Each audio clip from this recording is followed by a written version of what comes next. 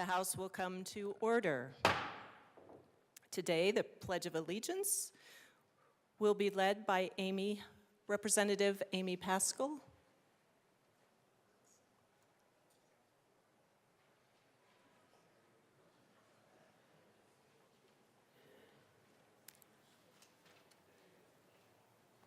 Sorry about that.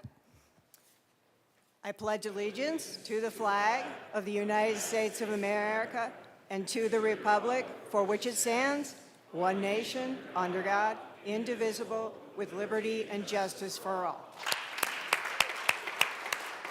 Mr. Schiebel, please call the roll. Representatives Armagost, Bacon, AML Bacon, Excused.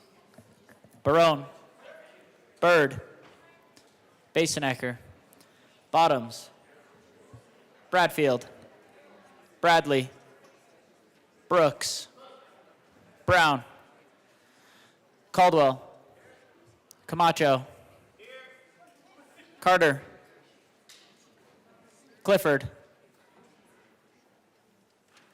Representative Clifford, Excused. DeGraff, Duran, English,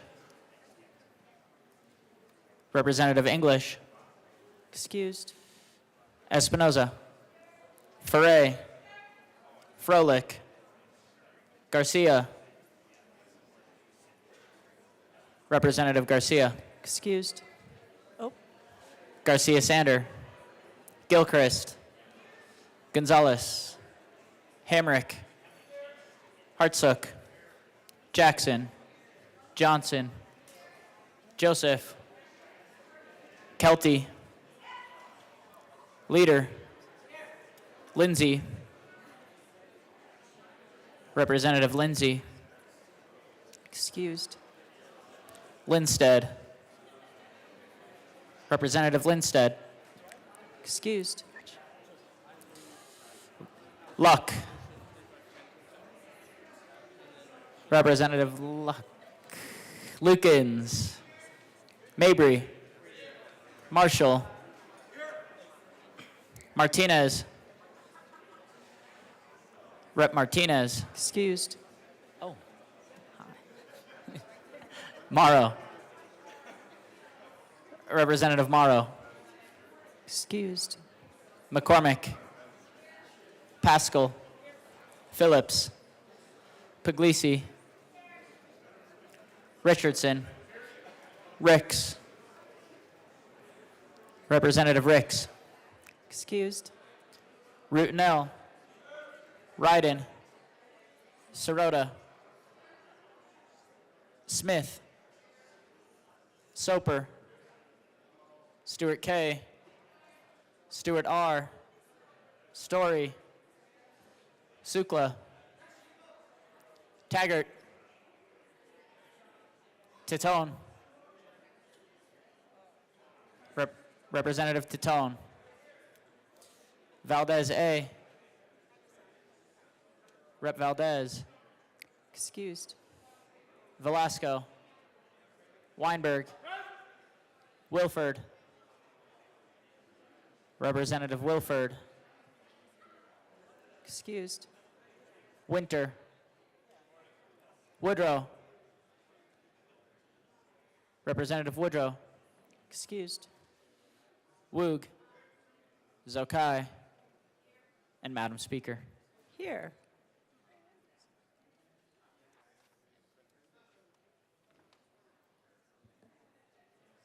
With 58 present, 7 excused, we do have a quorum. Representative Paschal. Thank you, Madam Speaker. It is an honor to serve with you. It is an honor to serve with you. I move that the Journal of Wednesday, April 15th, 2025 be approved as corrected by the Chief Clerk. Members, you have heard the motion that the journal be approved as corrected by the Chief Clerk. All those in favor say aye. Aye. All those opposed, no. The ayes have it. The motion is adopted. Members, we are going to provide some time for announcements and introductions, given that we have guests here in the room. Representative Hamrick and Gilchrist.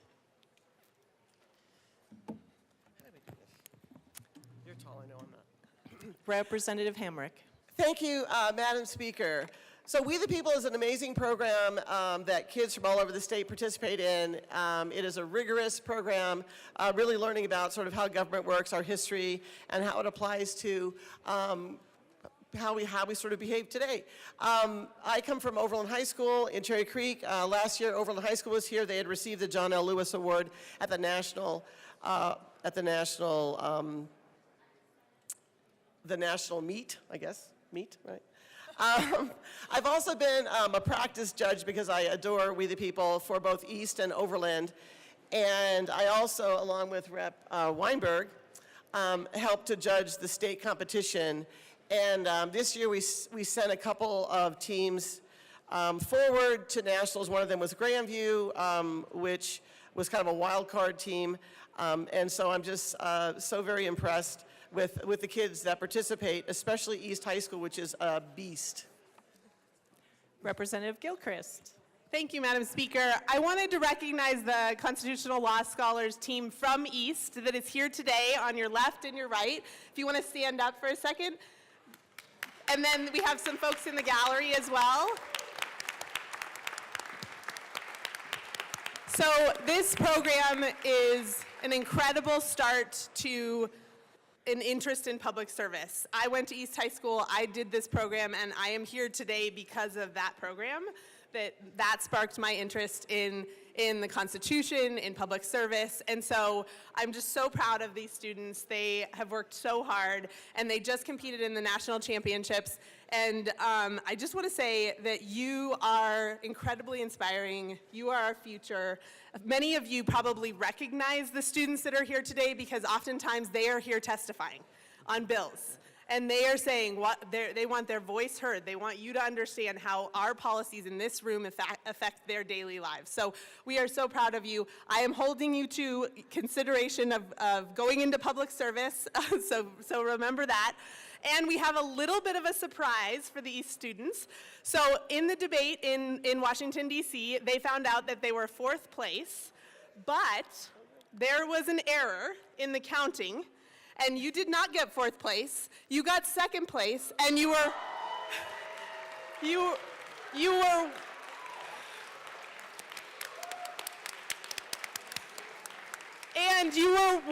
point away from the national champions in the whole country. So 1 point away. You are so amazing. We're so proud of you all. Congratulations. Thank you for being here today.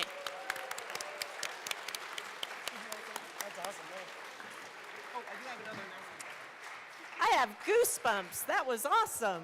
Representative Hamrick. Thank you, Madam Speaker. Members, one more announcement is that we will have Thumper, who is a support dog, in the House today and tomorrow. He is a golden retriever, and I would just encourage you to welcome him and get some love. So thank you. Thank you. Representative Caldwell. Thank you, Madam Speaker. Colleagues, I'd like to invite you to join Colorado's Public Utilities tomorrow outside the Old Supreme Court from 8 to 9 a.m. for Line Worker Appreciation Day. As you know, electrical line workers are the backbone of our ability to turn on the lights each and every day. Stop by for breakfast and coffee tomorrow and come meet a line worker. There will be various utilities in attendance, some of which may serve your constituents. For more information, please check the flyers on your desk. Thank you. Representative Martinez. Thank you, Madam Speaker. Colleagues, we are joined by some guests from Southern Colorado. We have our firefighters from our Local 3 over here in the back corner. Let's give them a warm welcome today.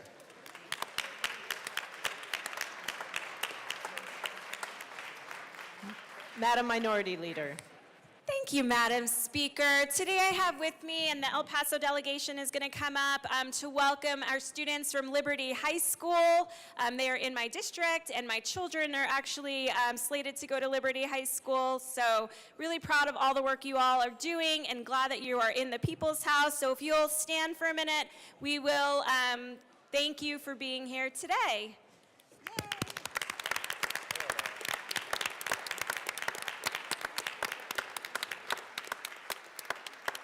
Thank you. Representative Sirota. Thank you, Madam Speaker. Members, House Appropriations will meet tomorrow morning at 8 a.m. That's tomorrow, Thursday, April 17th, in the Old State Library to hear the bills listed in your calendar and any others that may have been sent to appropriations. Representative Lukens. Thank you, Madam Speaker. The House Education Committee will be meeting upon adjournment. 10 minutes upon adjournment, we will be hearing House Bill 1178 for action only and Senate Bill 200. Representative Garcia. Thank you, Madam Speaker. Members, this announcement is so important, just like every other announcement we hear every day. I have been excused. I will not be here tomorrow, so I cannot remind...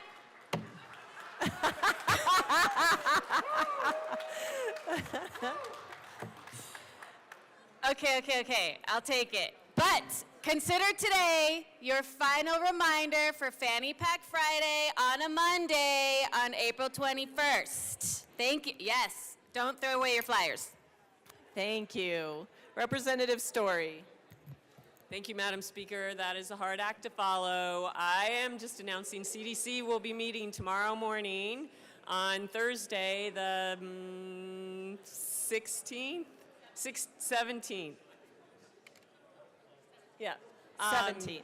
8:30 a.m. in Senate Committee Room 357. Thank you. Representative 8:30. Woodrow. Representative Woodrow.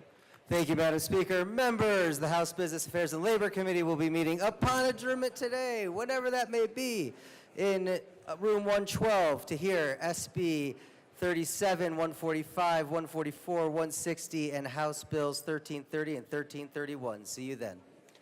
Representative Rootnell. Thank you, Madam Speaker, and it is an honor to serve with you. It is an honor to serve with you. Members, today is Commerce City Day at the Capitol, and so we've got some council members and some staff that help Commerce City run really well. It's a thriving community of hardworking, kind people, so please give them a hand and welcome them today.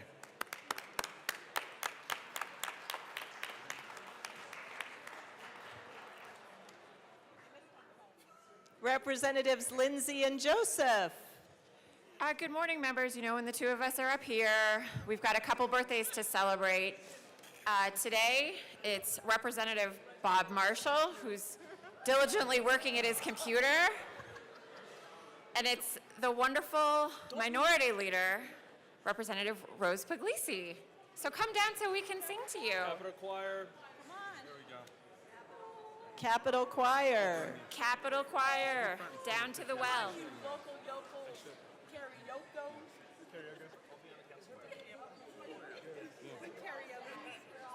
You have to be a lawyer to be born in April. Set the key. Should I set the key?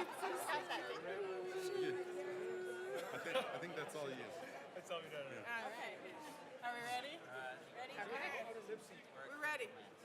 1, 2, 3. Happy birthday to you. Happy birthday to you.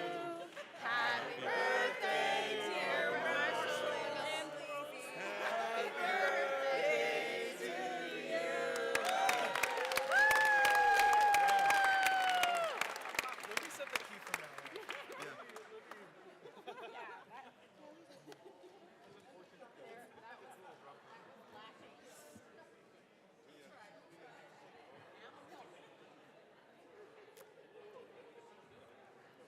Representative.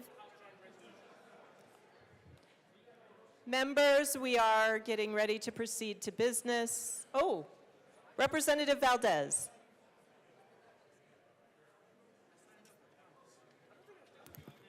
All right, everybody, Energy and Environment, we will be meeting upon adjournment, and that's a huge deal. So we'll see you there. Members, I'll invite you to take your seats. We are proceeding to business.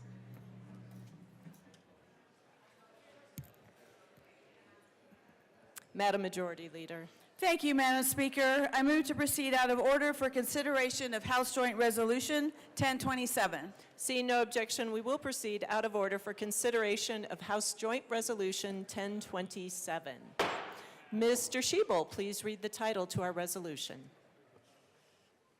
House Joint Resolution 1027 by Representatives Weinberg and Puglisi, also Senator Kirkmeyer, concerning designation of a portion of Colorado State Highway 1 from East County Road 60 to Interstate 25 in Larimer County as the Commissioner Lou Gator III Memorial Highway.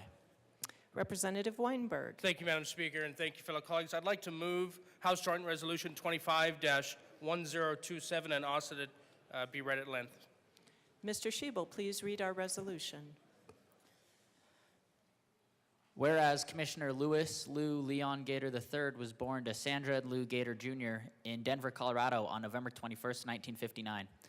And whereas Commissioner Gator grew up in Littleton, Colorado, graduating from Littleton High School in 1977 and attending Colorado State University for 2 years before starting his career in the computer industry. And whereas Commissioner Gator married his wife Jeanette on March 14th, 1981 in Fort Collins, Colorado, going on to have 9 children. And whereas during his career as a software engineer, Commissioner Gator worked for companies including SpectraLogic, Hewlett-Packard, United Airlines, and Colorado State University, and ran his own business, Starfire Enterprises.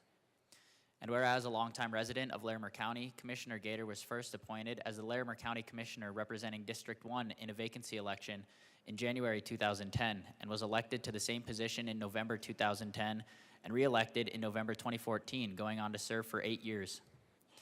And whereas, as a dedicated public servant, Commissioner Gator served as chair of the Larimer County Board of Commissioners and president of Colorado Counties Incorporated, among many other roles. And whereas Commissioner Gator was credited with promoting rural broadband access, helping to develop a 5-year strategic plan, and supporting economic development work. And whereas Commissioner Gator was an active member of the Loveland Volunteer Ski Patrol for 25 years and a passionate Denver Broncos fan, and participated in the boards of various nonprofit organizations, including Christian Home Educators of Colorado and Realities for Children. And whereas, after a long battle with a rare blood cancer, Commissioner Gator passed away peacefully on September 18, 2018, with his wife Jeanette and other family members by his side. And whereas Commissioner Gator is remembered as a man of great dedication to his work, strong faith, integrity, and courage.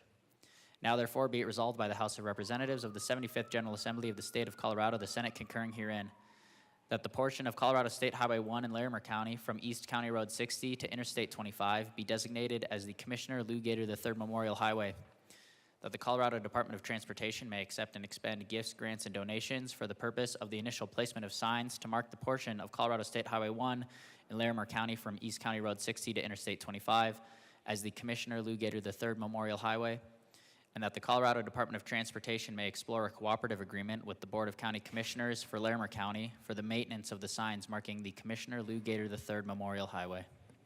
Representative Weinberg. Thank you, Madam Speaker, and thank you, members. I never had the honor or the privilege to meet Lou Gator III, but 7 years ago when I became the vice chairman of the Larimer County Republican Party, I was invited to a prayer group. It took them 3 years to figure out I was Jewish. And Lou Gator had put this prayer group together for elected officials in Larimer County to kind of uplift, because as you all know how much this job is so delightful. This prayer group I've attended for 6 years now, every Tuesday with his wife who joins that prayer group as well. And that's how I knew the legacy of Lou Gator. And there's small things we get to do in this building that are really cool, and this is one of them.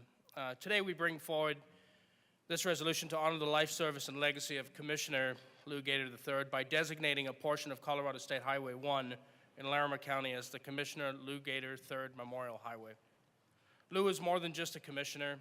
He was a dedicated public servant, a software engineer, a small business owner, community volunteer, and most importantly, a devoted husband and father to 9 children, and a man with deep faith and character. He was born in Denver and raised in Littleton. After attending Colorado State University, he began his career in the computer industry, eventually working for companies like HP and United Airlines. His heart was always in public service. In 2010, he was appointed to serve as a Larimer County Commissioner for District 1 and was elected later that year. He served my community for 8 years with distinction, and he was known very well. Commissioner Gator didn't just sit behind a desk. He rolled up his sleeves and got to work. He fought for rural broadband access. He helped develop a strategic plan to guide the county's future. And he supported smart economic development that preserved the character of our community while creating opportunity for everyone in our district. His impact didn't stop at the county line. He served as the president of Colorado Counties Incorporated and was a respected leader across our whole state. He gave his time to organizations like Realities for Children and Christian Home Education. And for 25 years, he volunteered on the Loveland Ski Patrol. He battled a blood cancer with the same strength and resolve that he brought to every part of his life. Even in the toughest moments, Lou's courage, faith, and integrity never wavered. Naming this stretch a Highway 1 in his honor is a small gesture, but it's a lasting one, in my opinion. It's a reminder for all who pass through Larimer County that this is a place shaped by people like Lou Gator. People who love their community, serve their neighbors, and lead with humility and heart. To his wife, Jeanette, and his family and his children, and to all who knew and loved him, thank you for sharing Lou with us. He made this county and the state a better place to live. And I'm proud to help ensure his legacy lives on. Minority Leader Puglisi. Thank you, Madam Speaker.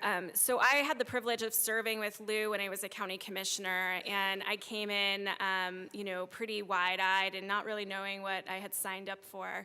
And he was really good. He taught me two things that I loved. One is your county is important, but the whole state's important, and encouraged me to learn about other counties throughout the state so that we could make good decisions. And I really appreciated that as a lesson that I have taken throughout all of my public service. The second lesson that he taught me was county issues are nonpartisan issues. He said, leave your partisanship at the door and solve problems. And that's what we did. And I loved the work that we did together. I loved his smile. He was always so jovial and wanted to make sure he brought levity to a situation even when it was hard conversations. So I was incredibly blessed to know him and to have learned from him as a county commissioner, and incredibly honored. Thank you, Representative Weinberg, for allowing me to join this resolution. Thank you. Representative Sukla. Thank you, Madam Speaker. So I had the privilege to serve with Lou as well. One thing I can remember about that man was if you've seen him walking in the airport, here was this black man with this cowboy hat, and you could spot him a mile away. He had a personality, a huge personality. He talked to everybody. He was kind to everybody. But he was a fighter. When he believed in something, he fought for it to the end. And it was a pleasure to call him a friend. We miss him. Thank you. Seeing no further discussion, the motion before us is the adoption of House Joint Resolution 1027. Mr. Schiebel, please open the machine and members proceed to vote.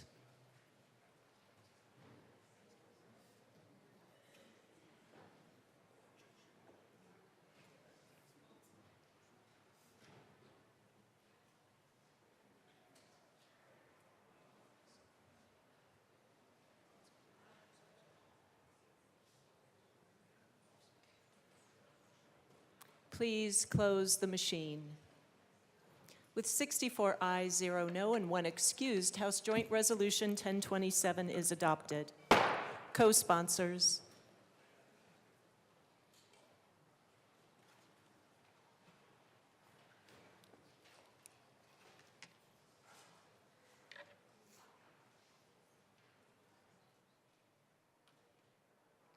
Please close the machine.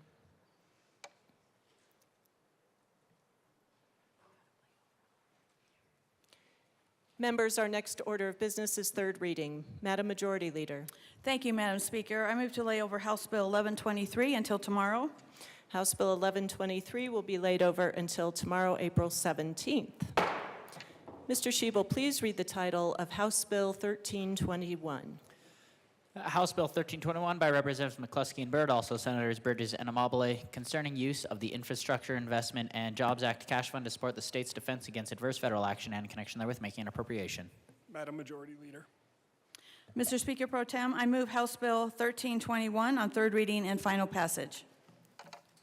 Minority Leader Puglisi.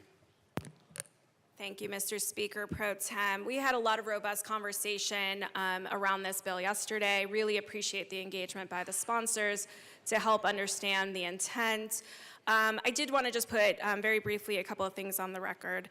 I was disappointed we couldn't pass the subject to annual appropriation. I understand and really appreciate the sponsors' perspective that they need flexibility and mobility on this bill, on this money. However, I do think there is a supplemental process. There are emergency funds. The governor has emergency powers, not saying he should use them. I'm just saying there are mechanisms in place for him to be able to ask for the money as needed. Two, I think it's really important to note that these grants that are frozen, and I appreciated the speaker going through where the concerns are. But I do want to make it very clear that what the federal administration is looking at is whether, one, this is a good use of taxpayer money, and then two, is it compliant with the underlying grant that was given to the state? And so if we are in compliance, there should not be issues with this money being frozen and taken away. If we're not in compliance, then I think we have bigger issues to worry about. Third, I really am troubled by the fact this money is going to the governor's office and in such a large amount. I had read to you all yesterday the Attorney General's come back on about $600,000 that he thought he needed in order to work through federal processes and protect state sovereignty. And he had to beg for $600,000, but then we are freely giving the governor $4 million. I'm still really concerned and confused as to why the governor's office needs that money. I appreciate the explanation, and I appreciate the reporting requirements. I do know that all of our members on those committees, when those reports happen, will be very engaged and very vigorous in our questioning on where that money is being spent. But in the bill, a majority of this money, if not almost all of this money, is going to the Department of Law, which is where it belongs. And so I appreciate the governor feels like he needs this authority over this money. I think $4 million is a lot of money without actually knowing what we're getting into. I think there is a process for asking for that money.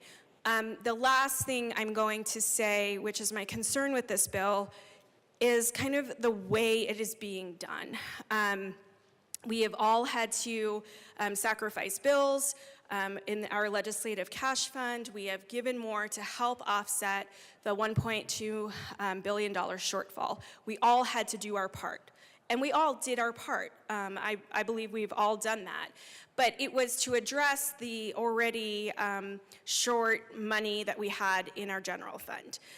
And so now we're taking $4 million and putting it into the Infrastructure Investment and Jobs Act, which the purpose of, and I agree, it's a broad purpose, I read through it, but the purpose of that is investment in infrastructure in this state, proper role of government, water projects in our state, proper role of government. And so I'm concerned that if we have $4 million, why we're not actually investing it in infrastructure. I think that that would actually be a good use of the money. And to my knowledge, although I could be corrected, I don't see where this Infrastructure Investment and Jobs Act money really ties in. If there was a desire to give the governor $4 million, take it from general fund, which is pretty much what you did, and put it in the governor's office. Again, I don't agree with it, but if that's what you wanted to do, I don't understand why it had to go from general fund into Infrastructure and Investment and Jobs Act money to come back, basically to the governor's office. And so it feels like, whether that was the intent or not, it feels a little bit like a shell game, like we're moving money around, but I don't understand why we're doing it. And then I said that was my final concern. My last concern is this is not a joint budget committee bill, although it was discussed in the joint budget committee. This is not a joint budget committee bill, and at introduction didn't even have a Senate sponsor, which also raises some red flags for me that could have been corrected at this point. But it raises some red flags to me if the joint budget committee, who actually oversees the budget, is so concerned about this freezing of federal grant money, then why aren't they bringing this bill forward?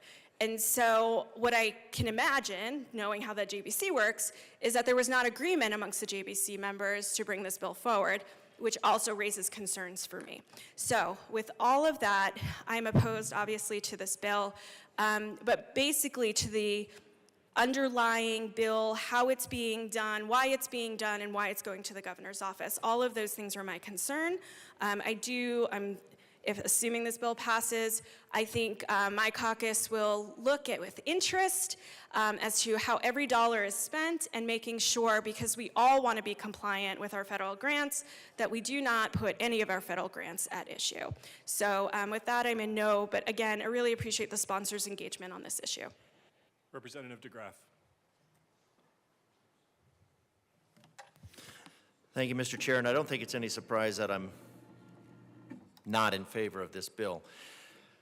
So to the, again, the tax-paying widgets of Colorado, this is one of those things of the former Free State of Colorado. This is one of those things where you're asked to put money into a pot for potholes. And then the money that you put into the pot for potholes comes out and goes into another pot. So whether this money is from the Federal Infrastructure and Job Act or from the recently created fund for the state federal or Infrastructure and Job Act, which I think was a bill earlier this year. I think I haven't looked into the full details of that, but the money was allocated for potholes. And this money, although it was a bill that was rejected by JBC, this bill was introduced prior to budget week. It could have been brought forward during budget week. We could have talked about it. We could have found some extra funds. I can personally identify $127 million worth of fraud, waste, and abuse. That accomplishes nothing for the citizens of Colorado, where $4 million would at least fill a few potholes. So it's a good learning experience for the tax-paying widgets of Colorado in that you can see how these funds are used. They're used, they're promised as one thing, and then they're diverted into another. Maybe sometimes through multiple pots of money. And if you have to go from one pot to another pot to another pot to clean off the restrictions of the first one, that's laundering. So line one of where this money goes says it's going to go to reimburse the Department of Law. Reimburse the Department of Law for what? Well, possibly lawsuits around the potential criminality of using federal funds for money, for using federal funds for something that those federal funds were not intended. Which is ironic, to use federal funds for something they're not intended, to use them to defend legally. It's a bit of irony. So we're diverting money from its initial intent to defend the possible criminality of diverting money from its original intent. That's what you call irony. So when we're talking about the budget, and that in the budget process, which was the JBC, which rejected this bill, to say that we need fiscal funding or flexibility, I was like, well, yeah, this is some serious contortionist flexibility. Some serious contortionist flexibility. And whether it's for federal or state infrastructure, whether this money was commingled or separate, it was promised it was set aside for infrastructure, and the scheme was to remove it from infrastructure because, again, it was the Friday before budget week that it was brought forward and introduced, discussed during budget week, and then we discuss it after budget week. And $4 million was identified as just a small amount, just a small amount. Well, it wasn't a small amount during budget week. There were a lot of programs that could have done something with that money that was allocated for infrastructure, but then the flexibility wasn't appropriate. We had those pots of money and they needed to be stuck to. But then, when it comes to defending the potential criminality of diverting money from its initial intent, we have the flexibility to divert money from its initial intent. So I don't understand that, but, you know, my math is just engineering math, I'm not a budget guy. So I'm a no on this bill. I think we ought to shoot straight with the people of Colorado. If we're going to put it in a pot of money for potholes, we ought to keep it in that pot of money for potholes, because Colorado is typically not saying, yeah, our roads are in great shape. So, I mean, other than the well-maintained road to hell with good intentions, Colorado wants the rest fixed. Rep. Hartsick. Good morning, Mr. Speaker Pro Tem. Thank you. Good morning. We had a really interesting debate yesterday on this bill. I expressed several serious concerns, and I still have very serious issues with it.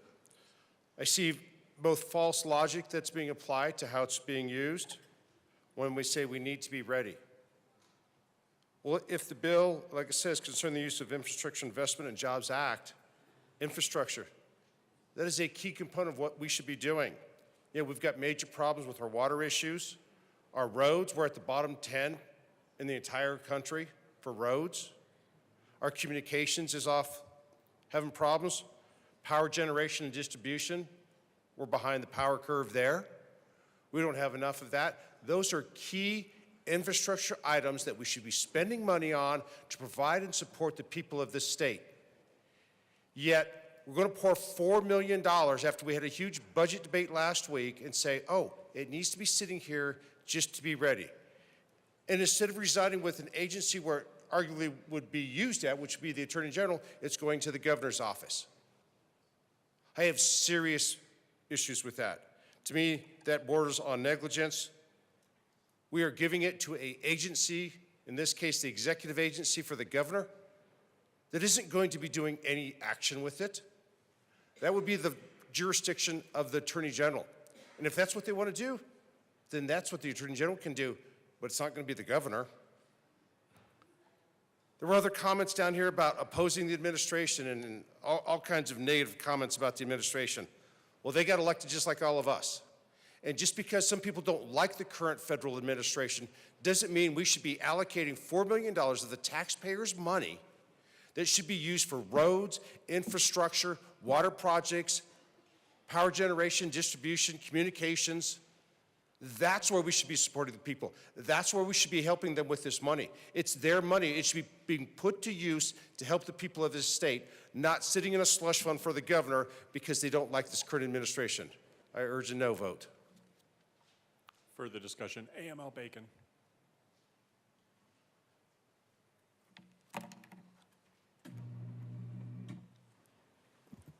Thank you, Mr. Speaker Pro Tem, and thank you, bill sponsors, and thank you, colleagues. I was trying to get my thoughts together on why I support this bill, and I just landed on a few realizations that I wanted to share here today. You know, I keep joking, I do believe I am younger than I actually am, but I'm not. And when I think about my family and thinking about the generations, I'm reminded of the conversations we had over the greatest generation to the boomers through Gen X. I'm on the border of Gen X and being a millennial. And I think about the conversations that we've all had to talk about, quite frankly, the evolution of our country. And I've learned that, I remember the things that I learned in elementary school. I don't know if many of you had to hide under your desk in the event of a nuclear missile coming, which, it wasn't until I was 12. I'm like, I don't think this desk is gonna protect me from the Cuban Missile Crisis. No? Okay. But I was then affectionately called, you are a Cold War baby, which means you know what it means to support freedom of speech. I remember when the wall came down, we read books about the horrors of Big Brother and book burning and all of those things. But the one thing that I also came to learn from my parents and grandparents is, quite frankly, how we all started to say the Pledge of Allegiance every day in school. And we say the Pledge of Allegiance every day here. And when I think about this bill, I think about the words that we say. I pledge allegiance to the flag of the United States of America and to the republic for which it stands, one nation, under God, indivisible, with liberty and justice for all. The republic for which it stands has 3 branches of government, and when the court says to do something, like perhaps not put people on planes, you're supposed to do it. When we say one nation, and I do believe it was a famous Republican who said, a house divided cannot stand. Well, here we are, as what we might even call ourselves a donor state, which means we put more in than we get out. There are states whose budgets are 40% federal dollars, which means everything that we pay might help a kid in Mississippi or Arkansas, states that may not even support the lifestyle that many of us here enjoy, but we still do it because we are one nation. Indivisible. We have the 10th Amendment so that states can remain and hold on to their identity while being a part of this country. But to be targeted for us executing on what people elected us to do, and for that to be held over our head, does not ring to me as indivisible. I mean, I have constituents, I'm this close to saying maybe we shouldn't pay our taxes. Widget, because we're not getting it back. And the fact that we have to save money to go fight for our dollars, to me, does not ring as one nation. But then we say liberty and justice for all. The commitment from the document was to protect anybody who found their feet to our lands and shores. And the fact that people are being picked up who are citizens and sent to another country rings nothing of liberty nor justice for all. The fact that people are being questioned about the decisions they are making over their bodies and their names does not ring liberty and justice for all. What is happening in our country is deeply concerning to me, and I would go so far as to say it is not okay. So for us to find $4 million to fight for the things we know to be true, that our constituents found the majorities to vote for, to me, is a commitment to the republic for which it stands, one nation, under God, indivisible, with liberty and justice for all. So lastly, I will say this. $4 million to get back what we heard in returns that our sponsors talked about yesterday is critical, because what I do know is true about everybody in this room. You will fight like heck for what you believe in. And you will figure out how to make the connections to do so. Because I do also recall the consternation for the previous president, but we worked within the constructs of law, and we worked to get what we committed to, as some have said in history, on paper. And if you pay in, you should get back out, and especially to defend, because once they came, for who? And we said nothing. Then they came for someone else, and we said nothing.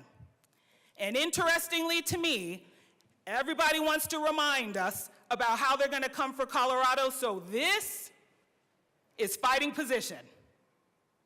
It is 10th Amendment, it is respectable, it is honorable, and it is to do everything that we can to keep us together.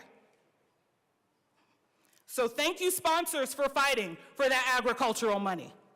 Thank you, sponsors, for fighting for that clean water money. Thank you, sponsors, for fighting for educational money.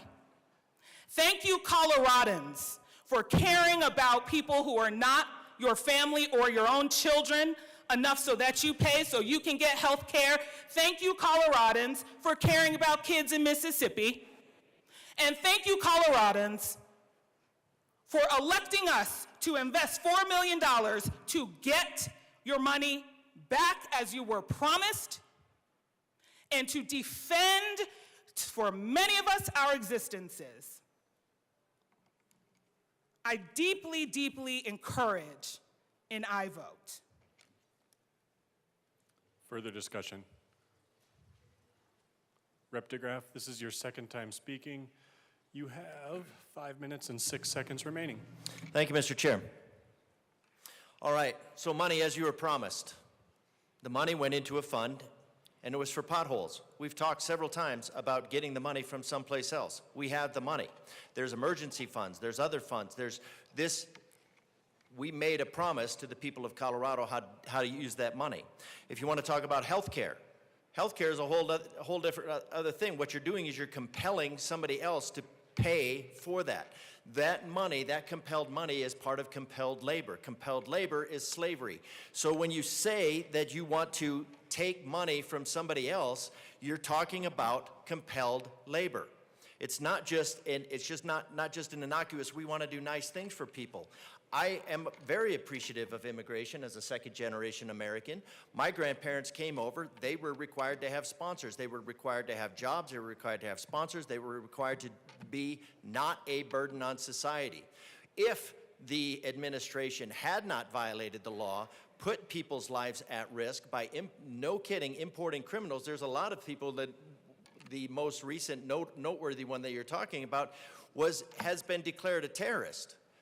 Part of a terrorist organization, and then to fight for somebody Rep. DeGraff, I'm just going to pull us back to the bill for all of us. Thank you, Mr. Chair. Noting that I've been taking notes on some of the remarks that have been given by both sides, and I would just ask us, having had a chance to respond now, to pull back to the bill. Thank you, Mr. Chair. What we're talking about is pulling money out of a fund that was promised to the citizens of Colorado, or as part of a broader agreement to the Union of States that says we are going to use this money for this specifically. Now, if we take this money out of this pot of money for this, it's not about all of this other stuff. Now, if you want to fool around and find out about all of the other federal funding, then yeah, we're doing that. We're pressing to test on those buttons every single day. Pressing to test with the violations of the Second Amendment, with compelled speech, with not what somebody can do with their own body, but what they can do with a child's body. Those are the things that are being discussed. Those are the violations that we're talking about. But what we're talking about in this bill is taking money. What we're talking about in this bill is taking money from a fund that was promised to the citizens of Colorado as infrastructure, or was promised as part of a broader agreement with the Union of States it was for infrastructure. Because other states use our infrastructure. And if we're going to all of a sudden say, you know what, we could take the money out for this thing because we feel it's a good intention, we feel it's a good idea, then that tells every other state that they can take $4 million out of that fund. It doesn't tell them that they can take $4 million out of that fund, it tells them they can take as much as they want out of that fund. So we have these billions of dollars that the Union of States has committed to each other to say we are going to take care of the infrastructure across. And some states might get more than others because they might have a bridge that goes across the Mississippi.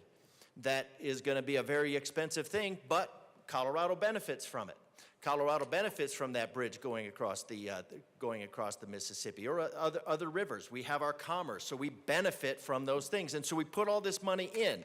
So we have this overall promise. So if the money comes out of there, and then we say, then what's to say for the other states that they don't start looking at the $550 billion to start balancing their budget or defending their leadership from diverting funds?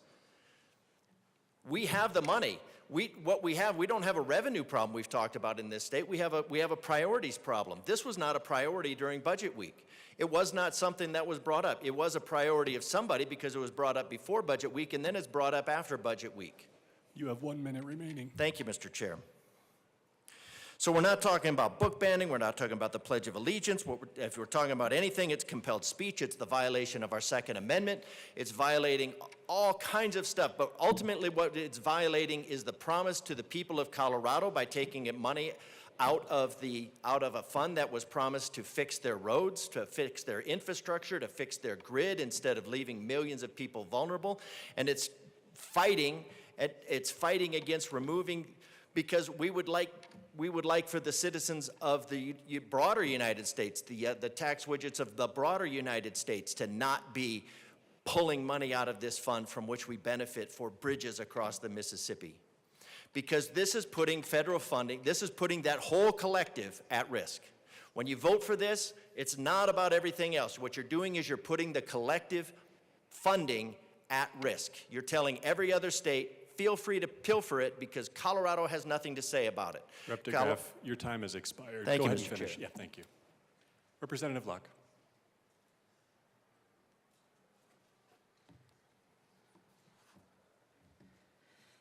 Thank you, Mr. Speaker Pro Tem. Almost called you Mr. Chair. Sorry about that. Either's fine. I've been called far worse.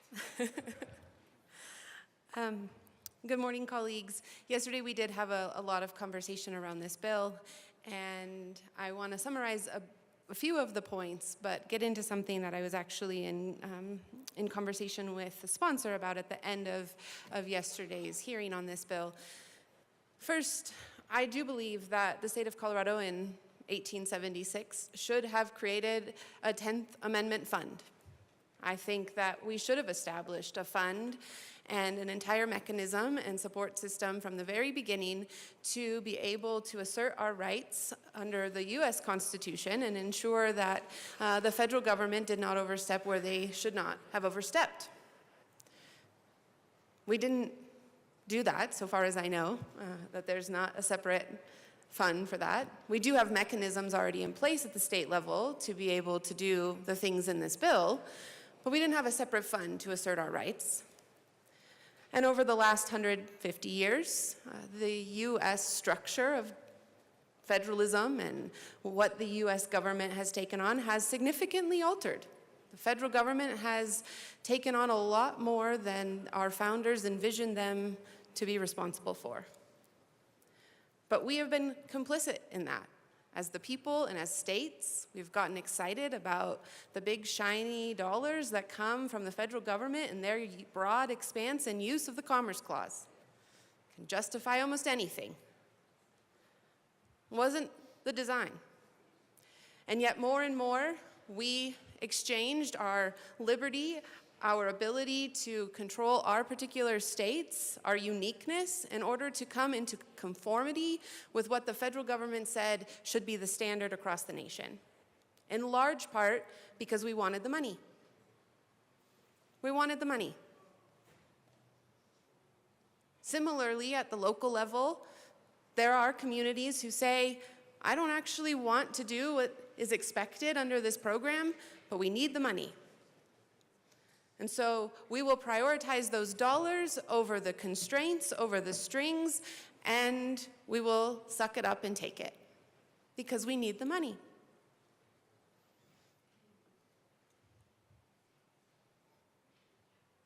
It hasn't really been a problem for this body over the last 4 years, in large part because the policies of the federal government have aligned, mirrored the policies of the state government.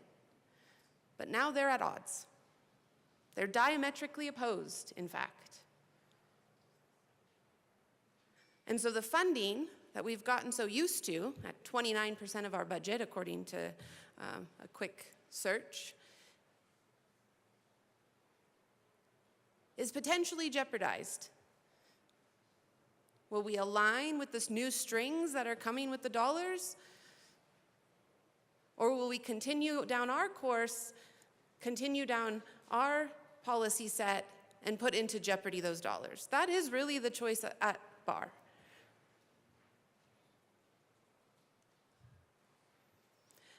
Now, for those contracts that were in existence and that we have complied with to the full extent, I understand the desire to reclaim those dollars. I understand the need to say, you made a promise, and you are going back on that promise. But I also note that we have a particular grant program. We have many, obviously, as a state, but we have one in the realm of early literacy. And under the READ Act statutes, we have amended the requirements by statute 2012, 2017, 2018, 2019, 2021, and 2022. And some of those amendments have said prospectively for any additional or any future grant awardee, this is the expectation. But some of them have been retrospective. If you're getting grant monies right now, you now have these new obligations. And presumably there are terms in those contracts that say that the state can do that the state can make adjustments in that way. And I anticipate that the federal government has similar contractual terms. And so when we talk about spending money to assert our ability to retain these funds or receive these funds, let's remember that we agreed initially to whatever strings the federal government had attached. And as those strings shift, contrary to what some of the folks in this room would want to see, then there is consequence. And you can argue that it doesn't shift, but it has over multiple administrations. In fact, the last administration shifted one of their healthy school meal programs and specifically impacted a school that I am familiar with because they shifted the terms in real time. It happens all the time. The only thing for Colorado is that it's happening in a major way because we are opposed, our state policy is opposed to the new federal direction. This is one of the reasons that I am adamantly opposed to rulemaking in this building. Because a lot of these things are being done within the executive power because federal legislation granted rulemaking authority to make these kinds of changes to grant programs. And the administration is utilizing that power. And some would argue that is a separation of powers issue, and I would say yes, and that's why I say to this chamber all of the time, please do not delegate legislative authority to our state executive. Keep it here. For this very type of reason.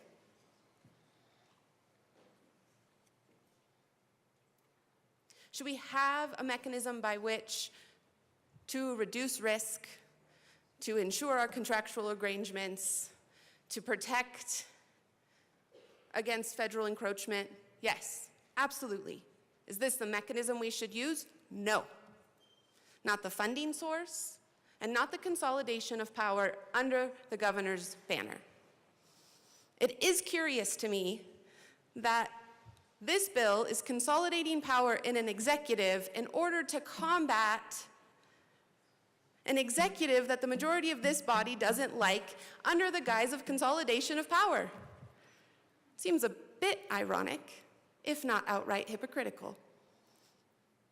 We already have the mechanisms in place for the Department of Law and for other entities to ensure that they can make necessary statements and administrative conversations and what have you in order to preserve their grants, in order to preserve their rights. And yet, here we are, consolidating power in our governor, positioning him better in the national stage,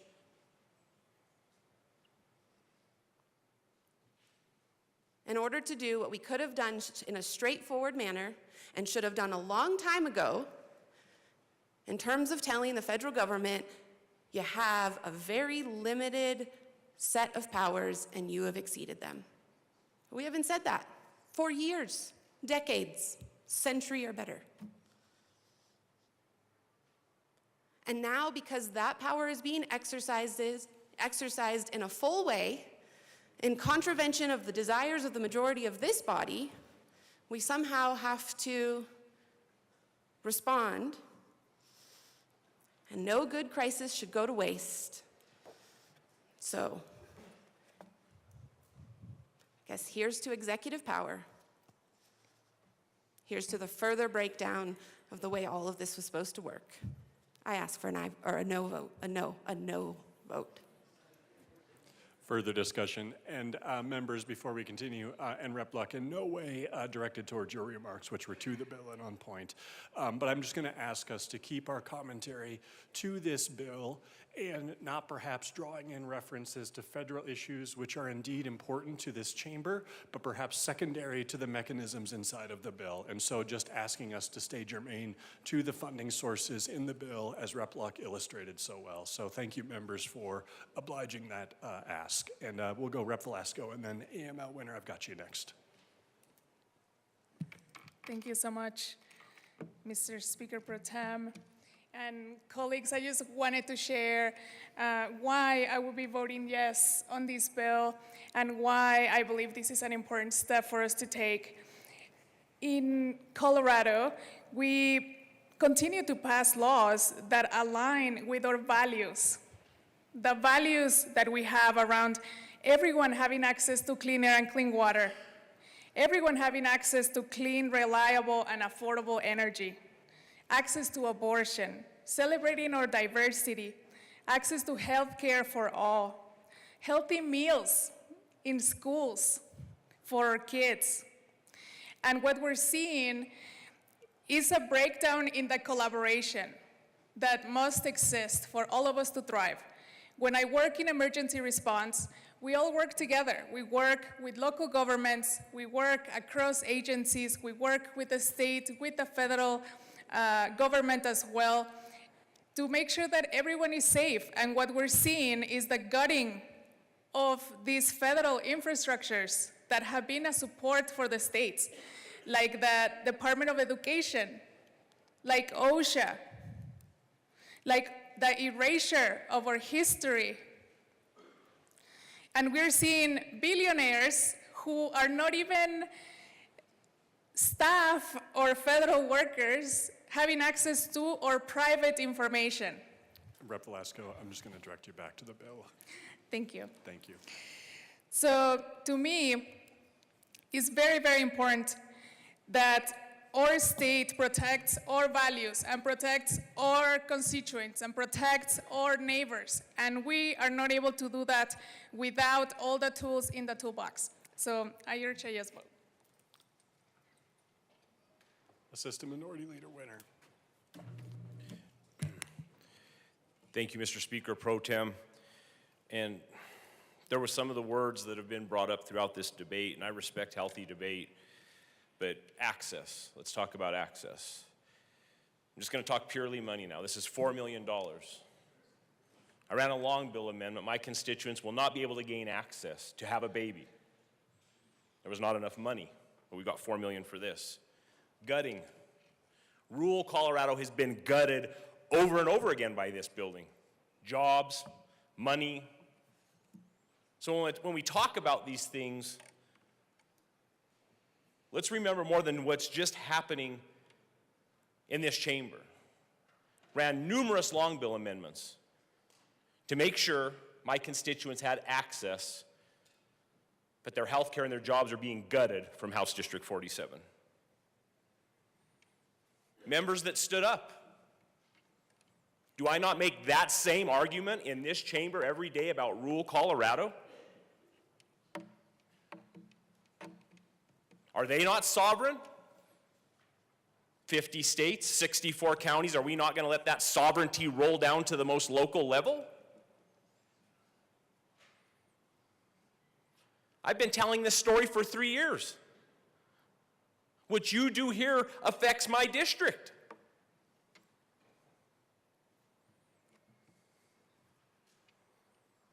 It's upsetting. I mean, I've literally been up here telling this story for 3 years. What you do here affects us. The way you all feel has how my constituents have felt for 3 years. The big bad Golden Dome is trampling on our rights in our lives. But when it affects you, you feel it. And that's what makes it hard for me. And we talk about big government. If you don't wear a mask, you can't go in church. If you don't make people come into your business with masks, we'll shut down your business. If your county don't follow big government's rules, we'll fine your county through CDPHE. I try to be an honest broker up here and have real conversations, and I'm not throwing this in anybody's faces, but this is the same argument I've been making for 3 years. And it's frustrating to me because I love this job. It's the most important job I've ever had. And I don't want to thank you from anybody. I don't want a pat on the back. I don't want a good job because I believe in being a statesman and that you do your job and then you ride off into the sunset and you hang your saddle up and you don't bring it up anymore. I pray to God I'm not bragging that I was a state representative 15 years from now. I pray to God I'm not that way. I mean, I try to have healthy debate and I try to bring up these topics and it just, I guess sometimes it doesn't matter because I've been saying this for 3 years. My constituents feel this way.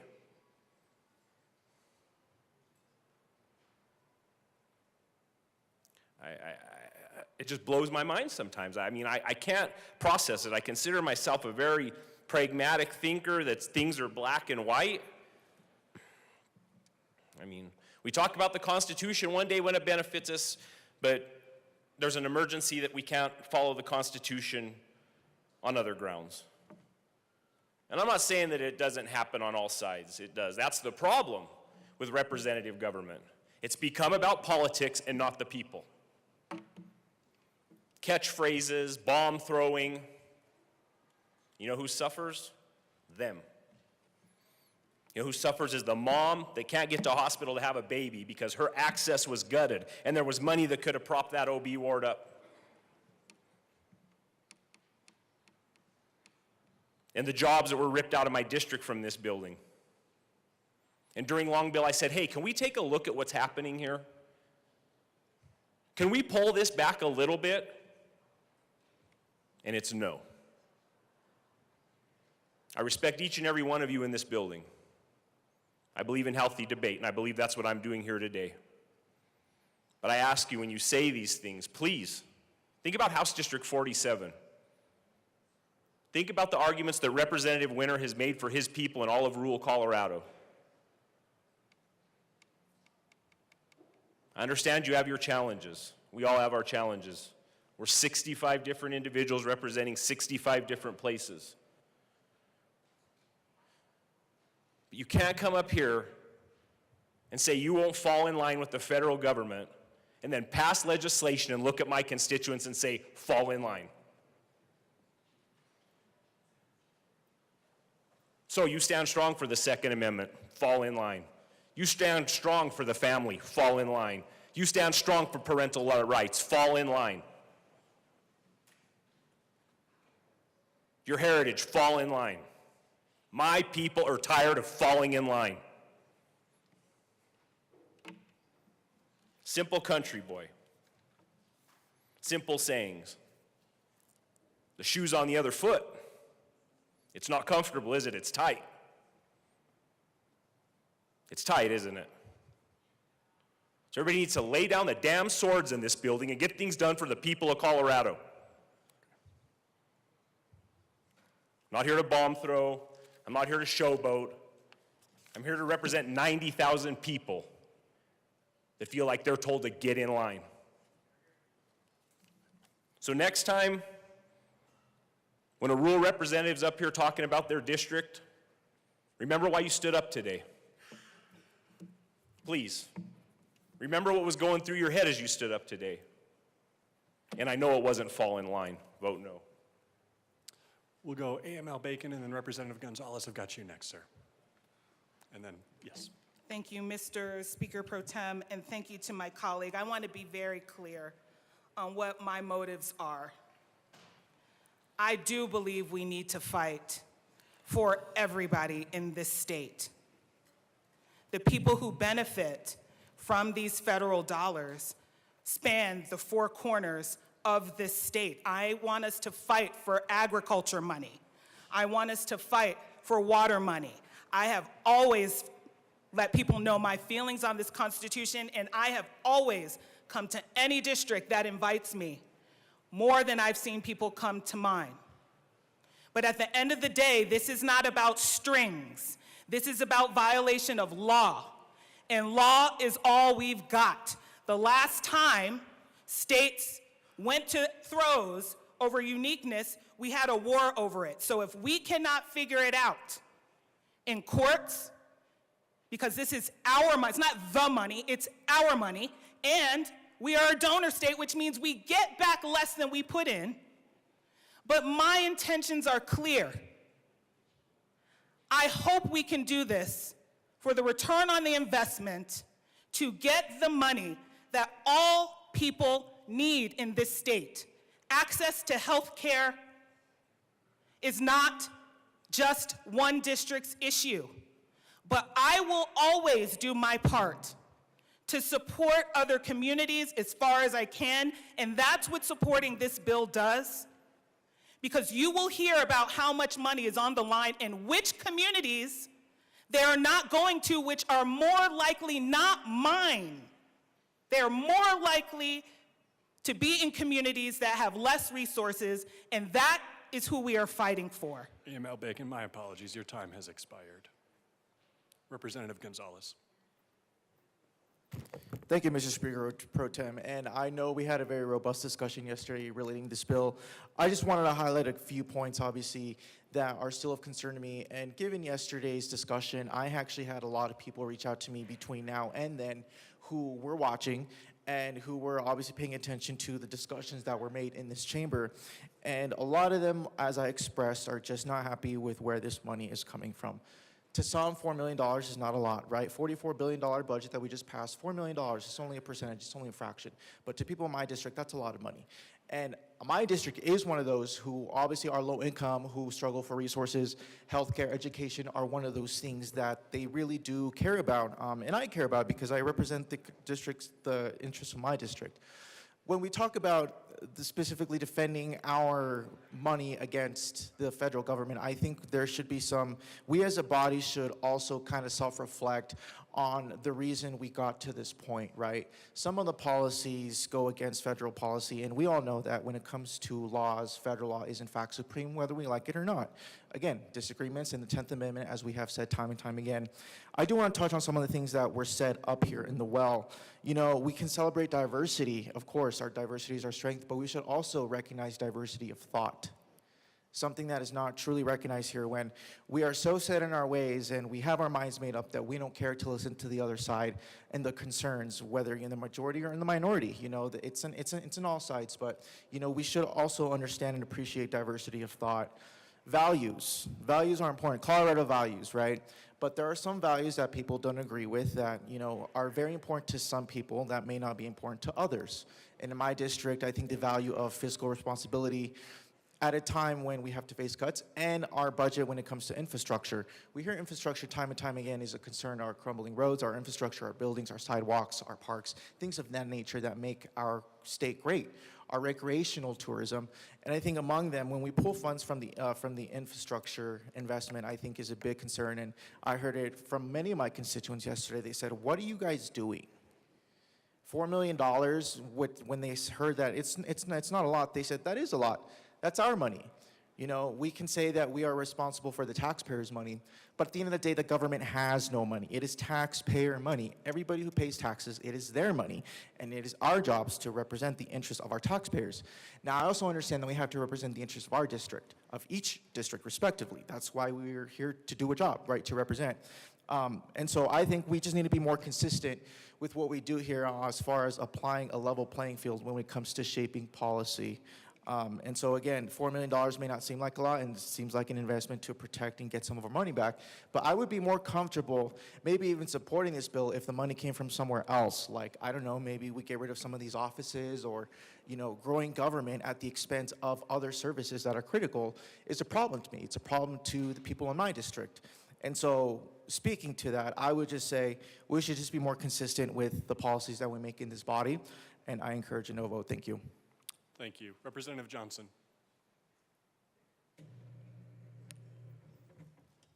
Thank you, Mr. Speaker Pro Tem. I first would like to start with, I have 88,973 bosses. That is how many people I have in House District 63, and when I am sent here, I am sent to be their voice. So the message I'm going to say is a collective of all the voices I have heard these last 89 days. The last 89 days of us here at the well begging to put amendments in for non-severability. So when actions done by this body, done by this state, are found to go against the federal level, we are protecting ourselves from these kind of litigations that this bill seeks. So when I speak, it is for that reason. And I have heard, and I'm always reminded, Dusty, we sent you there to be our workhorse, but the Capitol is full of show ponies. It's like a circus. We've heard that a lot. And I said, okay, can you explain? They said circuses have magicians. They say, look over here, here's a shiny object, and we are going to move a shell game over here of things that are not transparent and what you are doing here at the state level. That is what this bill is doing. I would love to have an explanation on why we have more than an adequate amount of money for our Attorney General to do things like this. That is his job. If we ever see the state in deemed non-compliant from the federal level, because we are 50 sovereign states that make up the United States of America. Yes, because of Amendment 10, we are supposed to be sovereign and be able to control our state as we see fit because we love local control, and even better if we can get it down to the county level. But local control state before federal, that's why we have the Attorney General. More than adequate amount of funds if something like this was to be shown. So why are we sending $4 million to the governor when this is not his role? $4 million to this that we magically found. Remember that magician game, shell game, hand over here, look over here? Just last week, if we forgot, we were cutting a ton of money and we had to talk about needs over wants. And we had hard cuts. We have potholes that are affecting everybody. It's a public safety issue. It's a transportation issue. It's an issue where we are affecting our commerce and our businesses because they cannot adequately transport the goods that we need here in the state for fueling, feeding, entertainment, clothing, everything else, medical supplies. We have hospitals crumbling. We have a healthcare issue in this state, but we were told we don't have adequate money for that. We have an issue trying to make sure our kids are put first.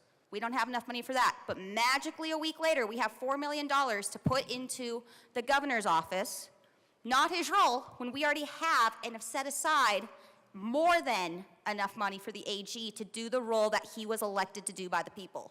We need to remember the people that we work for. It needs to be a humbling experience that we are serving them.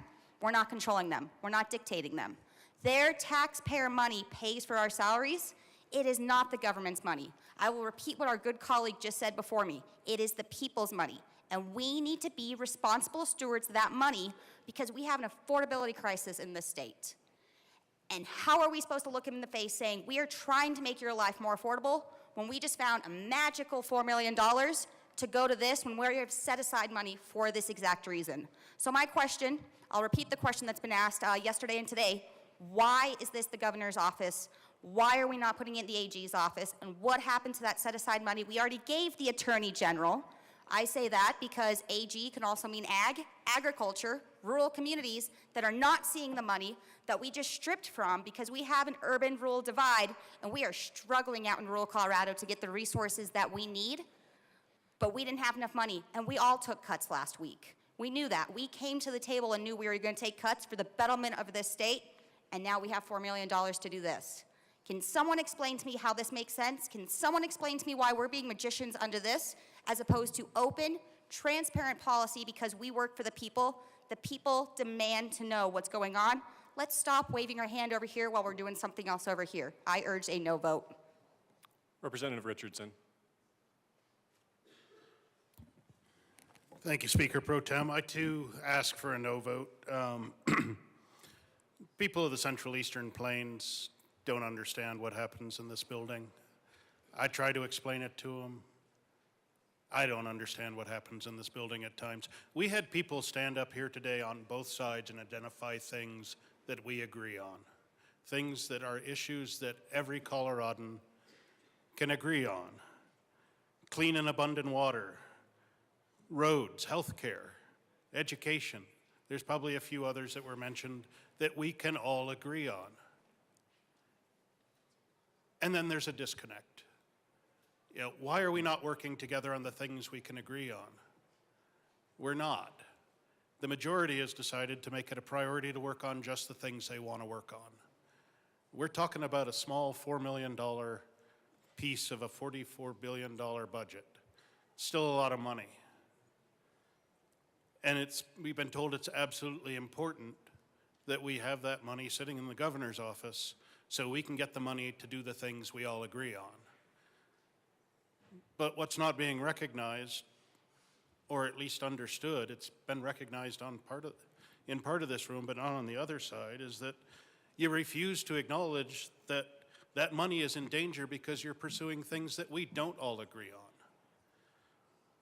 It's because of pursuing these issues just relentlessly, knowing what the consequences will be. We've pointed out the consequences time and time again with severability clauses and other amendments to say, let's preserve the money going to the things we all agree on, but you don't want to. You want to do what you want to do, and you've got the votes to do that, so it's gonna happen.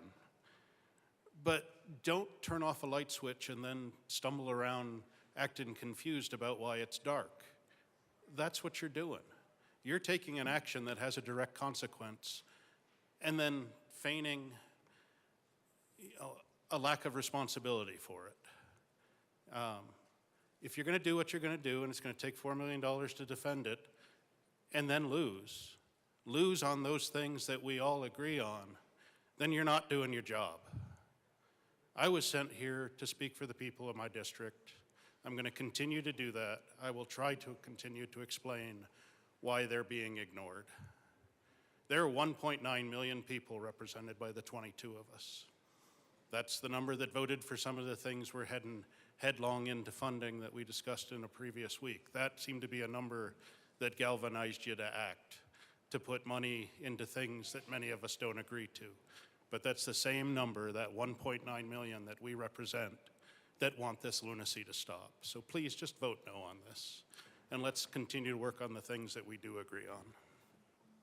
Representative Byrd, Madam Speaker.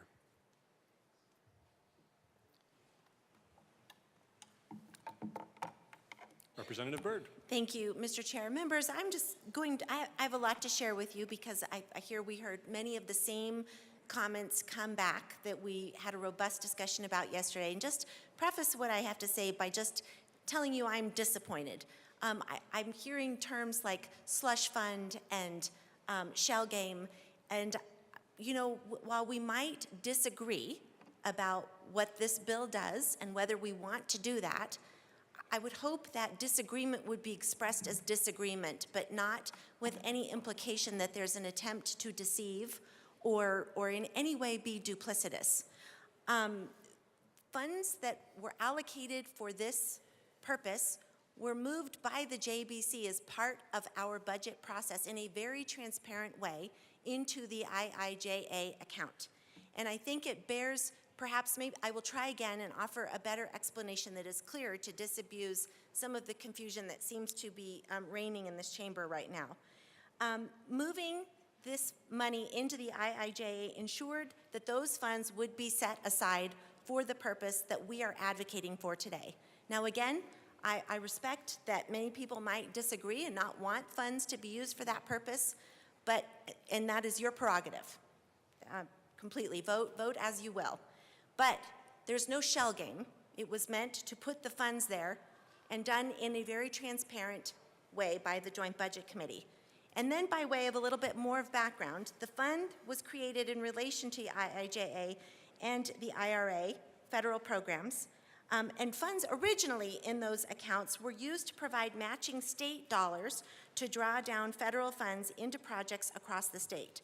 These are general fund dollars. To be very clear, something else that I've heard be stated here is that the money here is somehow federal. None of the money to be appropriated by this bill is federal infrastructure dollars. In fact, these are state general fund dollars paid to the state of Colorado from our taxpayers. Our bill proposes that we use this money to instead ensure that we are pulling down those federal dollars to invest in infrastructure and to fix our potholes, our roads, and our bridges. So we are not taking federal money to do this. These are state dollars. I just want to be very clear about this. Something else that has been questioned again, which we'll talk about one more time, is why a continuous appropriation instead of having this be subject to annual appropriation. Just so you know, we meet quarterly, the Joint Budget Committee. This is how the supplemental process works. Every quarter, JBC gets together, we hear the quarterly economic revenue forecast, and we take time to review supplemental requests. That happens quarterly. As we saw at the beginning of this session, the current administration put a freeze which immediately impacted people's access to health care on Medicaid funds. There were people who couldn't go get dialysis treatments. There were people who had to cancel cancer treatments. There are people who depend on those dollars. They can't wait for the Joint Budget Committee because we are now subject to annual appropriation. We're not going to make those people wait for a quarterly meeting so that they can go see the doctor. Just to give you other perspective, I mean, it's not just Medicaid dollars.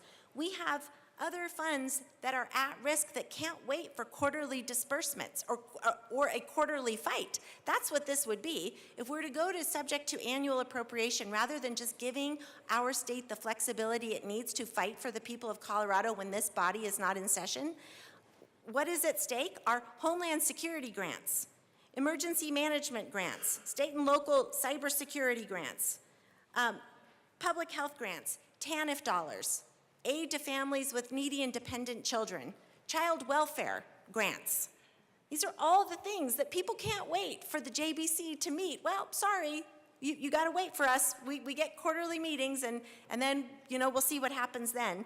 That's not good. We can't be only ready for a fight quarterly. This body, our executive, we need to be standing ready to fight for the people of Colorado whenever the fight comes to our doorstep. Another question that keeps being raised is, why is this money not going all to the Attorney General's office?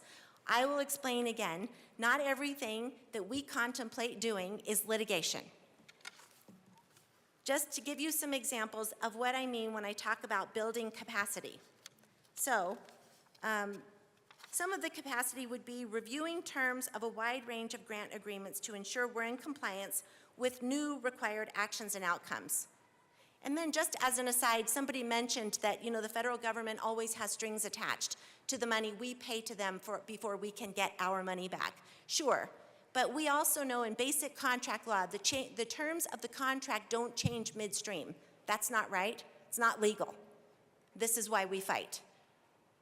You don't change the terms of a contract midstream. Not legal. We need to be ready to analyze termination provisions of individual grant contracts to fight for the people of Colorado so that people get their money back to support what they need to be done. We need to be ready to determine how to best position our state agencies to protect against potential federal future efforts to terminate contracts, because this is not a prospective thing. It's not, we're not just making this up. We know, we're reading about this in the press every day. The current administration is operating in a radically different way than this state and any other state has come to expect. It's radically different. It's mercurial. It's difficult to anticipate.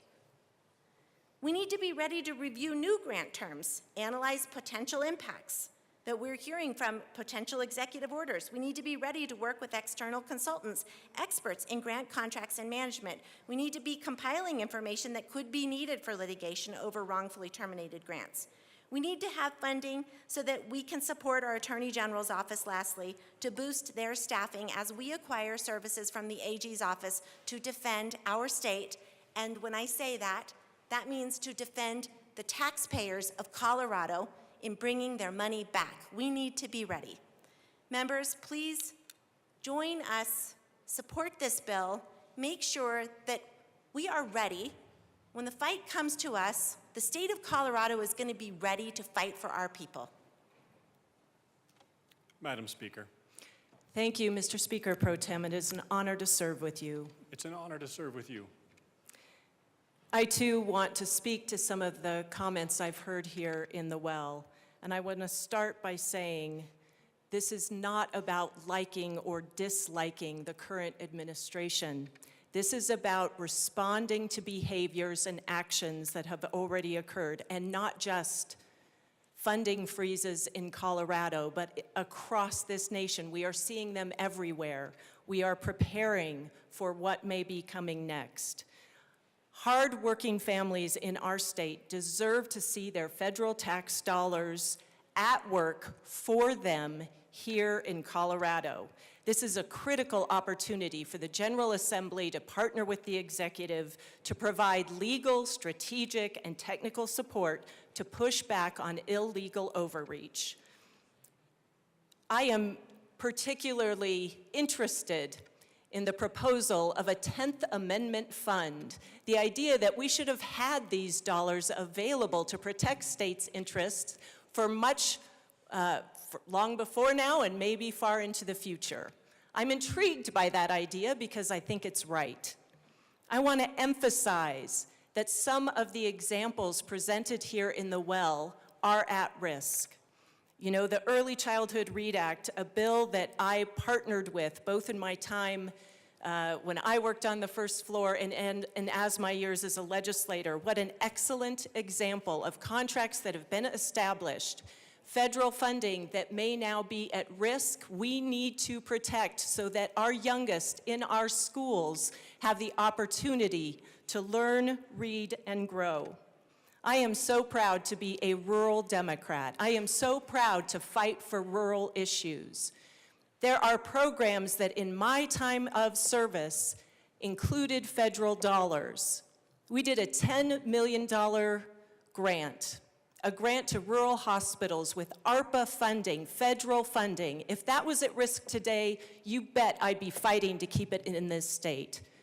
In my first year in office, I carried reinsurance, a program that has dramatically reduced the cost of insurance in rural Colorado, and that includes federal dollars. We could not implement that program today without federal funding. We need to protect those dollars.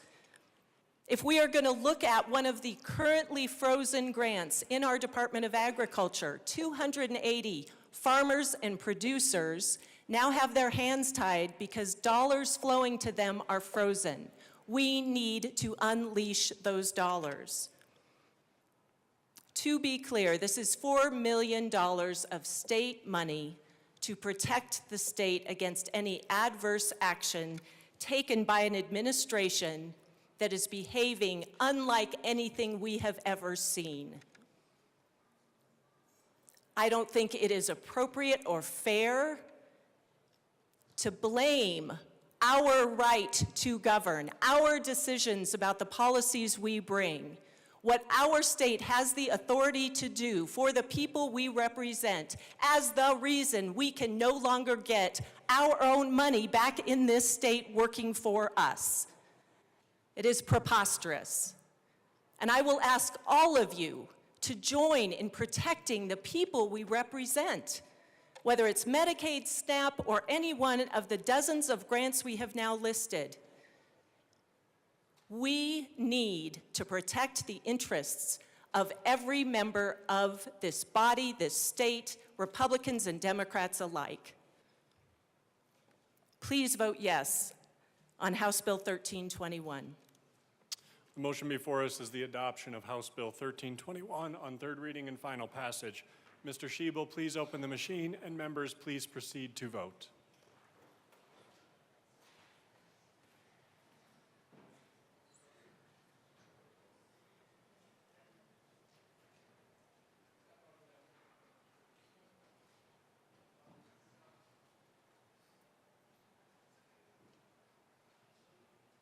Please close the machine. With 43 aye votes, 22 no votes, and 0 excused, House Bill 1321 is adopted. Co-sponsors.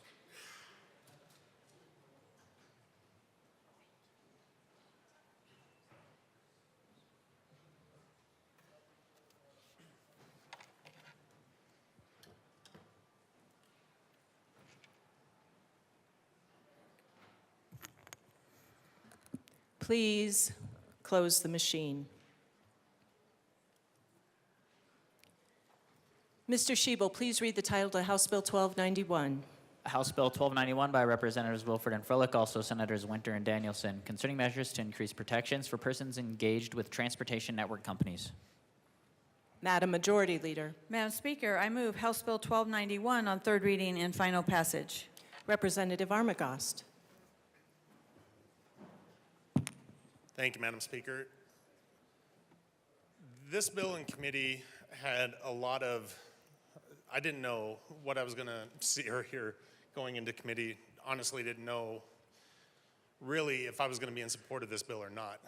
It just seemed like an overreach, something for the rideshare programs, but I guess going into it, there were some issues that came to me that were definite issues with rideshare, and being, I think a lot of my complaints coming down to the well or speaking in committee is when we are legislating a solution in search of a problem, and especially as it pertains to Colorado.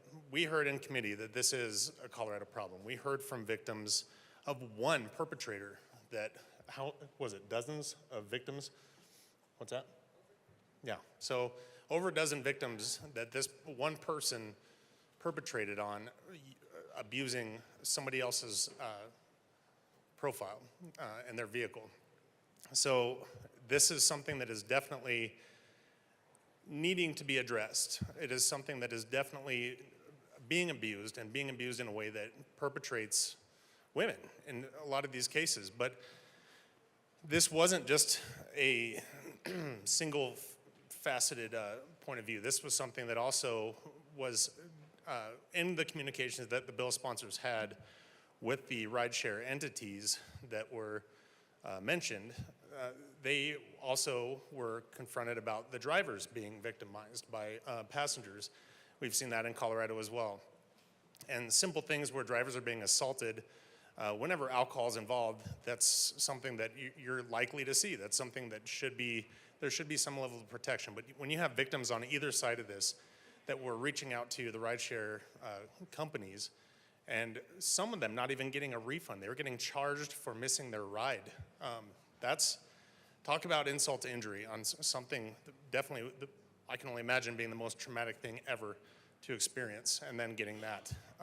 So I talked to a lot of the bill sponsors and just people on both sides of this argument, and I realized this is definitely something that needs to be addressed. And this isn't something where it's anything punitive. This is something that really sets guardrails for those rideshare entities that can prevent people from being victimized, whether they're the drivers or the riders in these cases. So with everything that we heard and everything that came about in committee, this is something that I will definitely be in support in. I think there should be stronger and stiffer penalties for people that are abusing rideshare profiles and their own employment as a rideshare driver.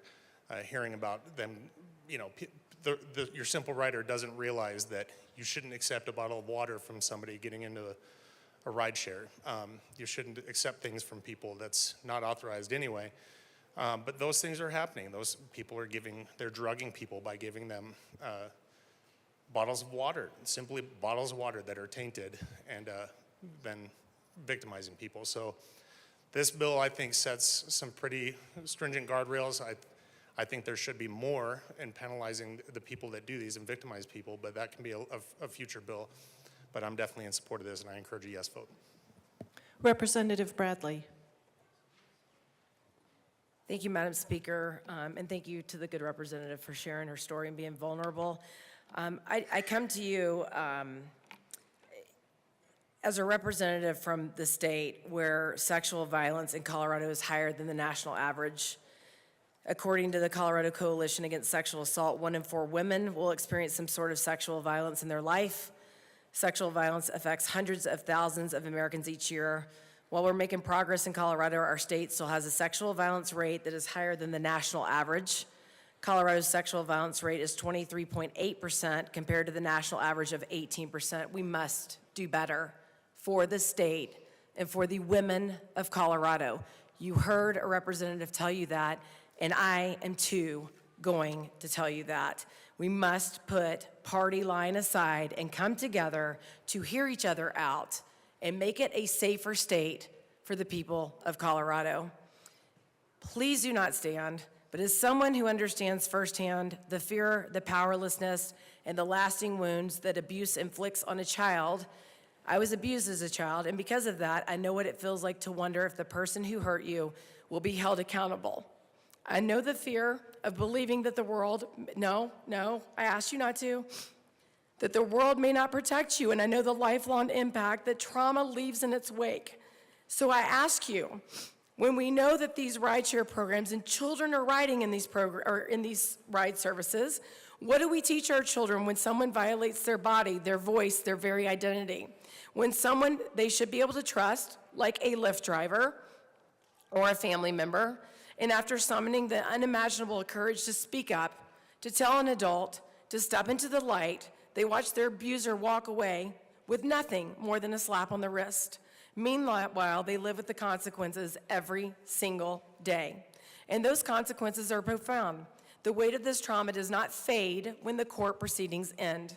It lingers in the nightmares that steal their sleep, in the anxiety that grips them in crowded rooms, and the battles with depression and the PTSD that they do not yet have the words to describe. It alters the course of their lives. We know that childhood sexual assault is a pipeline into the juvenile justice system and eventually into prison. It sets children on a path they should never have to walk. We must also acknowledge that most survivors do not report. There is a constant fear of not being believed, fear of retaliation, and of shame. Nationally, fewer than 1 in 5 rapes are ever reported, and of those, only a fraction lead to arrest, prosecution, or conviction. We cannot continue down this path in Colorado. Even when there is a conviction, justice often remains elusive.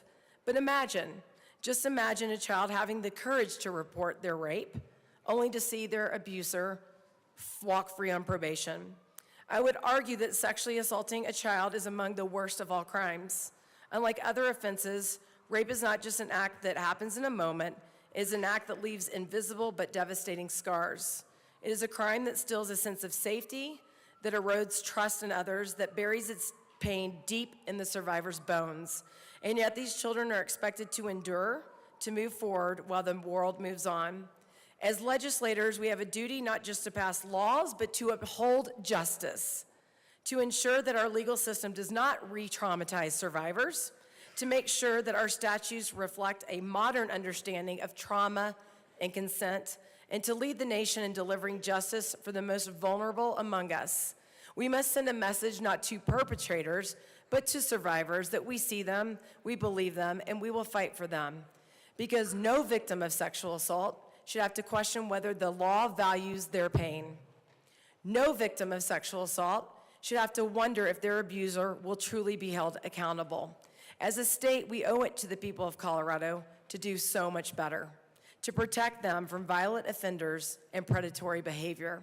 I am not normally someone who overregulates businesses, but when businesses will not stop their abnormal behavior and protect the people of Colorado, I say no more. And I am in strong support of this bill. Thank you. Representative DeGraff. Thank you, Madam Chair, and thank you to the sponsors again also for sharing your story, because that has got to be incredibly painful, and I think one assault is too many. But I'd also be remiss to not note that following that bill, there was a lot of reach out to me on what about my space? Because a gig ride should be a safe space. It should be a safe space. Every place should be a safe space. And I do have some concerns about the regulation. I do feel, just like my colleague, that when these businesses refuse to take responsibility, then we should, then in order to protect life, liberty, and property of the individuals involved, that there is an obligation to step in. I'm not sure if this is the absolute right way, and I think we should have more discussion on there, but I think it's absolutely in the right direction. So I'm not sure how I'm going to vote today. But when we're talking about spaces, people that have reached out to me have asked about children. And when this body has taken steps to not further dissuade assaults to children, specifically on my colleague's bill. And we say, well, we're not going to penalize that. We're not going to dissuade that further. And then when I have questions that come to me from females who note to me that, hey, 90% of the males in this country can kill 95% of the females with their bare hands. There is no safe space. Representative DeGraff to the bill. Thank you, Madam Chair. Speaker, my apologies. And they want to know about the safe spaces because a gig ride should be a safe space, but so should a prison cell. So should a home. So should every place should be a safe. Every place should be a safe space. So we have to be consistent in this. I'm certainly not going to defend anybody for sexual assault because I think that should be criminalized at a much higher level. So when I have women, females, asking, what about my space? What about that space? I think I'm only bringing that up because we need to be consistent in this, not just in these areas that clearly, I learned a lot yesterday, that clearly have an issue. We have a society, we have a predatory society, apparently. We need to ensure that people are protected. Yet we strip people of their right to self-defense. So I'm not sure. I would like to see where we can get more of these people on board. I'm 100% on board with that. One sexual assault is far too many. But we also need to be consistent in locker rooms, prisons, gig rides. And we cannot deny those realities just for political expedience, and then gig rides becomes the issue, because locker rooms are a real issue. Prison cells are a real issue. For females being forced to have their spaces invaded by males. It's not safe. It's just not safe. So when we can be consistent on this, so this is not an attack on the sponsor. This is just to the body politic that we need to be consistent in this space. Asexual assault is far too many. Absolutely. Absolutely. But we need to be consistent. And I think this probably needs a little bit more work. This is a problem that needs to be addressed. And it needs to be addressed consistently. Representative Soper. Thank you, Madam Speaker. I come down here to really echo what my colleague said as well. I was quite concerned about the overregulation of companies like Uber and Lyft. And certainly, we don't want to see those companies leave our state. It's provided a convenience, but it does come with a balance. And I have appreciated the amendments that were added to the bill and will definitely be a yes vote. One thing I've been troubled by throughout this bill and a couple of other bills is very large companies, particularly coming out of the Silicon Valley, that seem to have this idea that they don't have to abide by state law.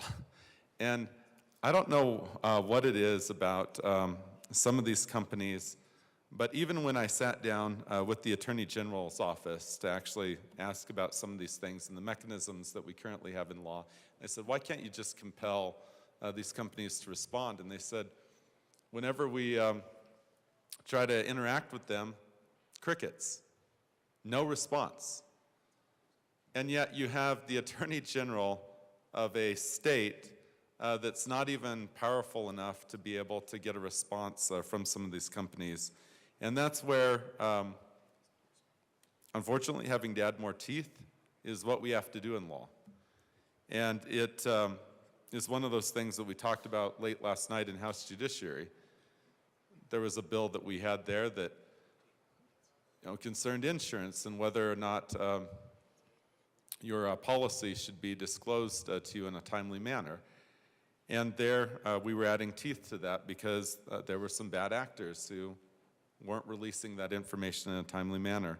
And it's a similar legal concept that we have contemplated in this bill. If you don't have any teeth to law, is the law actually law? If you have no mechanism to compel enforcement, is the law law? It's a philosophical question, but it's a very valid question.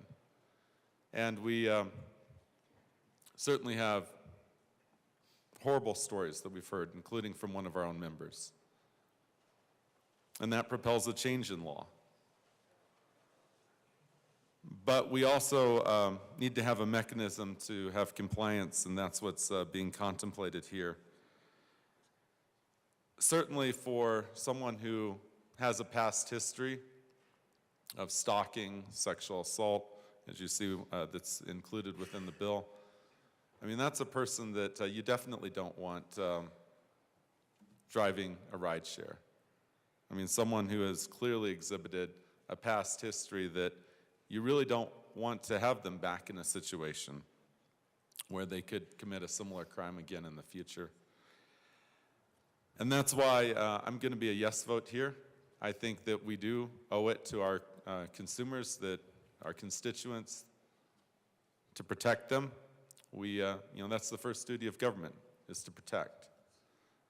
And that's why we, A, have a criminal code, but B, we are also telling companies what we want included, for example, in a background check, who we don't want driving. We want certain disclosures made as well. And all that is included here. And that's why I think this is good policy. The introduced bill, maybe not so much, but the bill that we have before us, very much so. As for a yes vote, thank you.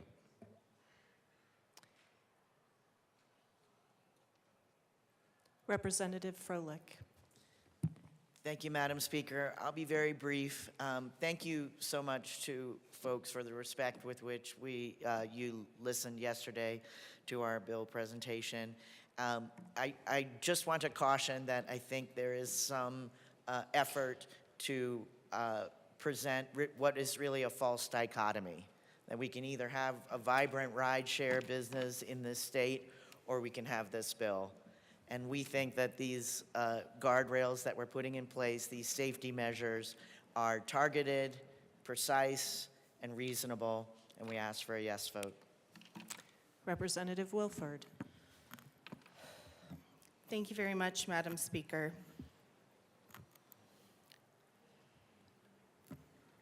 There are a lot of things that I could say to respond to some of the comments that we heard just this morning.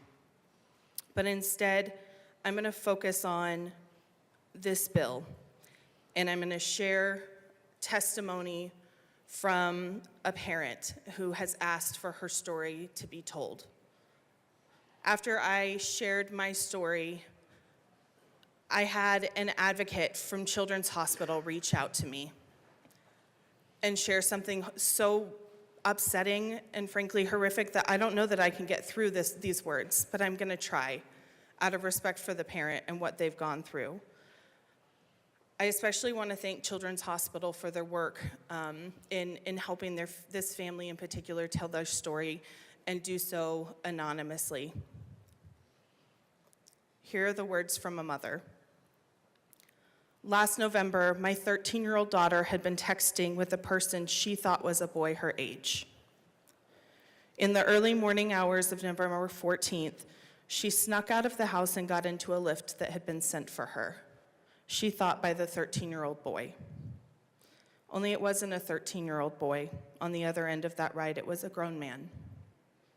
I call him the devil. The Lyft driver pulled up at the address, and the devil met my daughter at the car and took her up to his apartment. He held her captive there for the next 18 hours. He drugged her, he choked her, he raped her. He made her do all sorts of other vile things. Then eventually he called another Lyft and sent her back home. We had to go to the hospital for the rape kit examination, and my daughter told detectives what she could remember, which was difficult because of all of the drugs still in her body. Then we had to go home, scared to sleep because the devil knew where she lived. He had sent the Lyft to pick her up. My daughter was in pain and sick, and I was sick to my stomach. We've had a steady stream of doctor appointments to try and heal my daughter's physical and psychological wounds. The damage to her, to me, and my 2 other daughters is significant. We had to move out of our home. My 13-year-old couldn't go to school and missed the rest of the calendar year. She had to change to a new school in January. This is a nightmare that we can't stop reliving, and here's the thing. This never would have happened if the Lyft driver had followed the rules about picking up an unaccompanied child. I know the rules because I'm a Lyft and Uber driver myself. I know that you're not supposed to pick up an unaccompanied child. This Lyft driver put the value of his $10 fare above the safety of my child. All the signs that something was very wrong with this pickup were there. 1, it was after midnight on a school night. 2, my daughter jumped down from the balcony to get into the Lyft. 3, my daughter is petite. She doesn't even look like an 18-year-old. She was wearing her PJs and had a Hello Kitty blanket wrapped around her. 4, she had no phone, no ID. 5, the name of the person the Lyft driver was picking up was Frank. She doesn't look like a Frank. 6, the Lyft driver let her get out of his car at a sketchy apartment building near downtown Denver and was met by an adult male who obviously did not look like a relative. None of this would have happened if only the Lyft driver had followed the rules and refused to take my daughter. None of it. And there were no consequences for the Lyft drivers that took my daughter to and from the devil. Please do not place a higher value on a $10 fare than on our children. And please support this bill so that other children and other parents and siblings do not have to live with the horror that will haunt us the rest of our lives.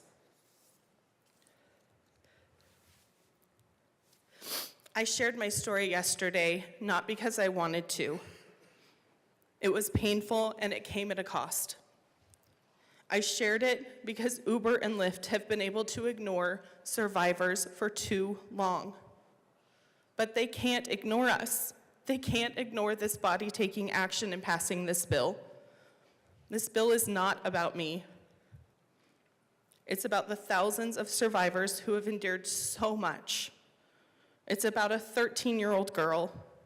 It's about 13 brave women who came forward to put a monster, a Lyft driver, behind bars for 290 years.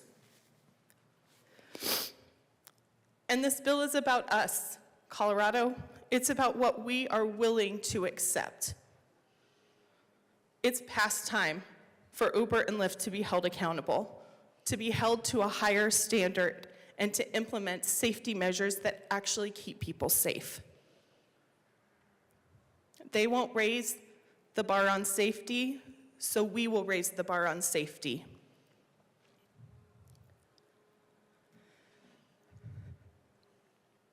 Please vote yes on this bill, and please stand for safety. Thank you. Seeing no further discussion, the motion before us is the adoption of House Bill 1291 on third reading, final passage. Mr. Schiebel, please open the machine and members proceed to vote.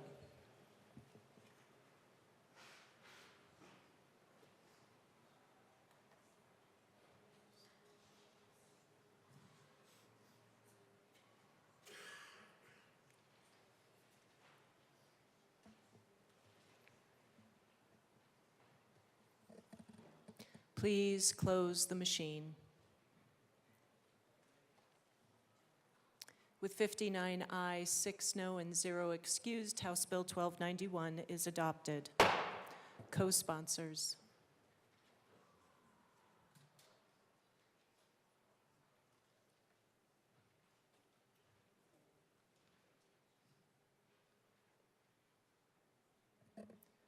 Please close the machine.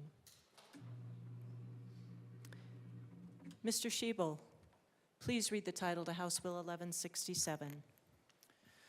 House Bill 1167 by Representatives Valdez and Martinez, also Senator Kipp, concerning alternative education campuses and in connection therewith making an appropriation. Madam Majority Leader. Madam Speaker, I move House Bill 1167 on third reading and final passage. The motion before us is the adoption of House Bill 1167 on third reading, final passage. Mr. Schiebel, please open the machine and members proceed to vote.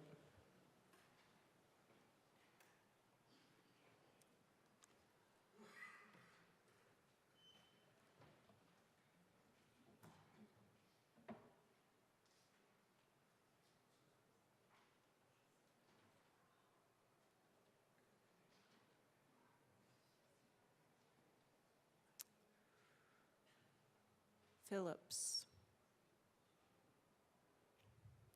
Phillips is excused.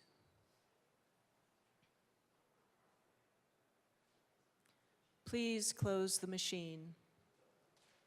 With 64 ayes, 0 no, and 1 excused, House Bill 1167 is adopted. Co-sponsors.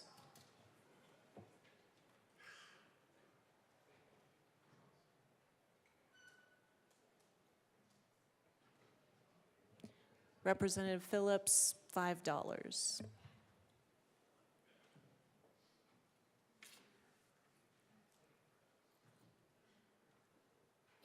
Please close the machine.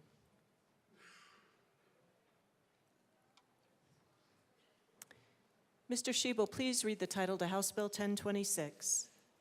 House Bill 1026 by Representatives Carter and Garcia, also Senators Judah and Hinrichsen, concerning procedures related to the provision of healthcare services to inmates and in connection therewith prohibiting certain co-payments and fees and making and reducing an appropriation. Madam Majority Leader. Madam Speaker, I move House Bill 1026 on third reading and final passage. The motion before us is the adoption of House Bill 1026 on third reading, final passage. Mr. Schiebel, please open the machine and members proceed to vote.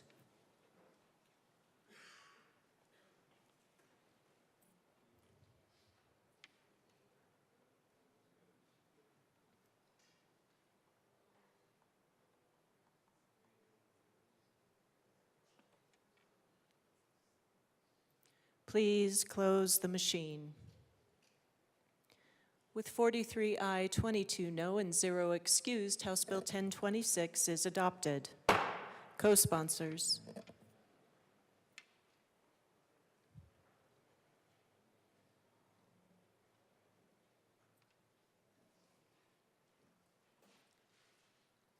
Please close the machine.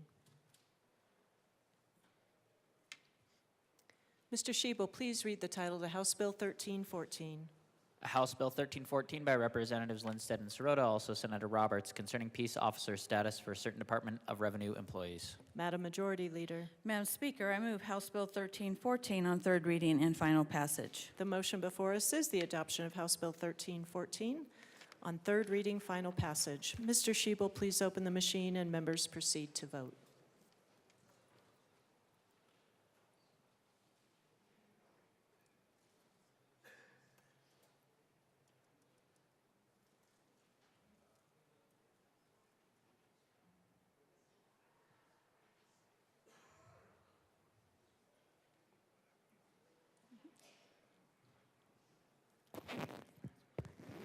Froelich Wilford.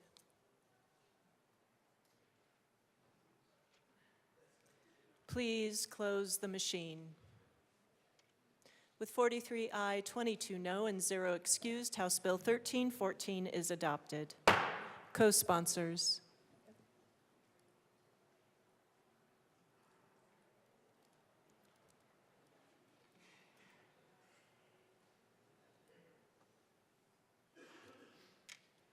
Please close the machine. Mr. Shebel, please read the title to House Bill 1017. House Bill 1017 by Representatives Clifford and Froelich, also Senator Michelson Janae, concerning a community integration plan for individuals with disabilities and in connection therewith making an appropriation. Madam Majority Leader. Madam Speaker, I move House Bill 1017 on third reading and final passage. Representative Clifford. Thank you, Madam Speaker. Members, it is an honor for me to be able to serve the disability community. I remind us all that we are one potentially small accident away from being members of that community, and if you live long enough, you will be. This is a big part of what we started when we created the Colorado Disability Opportunity Office last year. It's part of our vision and plan for how we can manage and make sure that we are appropriately responding to the needs of the disability community. A couple of important things that I remind you from yesterday. This bill creates defenses to lawsuits that are already happening as a result of Olmstead being law of the land, if you will, since 1999.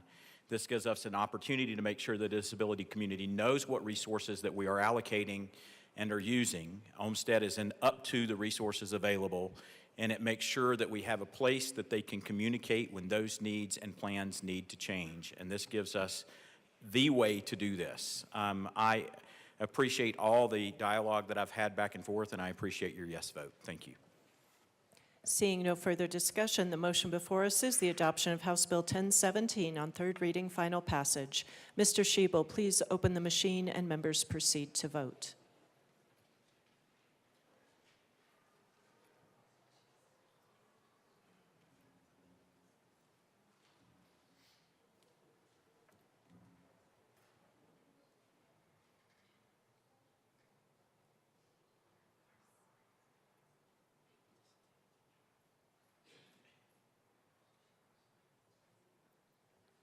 Please close the machine.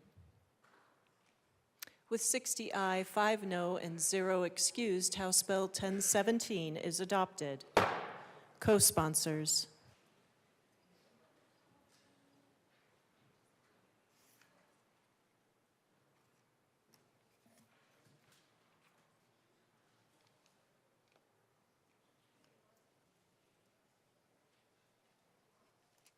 Please close the machine.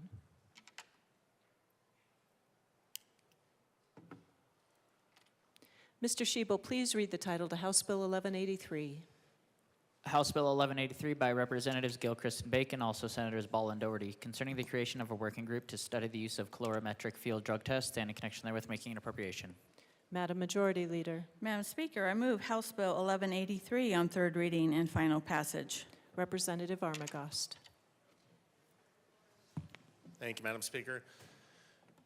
This working group, I don't see it doing bad things. I just do see it doing unnecessary things if we aren't putting the proper resources into work in this working group. So I think to get the product out that we want to put into it, we need to go by with what the chiefs had recommended for some of the staffing and some of the wording to go into that. I hope that amendment will be entertained in further communications when this gets to the Senate, but in the meantime, I don't think it's going to be a proper use of resources without utilizing the resources that we can get the best product out of a working group like that.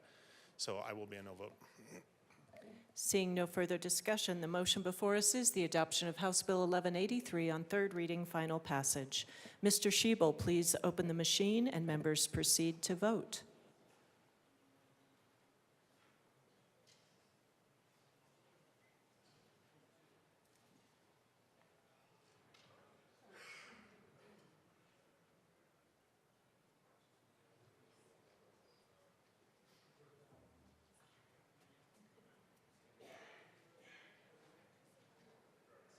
Please close the machine. With 40 aye, 25 no, and 0 excused, House Bill 1183 is adopted. Co-sponsors.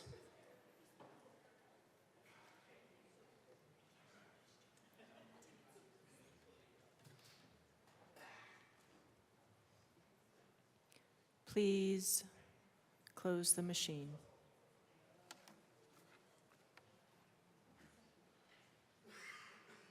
Mr. Schiebel, please read the title to House Bill 1149.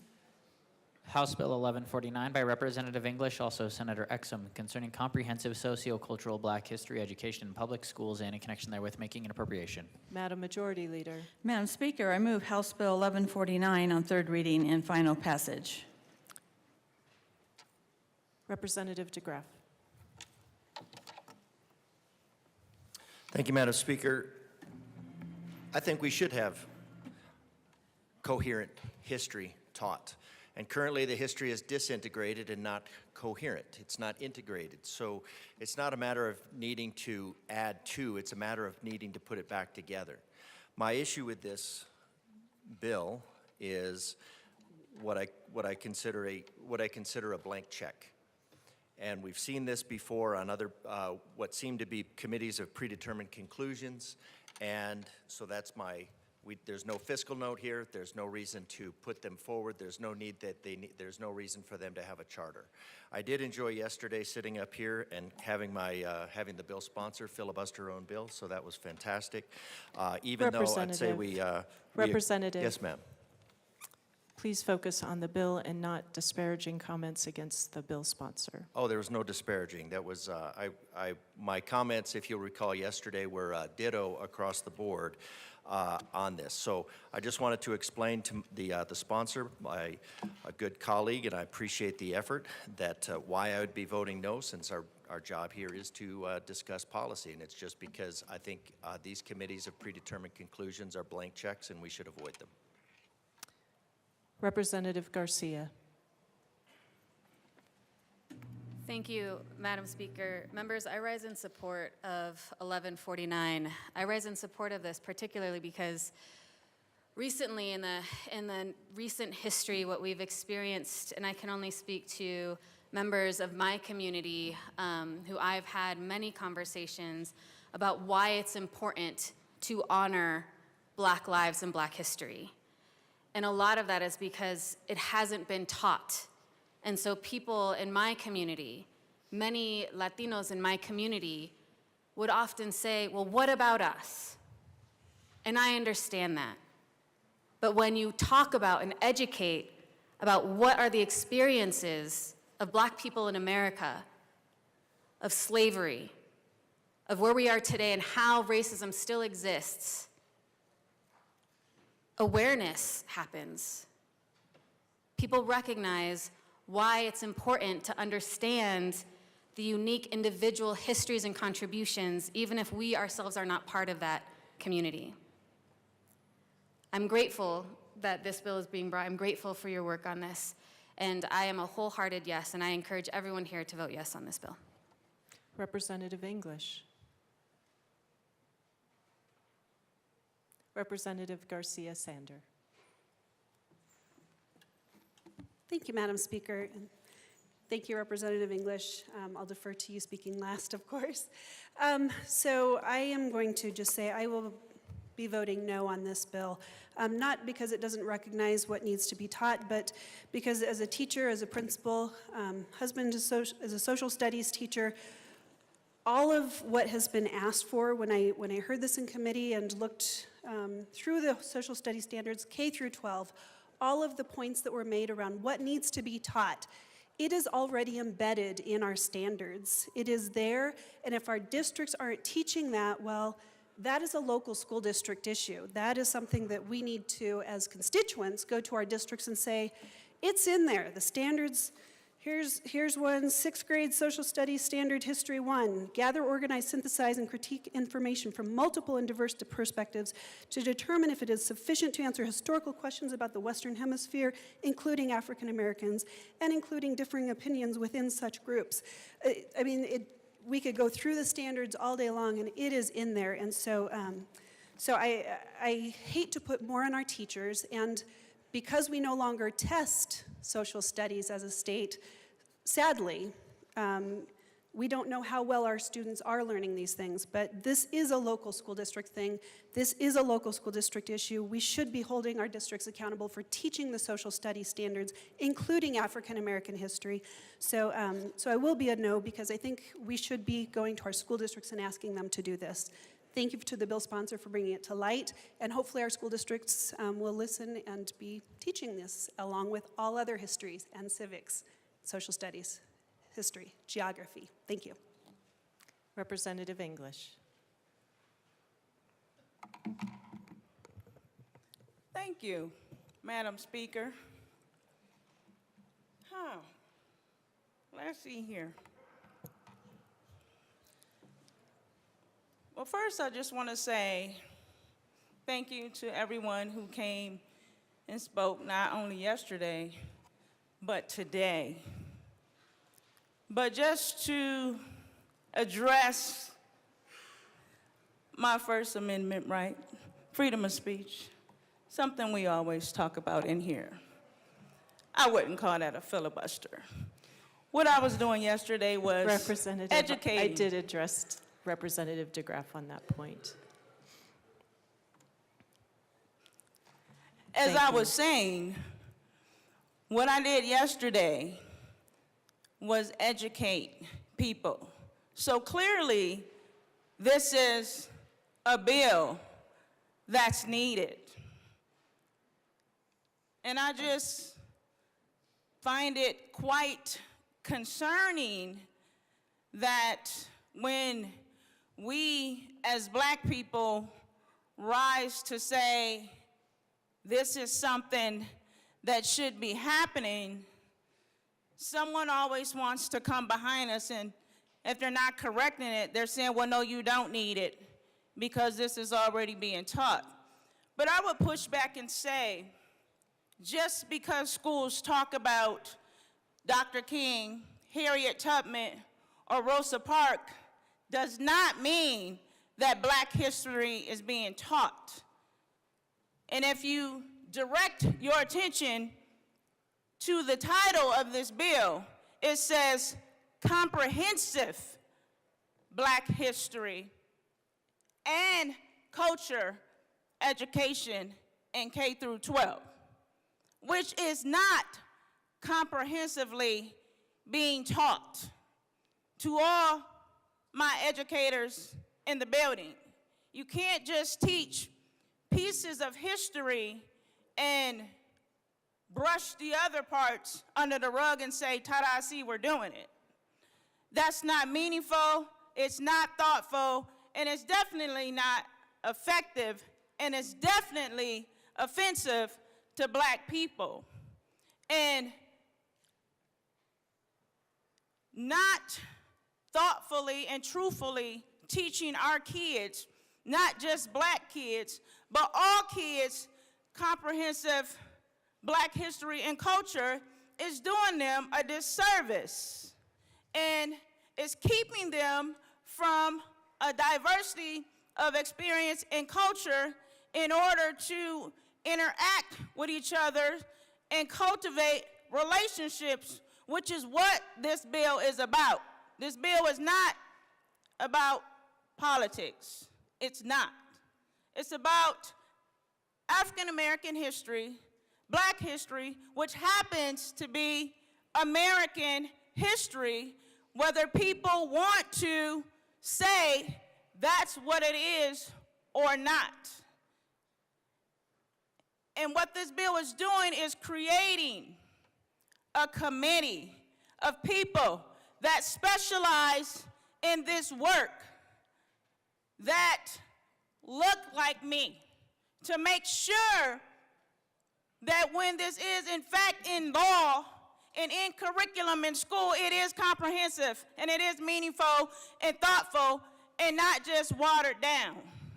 Just imagine how my students that look like me feel in the classrooms when history is being taught and all they hear about is slavery and oppression, which is more to black people than slavery and oppression, because I happen to be part of black history.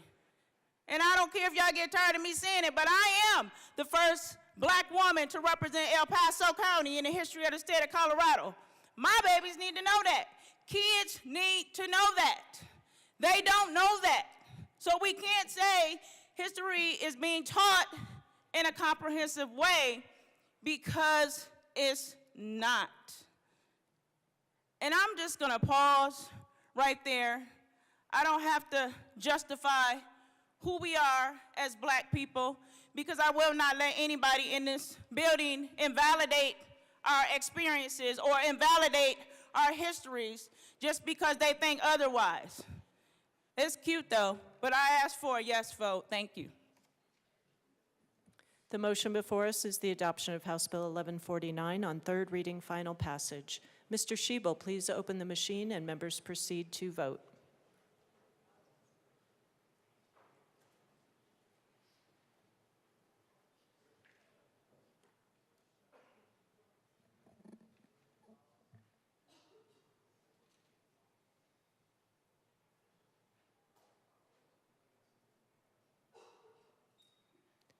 Please close the machine. With 45 aye, 20 no, and 0 excused, House Bill 1149 is adopted. Co-sponsors.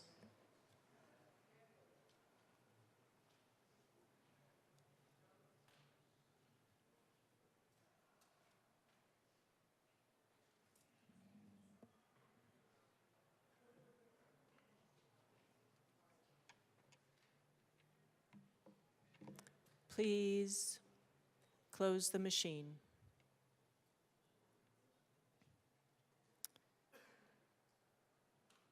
Mr. Schiebel, please read the title to House Bill 1275. House Bill 1275 by Representative Soper and Zokai, also Senators Weissman and Frizzell, concerning misconduct by crime laboratory employees and in connection therewith requiring a crime laboratory employee to report misconduct, requiring notifying criminal defendants and victims of misconduct, creating a process for a person to seek post-conviction relief based on a claim of misconduct by a crime laboratory employee, and making an appropriation. Madam Majority Leader. Madam Speaker, I move House Bill 1275 on third reading and final passage. The motion before us is the adoption of House Bill 1275 on third reading, final passage. Mr. Schiebel, please open the machine and members proceed to vote.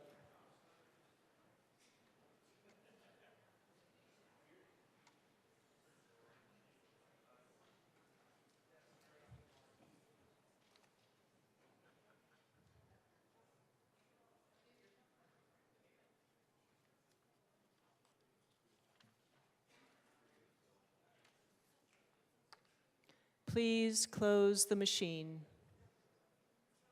With 65 ayes, 0 no, and 0 excused, House Bill 1275 is adopted. Co-sponsors.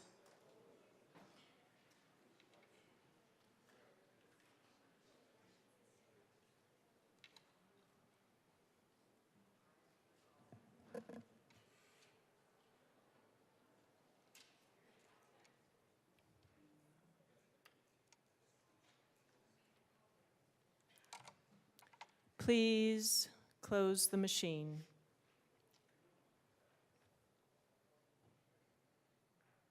Members, I have an announcement. Representatives Byrd, Sirota, and Taggart will be excused at such time as needed so that the Joint Budget Committee and Conference Committees can meet. Madam Majority Leader. Thank you, Madam Speaker. I move the following bills be made special orders today, April 16, 2025, at 11:32 a.m. House Bill 1320, House Bill 1188, House Bill 1274, House Bill 1249, Senate Bill 154, Senate Bill 166, Senate Bill 191, Senate Bill 55, House Bill 1088, and House Bill 1304. Seeing no objection, the bills listed by the Majority Leader will be made special orders today, April 16th at 11:32 a.m. Representative English.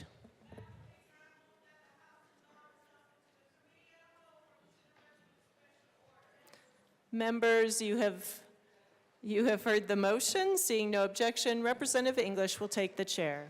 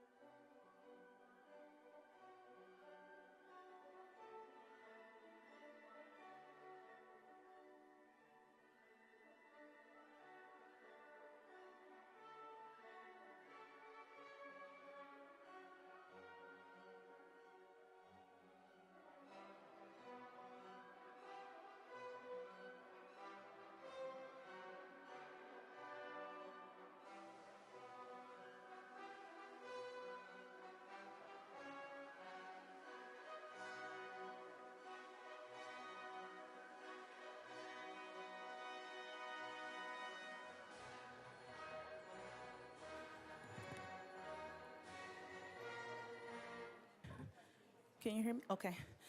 The committee will come to order. With your unanimous consent, the bills will be read by title unless there's a request for reading a bill at length. Committee reports are printed and in your bill folders. Floor amendments will be shown on the screen, on iLegislate, and in today's folder on your box account. Bills will be laid over upon motion of the Majority Leader. The court rule is relaxed. Mr. Sheba, please read the title of House Bill 251320. House Bill 1320 by Representatives McCluskey and Lukens, also Senators Lundin and Bridges, concerning the financing of public schools. Speaker McCloskey. Thank you, Madam Chair. It is an honor to serve with you. And it's an honor to serve with you. I move House Bill 1320 and the Education Committee report and the Appropriations Committee report. To the Education report. Appropriations. I'm sorry, I was reading it the way it is on here. To the Appropriations report. Thank you, Madam Chair. Members, in Appropriations, we ran amendments to make sure that our Joint Budget Committee would review the cap we have now placed on revenue for our BEST grant program. We want to make sure that the Joint Budget Committee has a chance to look at the amount of money above that $150 million cap and determine if the funding should stay in the BEST grant program or should be moved over to the public school fund, as we have now as we have now presented and put into the bill in statute. We also fixed the technical definition of at-risk students that are defined within the Department of Education, and this was at the request of the department. And we did provide a slight increase of funding for 14 smaller school districts by changing how the size factor is calculated with multi-district online students. I ask for your support of the Appropriations Committee report. Is there any further discussions on the appropriation report? Seeing none, the question before us is the adoption of the appropriations report. All those in favor say aye. Aye. All those opposed, no. The appropriations report is adopted. To the education report. Representative Lukens. Thank you, Madam Chair. In the House Education Committee, we ran amendments on behalf of the Rural Schools Alliance, the Colorado Association of School Executives, CDE, and other districts. Our amendments made corrections to the pupil count, added a cap to the BEST program, added flexibility to the NCES locale factor, acted on programs that the JBC Act asked to be included in the School Finance Act, and lifted the cap on the moral obligation program. However, we do have one amendment to the Education Committee report, so I move Amendment L17 to House Bill 13, or to the Education Committee report, and ask that it be properly displayed. One moment.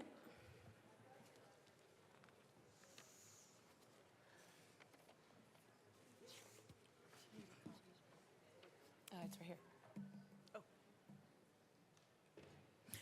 Representative Lukens to the amendment. Thank you, Madam Chair. So this amendment is in relation to CDE roll forward authority for out-of-school grant programs. Due to budgetary concerns, CDE placed a pause on grant programs, including the out-of-school grant program that was established in House Bill 1331. Ultimately, the JBC decided to fully fund the program. However, the grant programs were significantly delayed. Because of recent findings by the state auditor, CDE no longer has the ability to roll forward spending authority for individual grant programs unless it is expressly laid out in statute. This amendment would add roll forward authority to the appropriation clause for the out-of-school time grant, allowing fiscal year 24-25 funds to roll forward into fiscal year 25-26 and align the reporting requirements accordingly. The budgets that applicants submitted would still be able to be executed, and with this change, the grantees would be able to spend appropriated to them. We ask for a yes vote on on L17. Is there any further discussion on Amendment L17? Seeing none, the question before us is the adoption of Amendment L17. All those in favor say aye. Aye. All those opposed, no. Amendment L17 is adopted. Is there any further discussion on the education report? Seeing none, all those in favor say aye. Aye. All those opposed, no. The Education Committee report as amended is adopted. To the bill. Speaker McCloskey. Thank you, Madam Chair. Members, after several years of fighting hard to pay off the budget stabilization factor, after several years of continuing our commitment to drive both equity and adequacy into the school finance formula, I am proud to bring forward House Bill 1320, which brings forward a bill that is responsive to this year's state budget challenges and ensures that we are still providing additional funding to our public schools. Members, as many of you are aware, Amendment 23 does require that we meet inflationary pressures every year in funding public schools. This year, we are appropriating an additional $256 million to public schools. Since 2019, we have put in an additional $3 billion into our public schools, and will be delivering this year's School Finance Act with a commitment of over $10 billion in funding to our public schools. A little bit about this bill. This bill will ensure that we launch the finance formula this body embraced last year, a formula that is student-centered and ensures that we are driving more resources to those students who come from a low socioeconomic background, students who may be at risk, students with special needs, and students who are language learners. By having a more student-centered formula focused on students with greater needs, our dollars are now going to those students to help ensure they have the additional resources they need to succeed. I am very proud to be carrying this bill alongside my co-prime, the chair of our Education Committee, Representative Lukens, and I want to extend my thanks to the many education leaders, teachers, stakeholders who have participated in a robust stakeholding process to ensure that this year's bill brings forward a plan that is sustainable for our state education fund in ensuring that our schools are receiving additional funding for the students that they serve. Most notably, we are taking an extra year with our new school finance formula, moving from 6 to 7 years, to ensure that we are on a sustainable path and will have funding in the state ed fund for future years.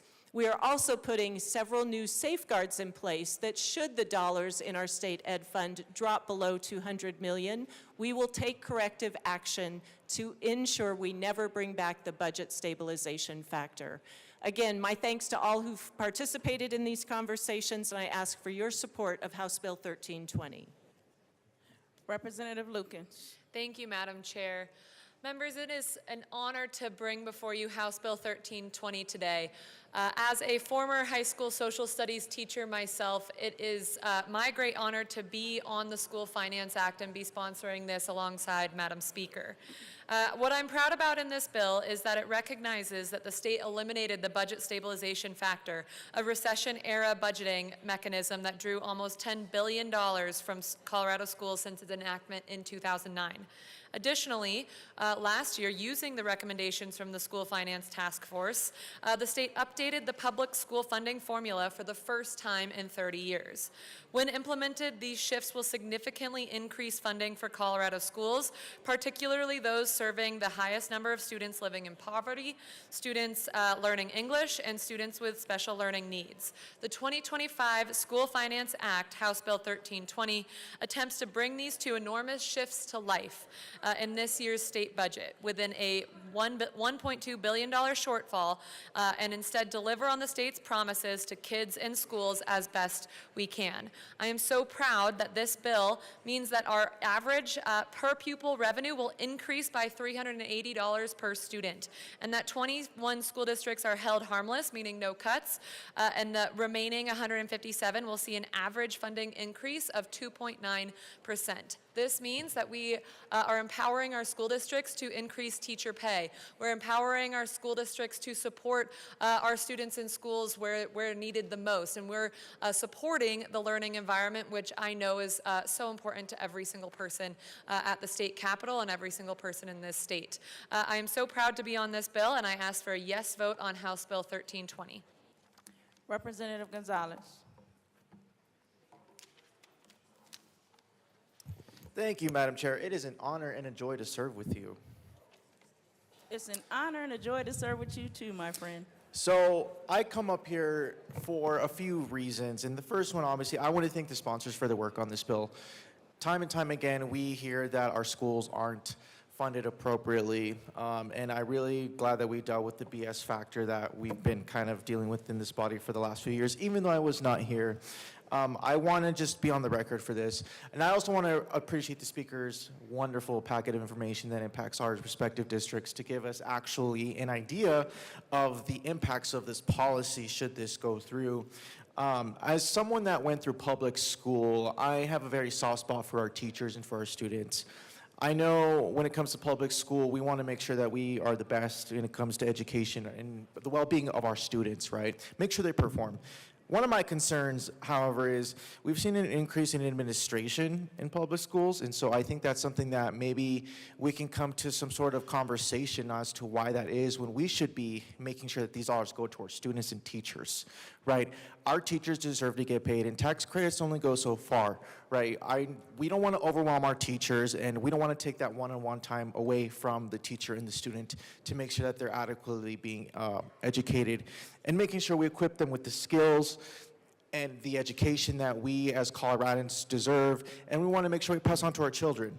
I will say that this obviously benefits my district, my school district and my district very, very much. So I think over $11.5 million in funding, which is something that I heard from the school board members and the superintendent.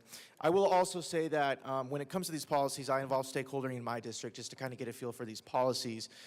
You know, their input, because these are the people that have to deal with the policies. We vote for the policies, but sometimes, you know, we don't understand the long-term effects, how it really works out when implemented.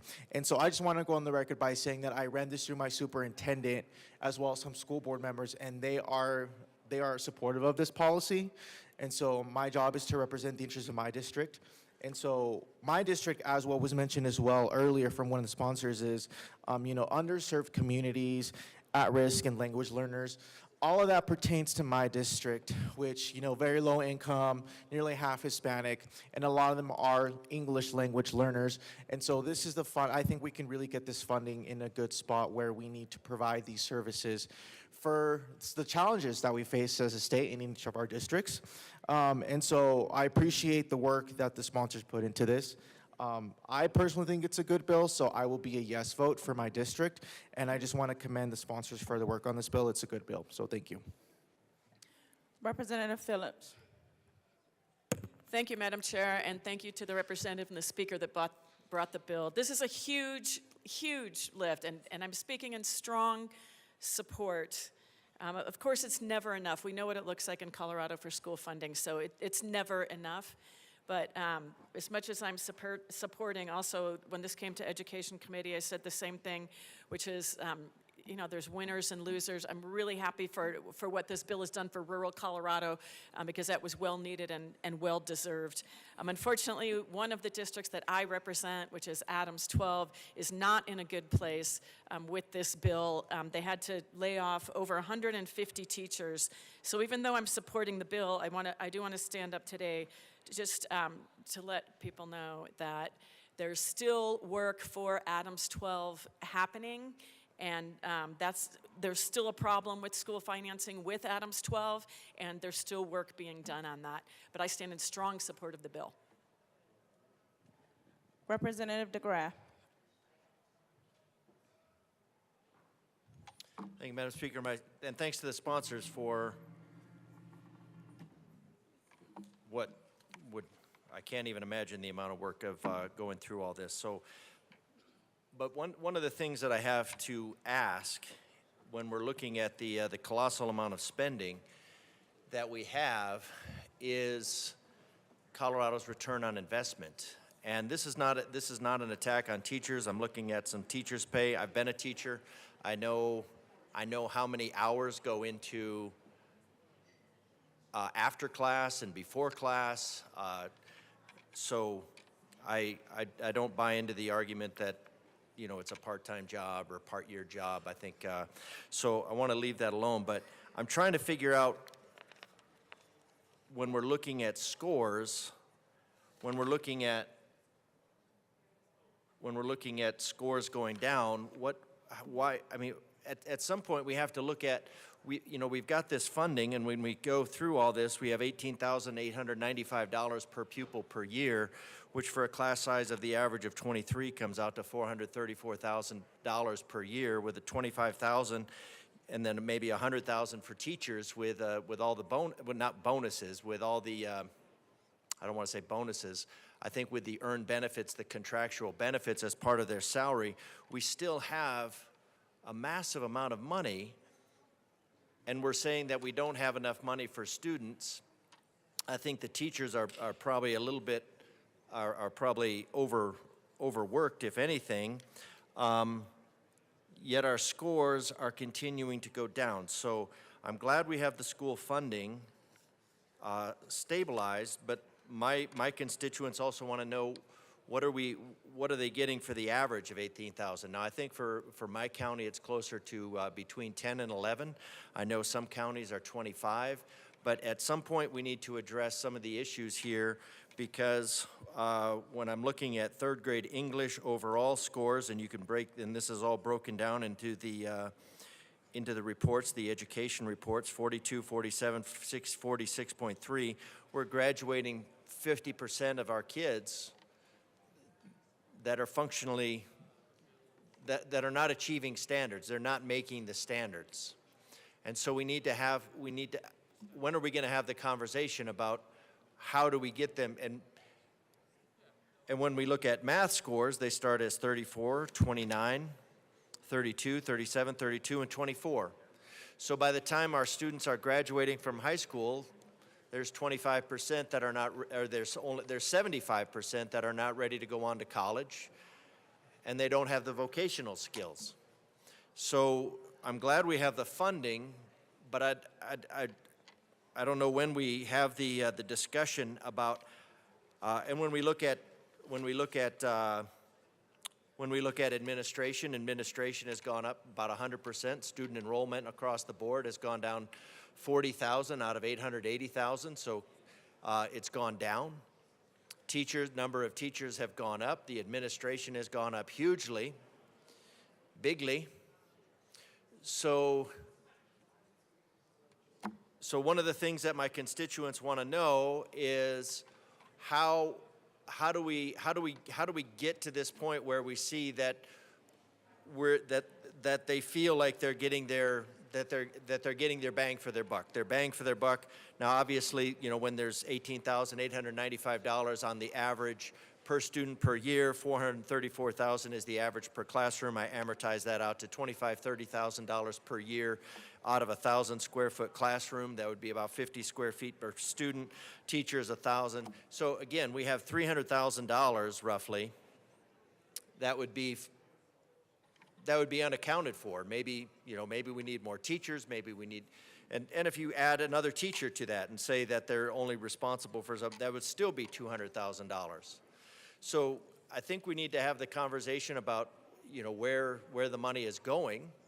And maybe I'd be fine with it, but my constituents are wanting to know, they want to know why they're paying so much for school and then feeling like that their students are struggling. Perhaps it's when we talked to the educators in committee the other day, they said one of the big reasons that their administrative burden was going up so high was because of administrative things that this body is putting on the students. And maybe that's something that we need to look at as to what this body is requiring, what sort of good intentions we're imposing on our schools, because we have charter schools, well, they're public schools, but we have private schools that do it for a fraction of the amount, and maybe we need to look at more of a privatized model. So I'd like to, now that we've got the funding squared away and we can take a look at that, I'd hope we can have we can start having the discussion about the performance, because the citizens of Colorado that I've talked to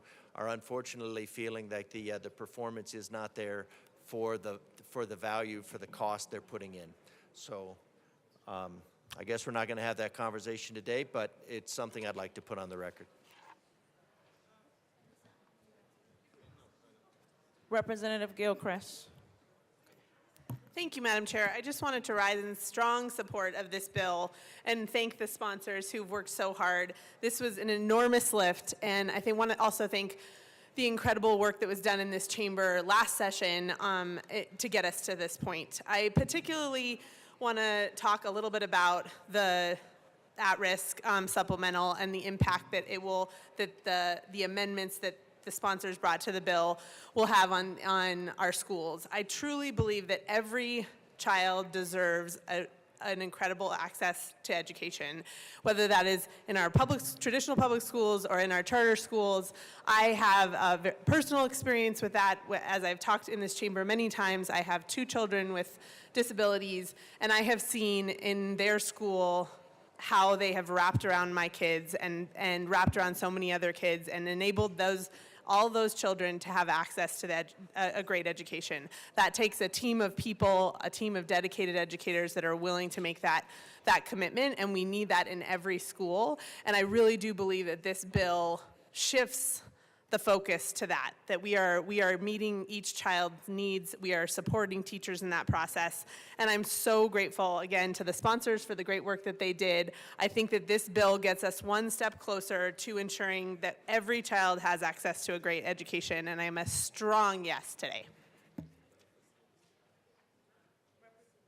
Representative Soper.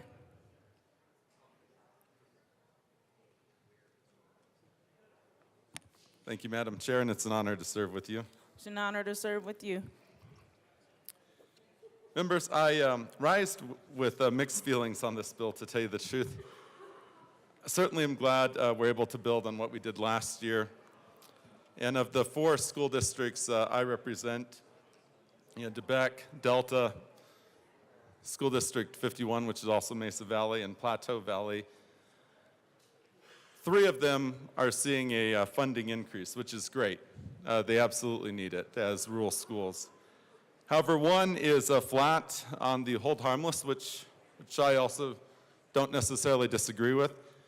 But what's baked within House Bill 1320 is a formula. And it's established, as you look at the local factor that was created by House Bill 1448. And each local factor is determined by a set of criteria, which is established by the National Center for Education Statistics, or NCES, as you heard the sponsors talk about. And as we look further in statute 22-54-103.512E of the Colorado Revised Statutes, if a district does not align with the classification issued by the NCES, they're allowed to make this appeal to the Colorado Department of Education, in which they must look at similar districts and whether or not they align similarly for reclassification.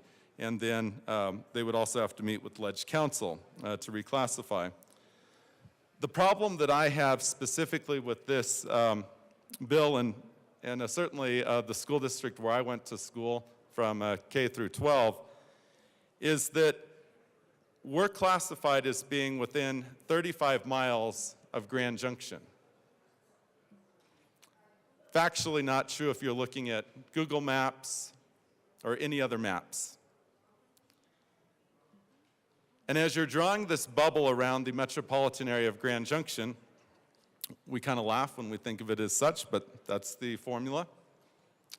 To go 35 miles out and to draw a circle around Delta or Cedar Edge, and to say that they're so close that they can be town distant rather than town remote, is laughable.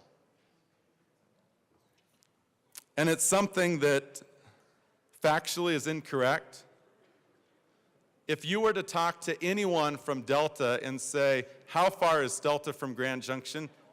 I would put my entire salary as a legislator and tell you every single person in Delta would say, Delta is at least 40 miles from Grand Junction. Not a single person would say, oh, we're under 35 miles. And certainly no one would say that we're so close to be considered part of the Grand Junction metropolitan area in terms of workers or even school children going between the districts. I don't know how many of you have ever traveled between Delta and Grand Junction, or Cedar Edge to Grand Junction for that instance. But there's this giant desert in between.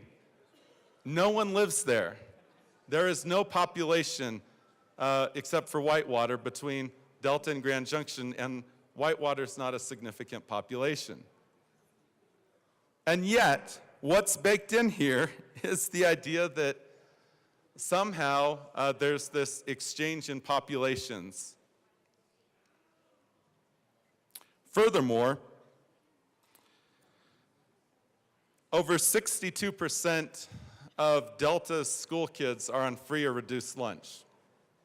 What that means is 62% of the kids comes from families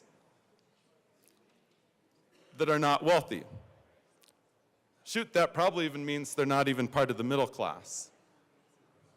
We have a lot of pride in Delta.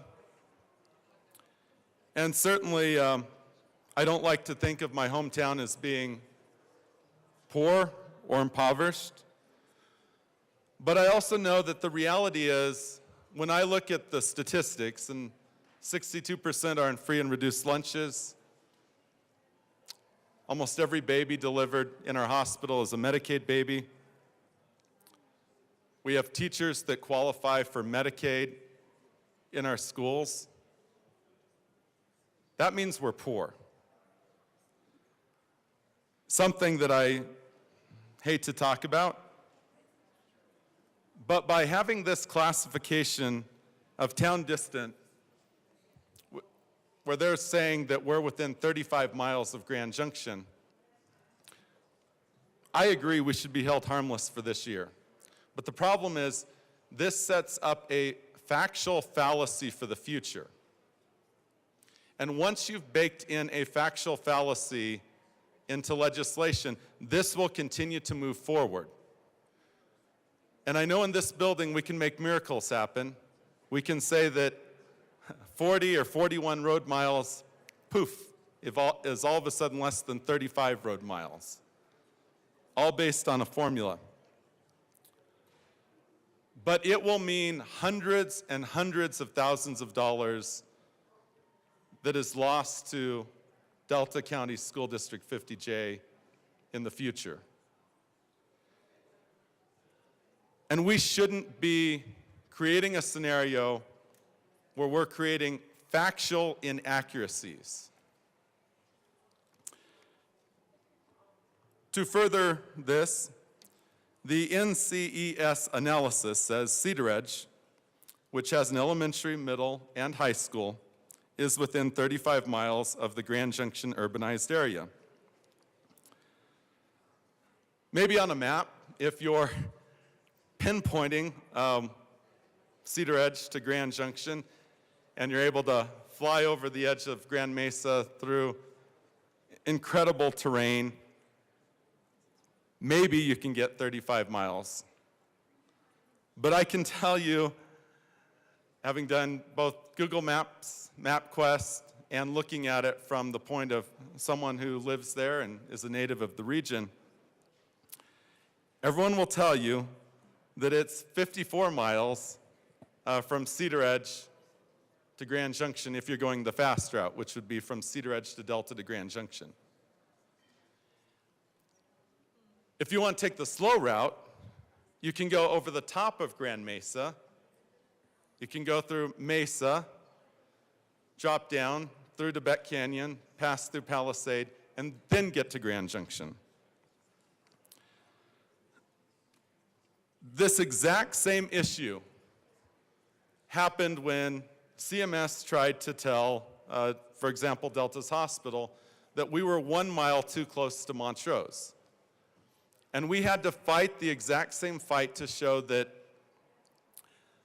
the patients of the hospital are not just all concentrated within a stone's throw of the hospital within the town of Delta. And the exact same thing is true. The students of Delta's school districts are not just concentrated within Delta or Cedar Edge. Delta is a school district that encompasses the county of Delta County. Delta County is kind of shaped like a triangle, a great name for Delta, also where two rivers meet. But it's also 3 distinct communities, and the population is split evenly between those communities. Between the Delta community, the Surface Creek community, which is Cedar Edge, and then the North Fork community. And it's also split not just, say, patients that go to the hospital, but split the same way with students that go to the schools. And to calculate, you know, we had the battle on healthcare back in 21. Luckily, we were successful there. It's frustrating to see the exact same problem creep up here in an education form, where we're talking about setting up a scenario where we're having to argue something that's in a formula and a methodology that's factually wrong, but then you're having to peel back the fact that we've built layers and layers of law on top of this, and it's become entrenched. And if we go a year and we say, well, we'll just fix this next year, the problem is we've now entrenched this fallacy into law this year.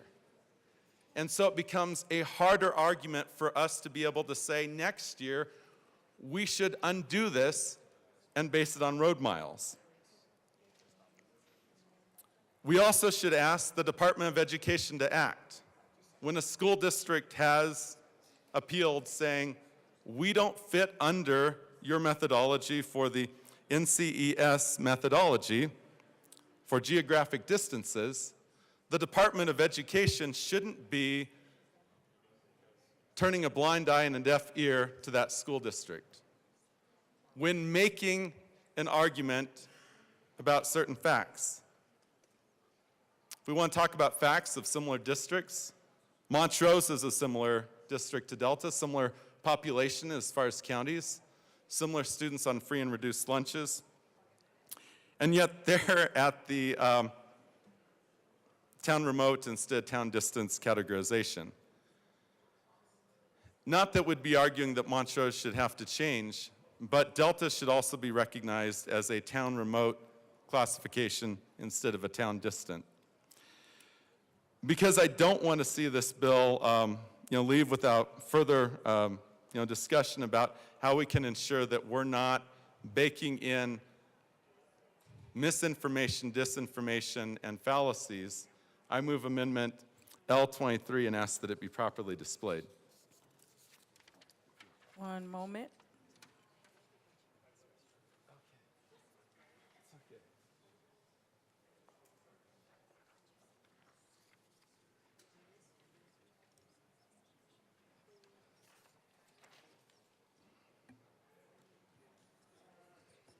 Amendment L23 has been displayed to the amendment. Rep. Soper. Thank you, Madam Chair.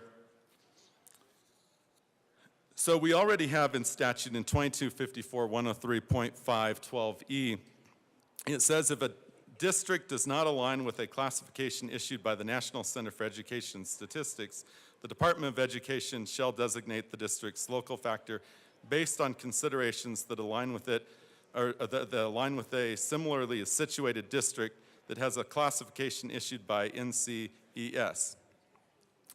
And if the Department of Education is required to designate the district's local factor pursuant to the subsection 12E, the Department of Education shall consult with the Legislative Council staff concerning an adjustment and make the appropriate designation. The problem with this is it doesn't talk about road miles. And so we're stuck with the fact that Colorado, as hopefully everyone in the House knows, has a topography and a geography challenge. And that's why in this amendment, we talk about considerations such as, on lines 10 and 11, the distance measured by road miles.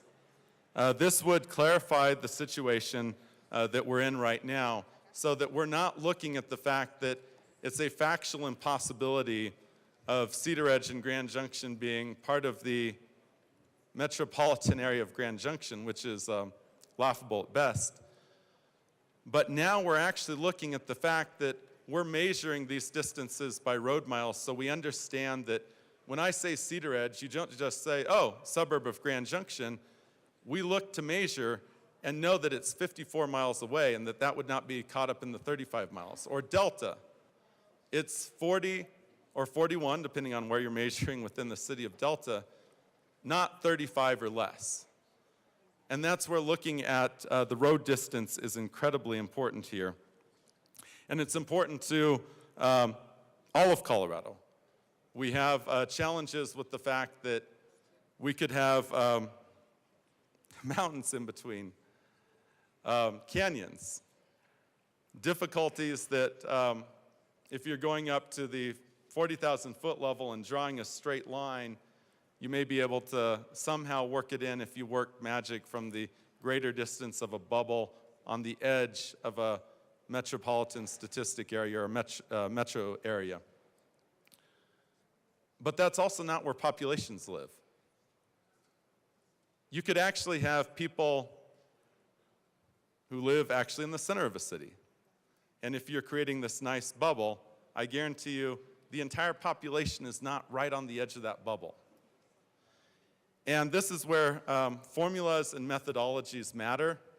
And I certainly would ask for a yes vote on this because we should be able to correct this right here and right now, rather than creating a situation where this gets entrenched. And as everyone knows, once a formula and a methodology has been entrenched and decisions have been based on that, a precedent is set. Now we're having to undo a precedent. And now we're having to attempt to roll back and to make an argument that it was never right to begin with. And if it's never right to begin with, then why are we moving forward and saying we can always do something in the future? And that's why I offer Amendment L23 and would ask for a yes vote. Thank you. Speaker McCloskey. Thank you, Madam Chair, and I want to thank the good representative from Delta. We had the opportunity to represent Delta together, Delta County together, my first years in office, and I became very fond of the school district there, and not only their leaders and teachers, but students and the great work that's going on in that community to support that school. I want to speak to this amendment very clearly and specifically. In the Education Committee, we brought forward an amendment that addresses the NCES locale factors that we are currently using to define small, rural, remote schools. It was important to us in last year's work that we find a way to categorize every school district appropriately with a locale factor, because part of our new formula really advantages our small, rural, remote districts. We wanted to be sure that more funding was going to rural school districts, and the NCES locale factor appeared at the time to be the best way for us to do that. Over this year, there were changes made to those locale factors. We actually saw 14 school districts disadvantaged by the changes in what NCES did this year, and 5 districts benefit. Those districts, we wanted to be sure we held harmless. Sorry, I have that backward. 14 districts benefited, 5 were disadvantaged. So we made the decision to hold those districts harmless from the change in the locale factor.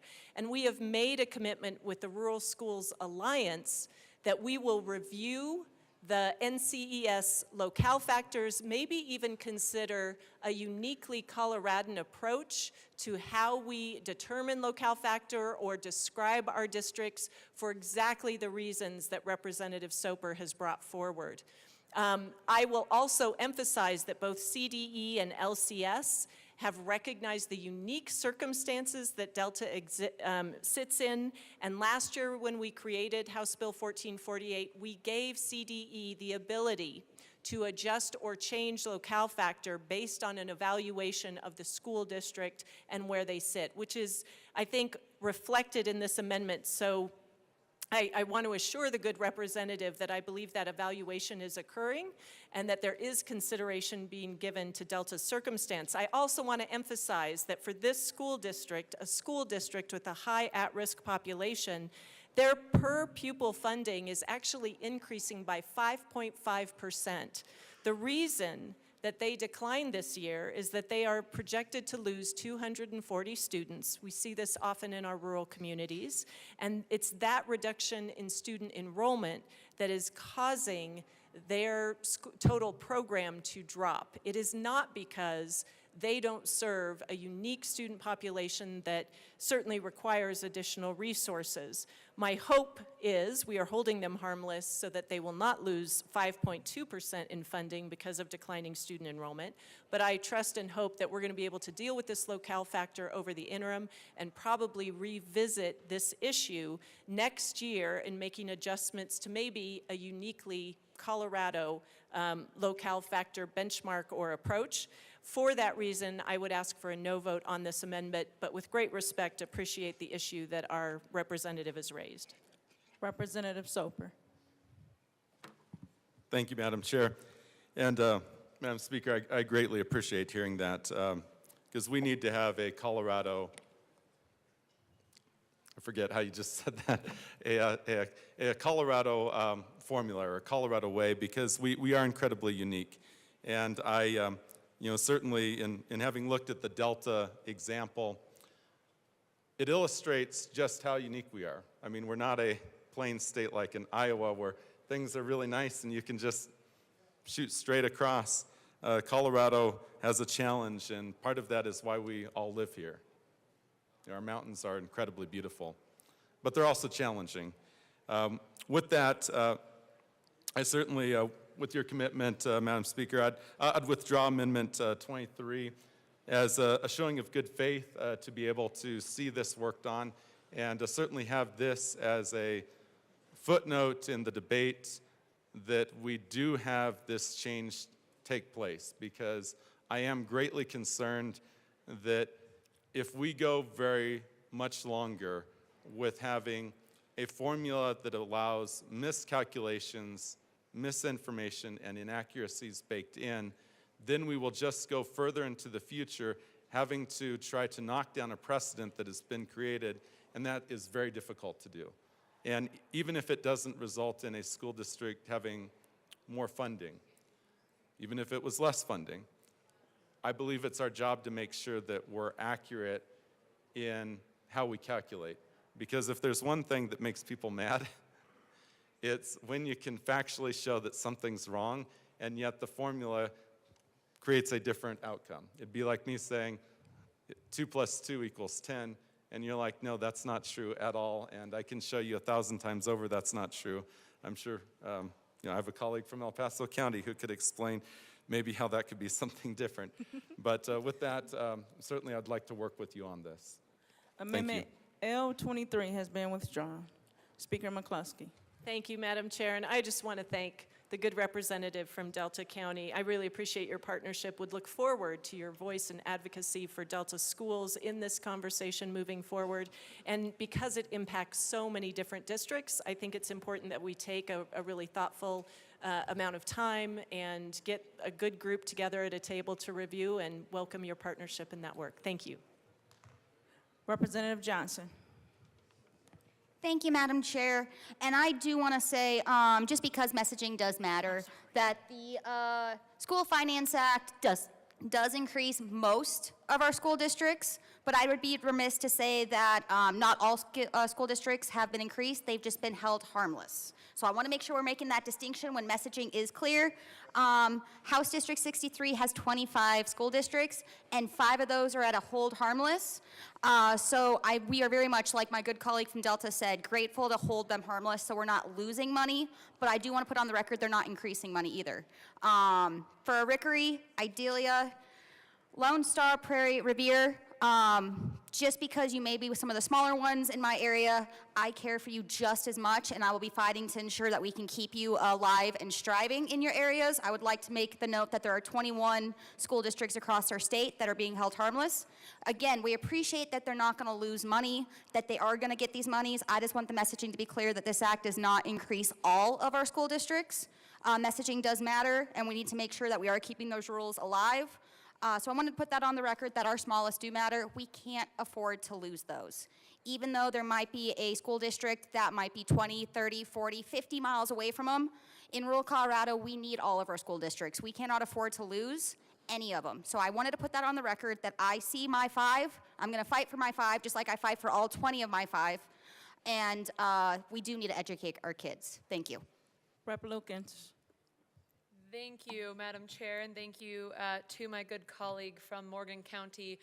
As a clarification, the school districts that are held harmless would have actually gotten a lot less money had we not held them harmless, and this is because of declining enrollment. And so as a rural legislator as well, I wanted to ensure, or we wanted to ensure that these rural school districts that are facing that significant issue are not actually getting less money. And so that was what we mean with that, and so that's why we see that $0 amount on the bill, but it would have been significantly less. So thank you so much. Representative Story. Thank you, Madam Chair. So I certainly appreciate all the work that has gone into this bill, getting it ready on the heels of 1448 last year. It's complex. School funding is very complex. There are a lot of needs that are so variable across the state. and it's a really tough topic to address every year. I appreciate all the stakeholding that's gone on and lots of adjustments that have been made, lots of amendments that have been added to get the bill in a better place from where it was early on. But I continue to have a couple of issues of concern. One is an equity issue, and it concerns a section of statute that is not touched by the School Finance Act this time. But we have talked about it.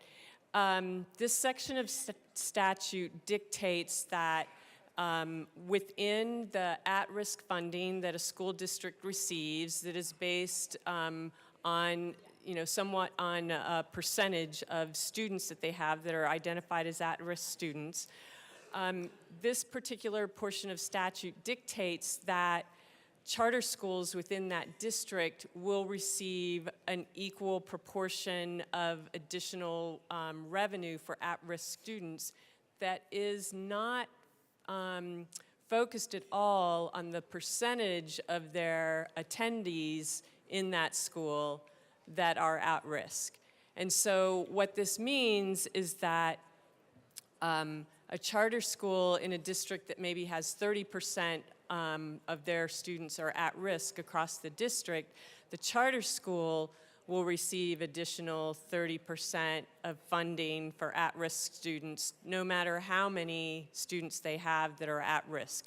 And in many cases in charter schools, there are far fewer at-risk students in those charter schools, so this is a financial benefit for those schools. For the charter schools that have significantly more at-risk students in their charter schools than the average in that particular school district, they are suffering a financial disadvantage for not receiving an appropriate amount of funding for those at-risk students. And so this is an element in the School Finance Act that really does need to be addressed, but has not been addressed yet. The other issue that I have concern about is really focused on an ongoing needs situation.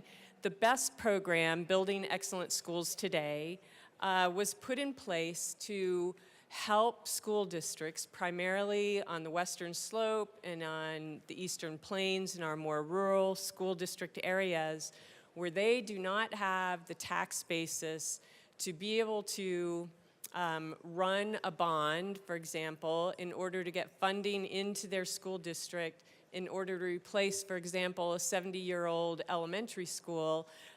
They just don't have the tax basis to get that $25 or $30 million. They might be able to raise $10 million on a bond, but it's not enough to do a full replacement of a building that's really in need. So the BEST program has come about in a way to provide matching funds for those school districts that need it in order to take care of those capital construction projects for schools. And it's been very beneficial across the state.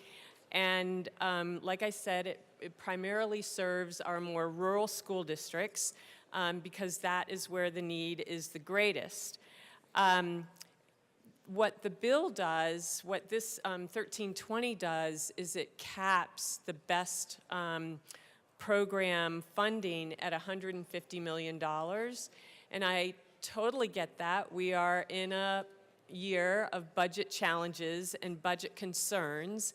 And so I understand wanting to have a cap for this year. We've certainly heard about the prospects for next year being a challenge. But I strongly believe that this cap should be temporary with an opportunity in, written into this bill that it be just for the coming fiscal year or possibly for the following fiscal year as well, but not to be an ongoing cap going every year forward. And I do wish that that would be changed in this bill, but otherwise I think, like I said, there's been a lot that's gone into this bill, a lot of changes that have been made, and I appreciate all the effort of the bill sponsors to get us to this place. Thank you.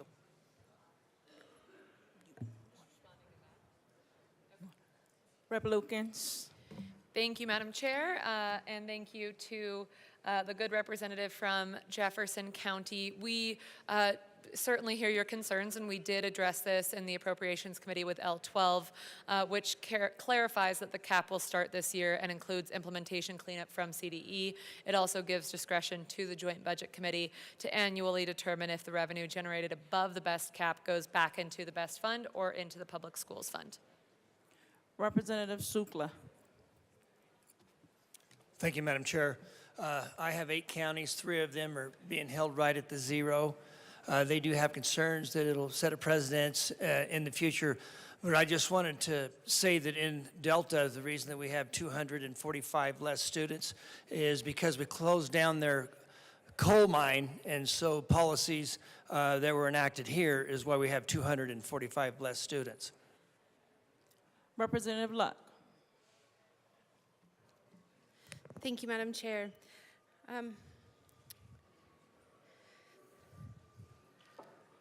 We're talking school finance, which obviously the crux of this bill, the crux of the conversation is how do we fund our schools? I want to shift away from that part of the conversation, though, and just put on the record the question of what is the return on our investment? So we're funding to the tune of $10 billion, less students than we funded before. More and more parents are getting out of the traditional public school system. Less and less kids are being born. And so we are funding at greater and greater costs, and yet the margin of our students who are meeting or exceeding expectations continues to diminish. We give more money, we get worse results. And while I understand that this bill is really talking about what is the fair way of appropriating dollars so that big and little and all of the different needs are accounted for to the degrees that they should be, I don't want to lose sight of the fact that we're funding something that should gain us back something, and we're not getting back what we're actually desiring to get back, which is a well-educated citizenry. And so I do think that that conversation, whether in this bill or future bills, or just in this building and in our school board meetings, et cetera, we really need to have that. By a large margin, most of our students are failing to meet or exceed expectations in English, arts, math, and science. When it comes to math and science, the longer they are in the system, the worse they tend to do. Most parents would assume the goal is to improve as you go along, but we're not doing that. Our teachers, administrators, and even I would argue that culture as a whole, we're badly failing. We're badly failing our kids. When you have our 2 largest minority populations who in their best subjects, which is 5th and 7th grade language arts, are failing nearly 7 out of 10 to meet or exceed expectations. And when our largest ethnic group, the white population, consistently at 50 to 60% do not meet or exceed grade expectations in math or science, we have a problem. And we can say it's because we haven't funded this. But we're funding it more and more, and we're getting worse and worse results. So presumably, the more we fund, if that was really the crux of the issue, we should see improvement to the same degree, and we're not. And so I think we have to have a more rudimentary, a fundamental conversation about whether what we're doing and what we're funding is actually succeeding. And I don't think it is. And so, again, just want to put that on the record here as we talk about funding. Speaker McCluskey.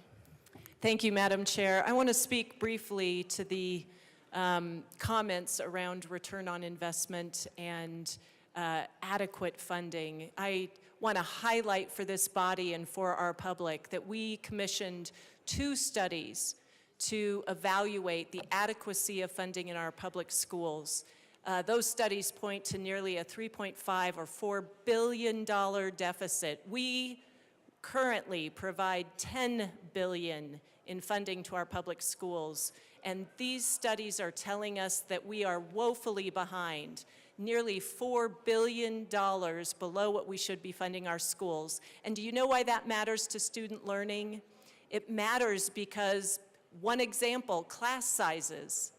When you cannot adequately staff your district, your class sizes grow, and you bet teachers are pressed to engage with every student. If they have 20 students in a classroom or 40 students in a classroom, you can imagine the difference in what that level of attention and engagement might be. That's just one example of how additional funding makes a difference. We certainly want to focus on the recruiting and retention of our teachers.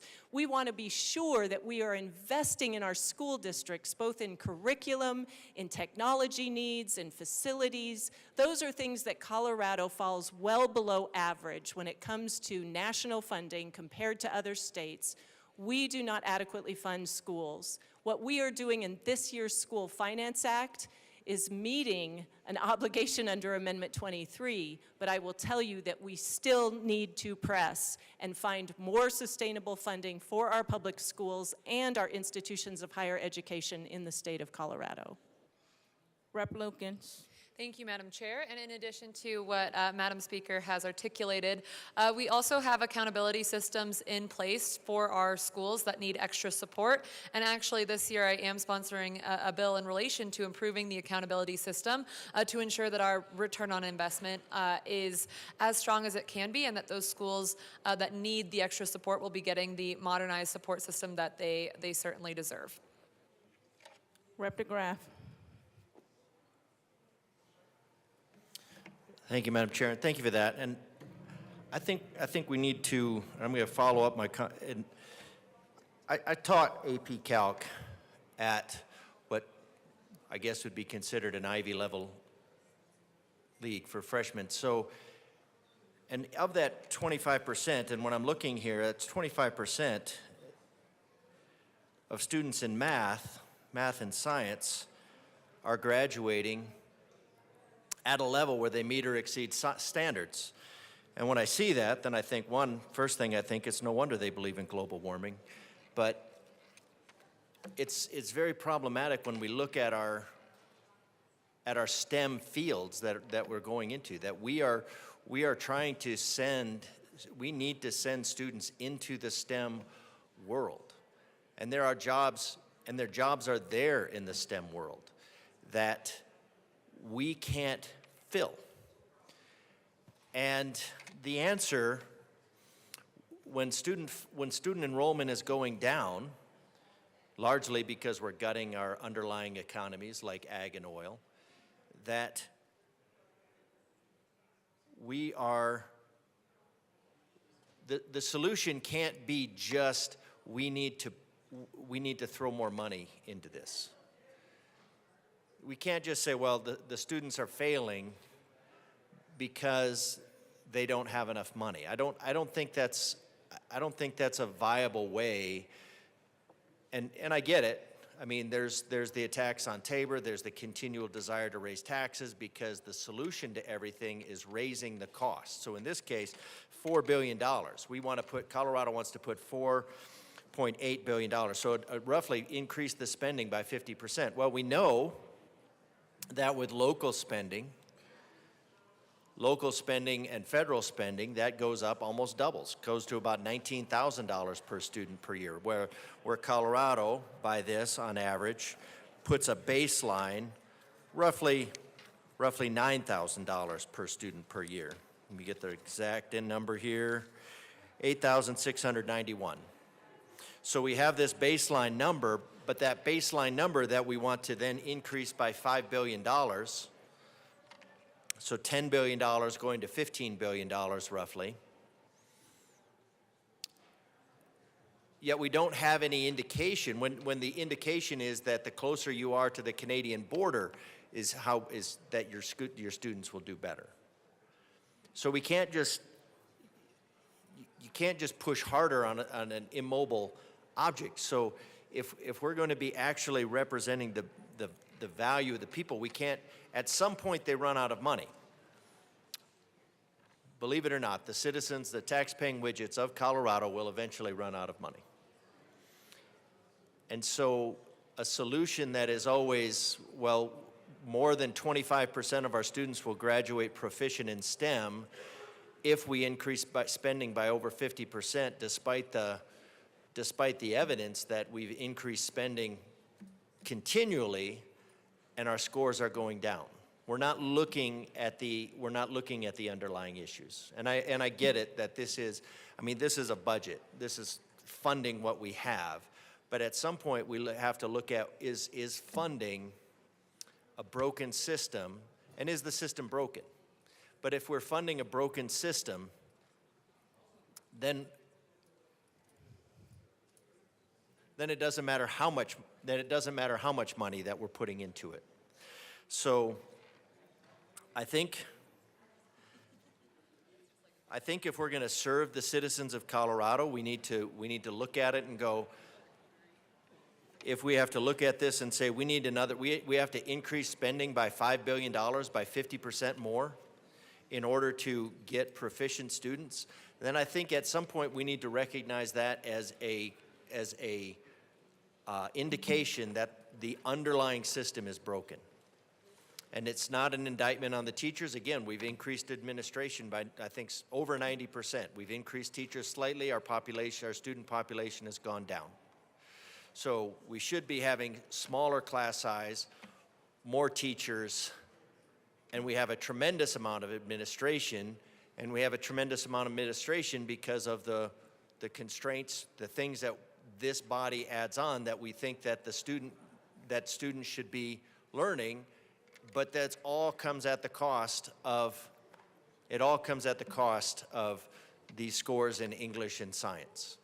And so as we demand things like 1192 project where we're teaching, the focus seems to be, so much of what we see of our students seems to be turning out little activists. And that does not leave them ready for society. So and if we're going to have a school system that is primarily focused on turning out little activists, then I think we need to have a discussion. Well, ma'am, we're talking about spending $10 billion, $10,000 per student per year from the state, wanting to increase that by approximately $5 billion per year for the state, and then having another $9,000, so almost doubling that, so almost going to $20,000 per student per year, which for a classroom of 20 would be about $400,000. So if you had two teachers at $100,000 apiece, you'd have $200,000. If you have a classroom for those 20 students of 1,000 square feet, you could amortize that to about $25,000 per year. And so you have about $175,000 per classroom per year. And we need to be able to see the people of Colorado want to know what they're getting for that money. And, I know that we can break it all down, money goes someplace, but they want to see what they're getting for their money. And when they actually look at what they're getting for their money is a 75% failure rate in math and science, but an 80% graduation rate. So that means we're graduating kids that fail to meet standards. Then what are we actually paying for? And what would we get? And if you just do more failure faster is just more failure. So I'm not sure how we get past the ideology that the solution to failure is more money. But I think for the citizens of Colorado, we're going to have that discussion. It's not to diminish the work here. I mean, trying to figure out all these moving parts for this in Colorado is definitely yeoman's work. But so this is a broader contextual of what we're doing with the system of education in Colorado. And I think overall, by the scores, the CMAS scores, we are not giving the people of Colorado their money's worth, and I think we owe that to them before we start asking for more. Is there any further discussion on House Bill 1320? Seeing none, the question before us is the adoption of House Bill 1320. All those in favor say aye. Aye. House Bill 1320 is adopted. Mr. Sheba, read the title, please read the title of House Bill 251188. House Bill 1188 by Representative Froelich, also Senator Michelson Janae, concerning the recommendations of the Mandatory Reporter Task Force. Representative Froelich. Thank you, Madam Chair. I move House Bill 1188 and the Appropriation Committee report. To the Appropriations Report. Thank you, Madam Chair. In appropriations, a modest amount was appropriated, but this was incredibly important because while this goes to the Department of Human Services, the Department of Human Services actually contracts with a nonprofit to do this work as recommended by the bill. And we really didn't want to be in a position to tell the folks doing work in child abuse that they had to raise their money themselves to implement the report. And so I asked for a yes vote on the committee report. Is there any further discussion on the committee report? Seeing none, the question before us is the adoption of the Appropriations Committee report. All those in favor say aye. Aye. All those opposed, no. The Appropriations Committee report is adopted. To the bill, Rep. Froelich. Thank you, Madam Chair. The Mandatory Reporter Task Force convened by the Ombudsman's office and met over 2 years. Their work has been in-depth, and the full report is quite impressive and comprehensive. The genesis of the task force was actually a tragic case in which a young girl was the victim of medical abuse. And she spent her short life in and out of Children's Hospital dozens of times, and there were literally tens and 20s numbers of nurses and doctors and healthcare workers who raised alarm about this particular situation, but the concerns never made it outside of the hospital, outside of the institution. Olivia died as a result of a life of multiple unnecessary medical procedures, and her mother has been prosecuted. So the goal was to clarify responsibilities and be very specific about who should be making reports and how quickly they needed to make those reports. And as we know from the hard work that this chamber has actually engaged in, and I think we're going to hear from some folks who've been really working in the child welfare world, there are also important issues that the task force was asked to look into. One is this concept of cultural competence and trainings, and that is in response to culturally incompetent allegations being made by mandatory reporters. Another important piece is to sever neglect from poverty so that we don't want to be making accusations that are based on poverty. What we want to be doing is connecting families to the resources in their community. And the third is to minimize criminal justice impacts for families, again, moving from punishment to connection of resources. And so the task force came forward with 18 recommendations. We had to move forward with only the ones that did not drive a fiscal note. I do have one amendment. I would like to move amendment number 3 to House Bill 1188. One moment. And ask that it be properly displayed.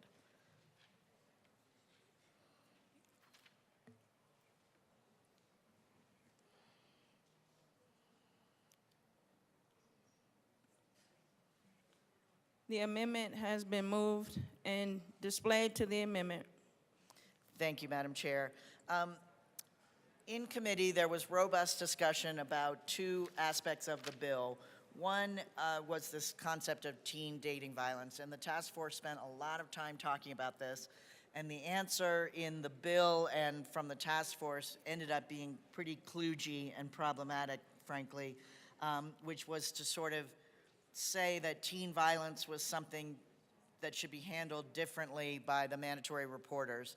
We have ended up striking that section, and so this amendment where it says strike lines 12 through 22, that is the portion about teen violence. The word solely was also removed because it's important that mandatory reporting reports to the mandatory reporting hotline or to the child abuse hotline in the bill, it says should not be made solely on the basis of race, religion, et cetera, as if to say that it could be in part informed by that, and so we're removing the word solely, and I ask for a yes vote on the amendment. Is there any further discussion on Amendment L3? Seeing none, the question before us is the adoption of Amendment L3. All those in favor say aye. Aye. All those opposed, no. Amendment L3 is adopted. Thank you, Madam Chair. So if I can just quickly say what the bill does, and I look forward to a robust discussion. We are clarifying that reports must be made within 24 hours. We are clarifying who and who falls under professional categories and capacities. For folks working with attorneys, we understand that there's client-attorney privilege, so that bill clarifies that.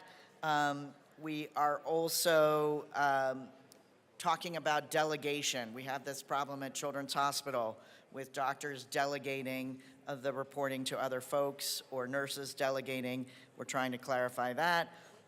Again, making sure that reports make it outside of institutions. We hear this a lot with coaches, complaints that somehow stay within the institution or within the sporting entity.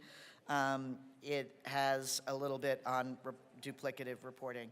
I just want to say before we have a bit of a discussion on this, the bill title is limited to the task force recommendations. So I look forward to having an interesting discussion on what we can do in this space and in the child welfare system in general.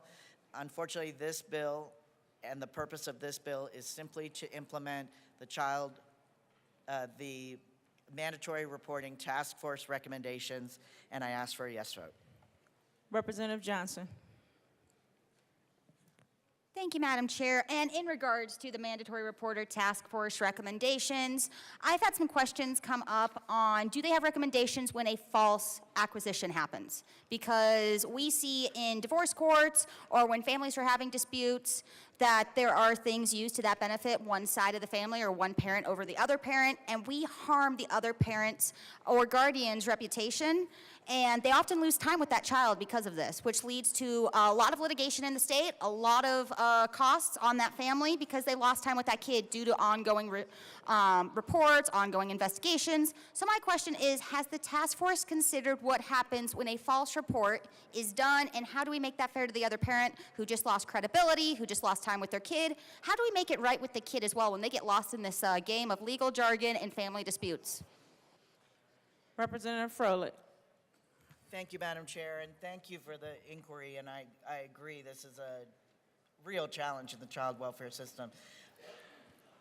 Just to the degree that that is a problem and intersects with mandatory reporting, because that is sometimes a problem that exists intrafamilially, and mandatory reporters are really that list of professionals that are required to report child abuse when they see it.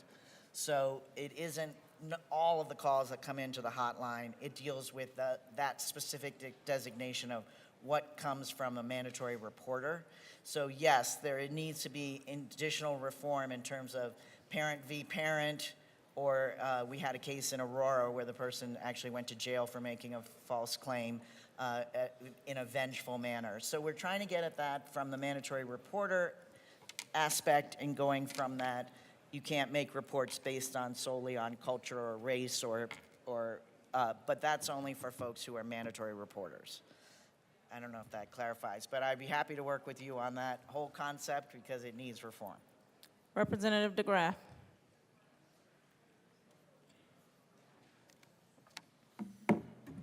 Thank you, Madam Chair.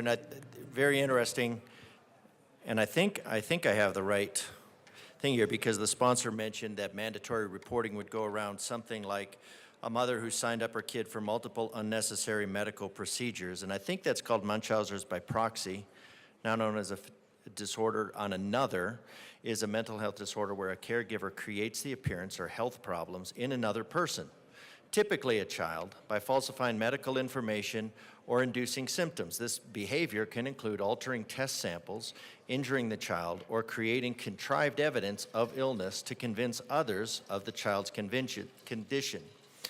Mothers are most commonly affected, although fathers and other caregivers can also exhibit this behavior. The caregiver may lie to medical professionals about the child's health condition, often to gain sympathy or attention. In severe cases, the caregiver may intentionally or harm the child to simulate symptoms of an illness. FDIA is considered a form of child abuse that can lead to permanent physical and psychological injury.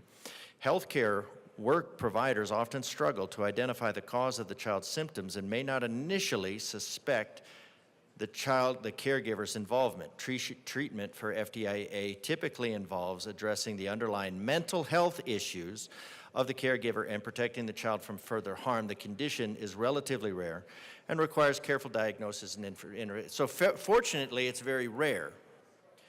But we just had a bill that criminalized a mandatory reporting, and that bill was 1312, which threatens to strip parental rights from parents. Representative DeGraff, to this bill, please. Thank you. Well, Madam Not Chair, it's very 1312. relevant. It's very relevant. No, we're not talking about House Bill 1312. We need to stay to House Bill 251188. Please and thank you. Okay. Well, since the sponsor brought up a mother who signed up kid for multiple unnecessary medical procedures, which is Munchausen's by proxy, and I'm curious how that works how that would work in relation to other bills where this body is making the determination, the medical determination, the General Assembly makes the medical determination that is fine. So, I mean, there is, and who would report it? Because, I mean, it's called Transhausen by proxy in the vernacular, but when that happens and we criminalize people for being in this case, the reporter, somebody somebody who sees that and is the reporter, and then this bill criminalizes it, how does this bill separate the criminalization of some unnecessary medical procedures and how do you determine what's necessary and unnecessary? I mean, is it just this General Assembly that determines it, or activists, or, I mean, how does that work? Rep. Froelich. Thank you, Madam Chair, and thank you to my colleague from El Paso.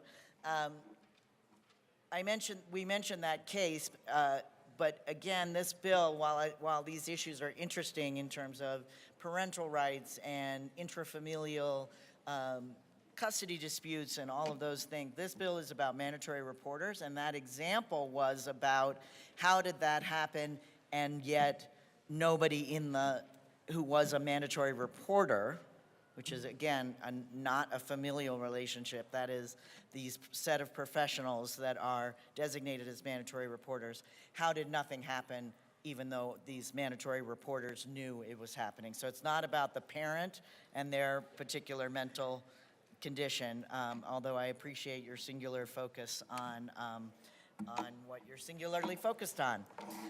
But that isn't this bill. Representative DeGraff, to the bill. I can assure you that I'm not singularly focused on anything. I'm talking about the health and welfare of the child. And I don't know what the medical conditions were that you said that the mother signed the child up for, but I would assume that a mandatory reporter who sees something of abuse, of somebody that's pushing somebody down a road of multiple unnecessary medical procedures, we would probably not want to criminalize that. Is that, I mean, would that be true? I mean, that we should have the full medical discussion, or are there certain medical procedures that are like, say, sacrosanct, and that there would be no questioning for somebody who sees what appears to be the abuse? Do they then have to step back and go, wow, would I be accused of something for being in this mandatory reporter position does that individual put themselves at risk of reporting something because of legislation passed in this room? Because this room does promote a lot of what many would consider unnecessary medical procedures and puts those under the protection of law. So if somebody sees a child being sent down a path of what they consider unnecessary medical procedures, and they want to report on that because they want to save the child from a lifetime of misery and pharmaceutical intervention, would that be criminalized then? I mean, how are you protecting those individuals from being the reporter when this body is So it's a legitimate question. It's across the board. I mean, it could be for appendectomy. It could be for I mean, I'm not sure what the medical procedures are that you were talking about. I'm not sure how you sign up a kid for appendectomy. So if there's going to be mandatory reporting around criminalized around certain medical procedures, how is this bill going to interact in that space? Representative Froelich.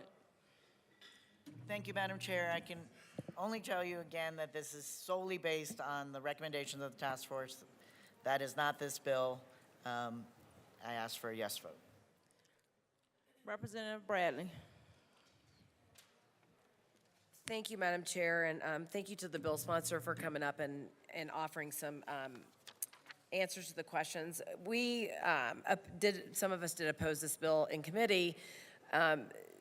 The task force did meet 31 times, and there were 18 recommendations made, but they only got 70% of the vote with agreement. And our caucus did have some significant, I would say, concerns. I've been on Health and Human Services, excuse me, for 3 years now, and we have seen some problems with false reporting. And so we have had parental rights usurped based on false reporting. And so that is the problem with this type of bill for me, is that you have a parent who has another parent that uses the child against a parent. So the requirement of a mandatory report to be filed within 24 hours then leaves no time to verify the facts before triggering a CPS investigation. And then it mandates that all suspicions must be reported even if based on uncertainty, which can lead to frivolous and retaliatory reports. So those are the guardrails that weren't addressed, that makes me feel a little not great about this bill, and I addressed that. Institutions cannot prevent false reports even when they know the allegations are unfounded. We have a staff shortage, and so I wonder how they're going to be able to do all this in a 24-hour period. Who is keeping account of that 24-hour period? I'm glad that they took the dating violence out of that. I know that CICASA and a couple of the advocacy groups had a real problem with that. The other thing that I had a problem with is expanding the medical abuse definitions. It doesn't clearly define medical abuse. What if I wanted to take my child to an alternative type of therapy? It doesn't clearly define that. There's no penalty for false reporting. It allows CPS to weaponize in divorces and custody battles. And then we heard a lot of talk that there's a disproportionate amount of racial diversity in CPS. And although they wrote that a report cannot be made solely due to a family's child's race, ethnicity, or socioeconomic status or disability status, there's nothing codifying that it wouldn't happen. So I ask those questions too, because I'm tired of seeing the disproportionality of children in CPS and not coming to a conclusion of how we stop that.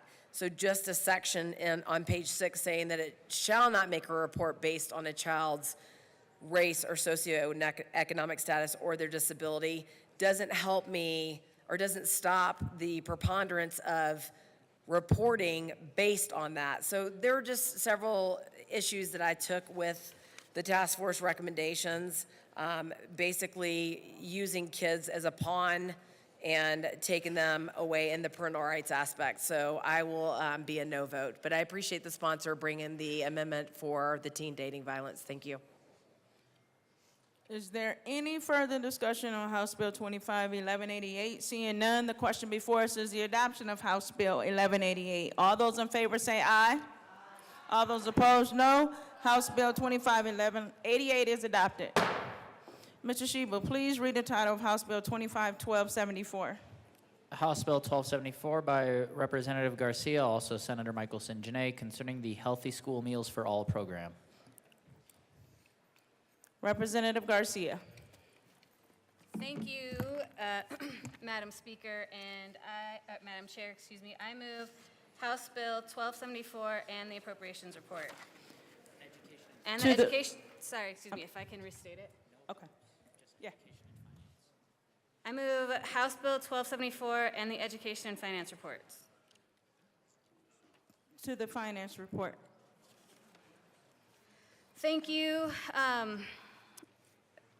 Thank you very much. So what we did in the Finance Committee is we went ahead and just adjusted some dates that was necessary for implementation, as well as we addressed some complicated formulaic language in the bill that allows us to actually shift and address first SCF transfer and also forward and backward looking. So I ask for an aye vote on the Finance Committee report.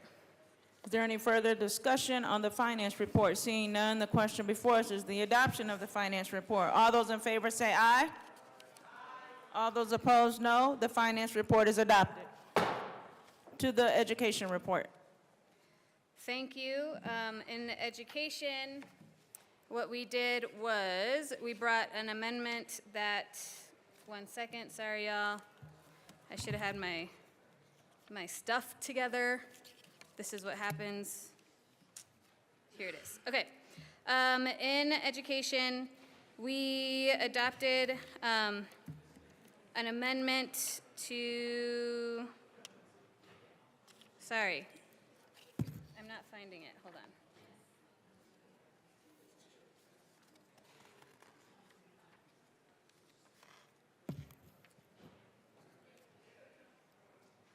Okay, I'm back now.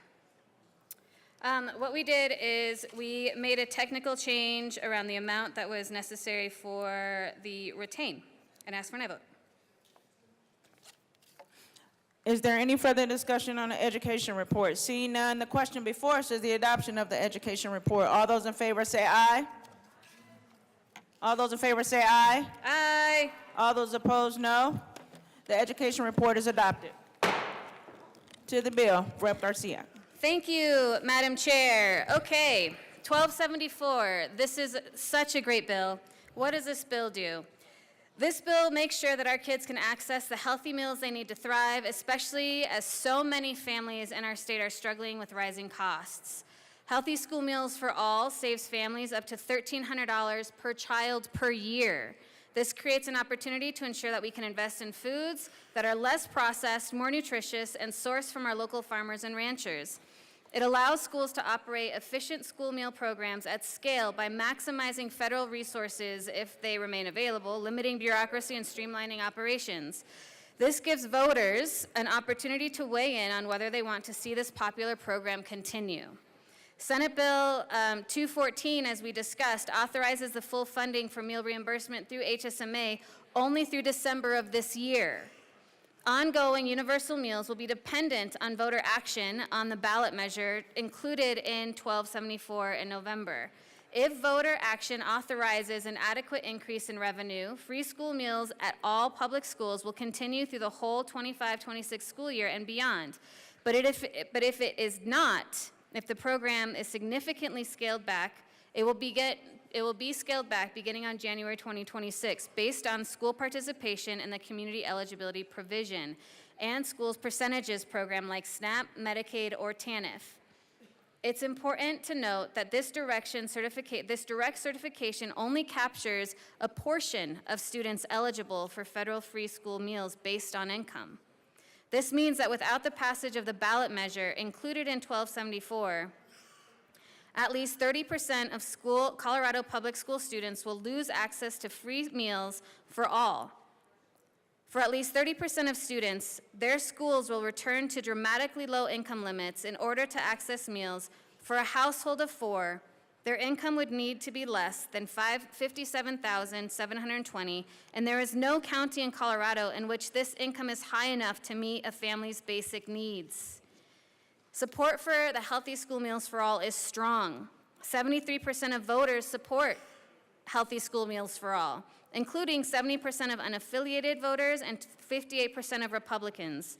It is important that voters have a chance to weigh in before this popular vote.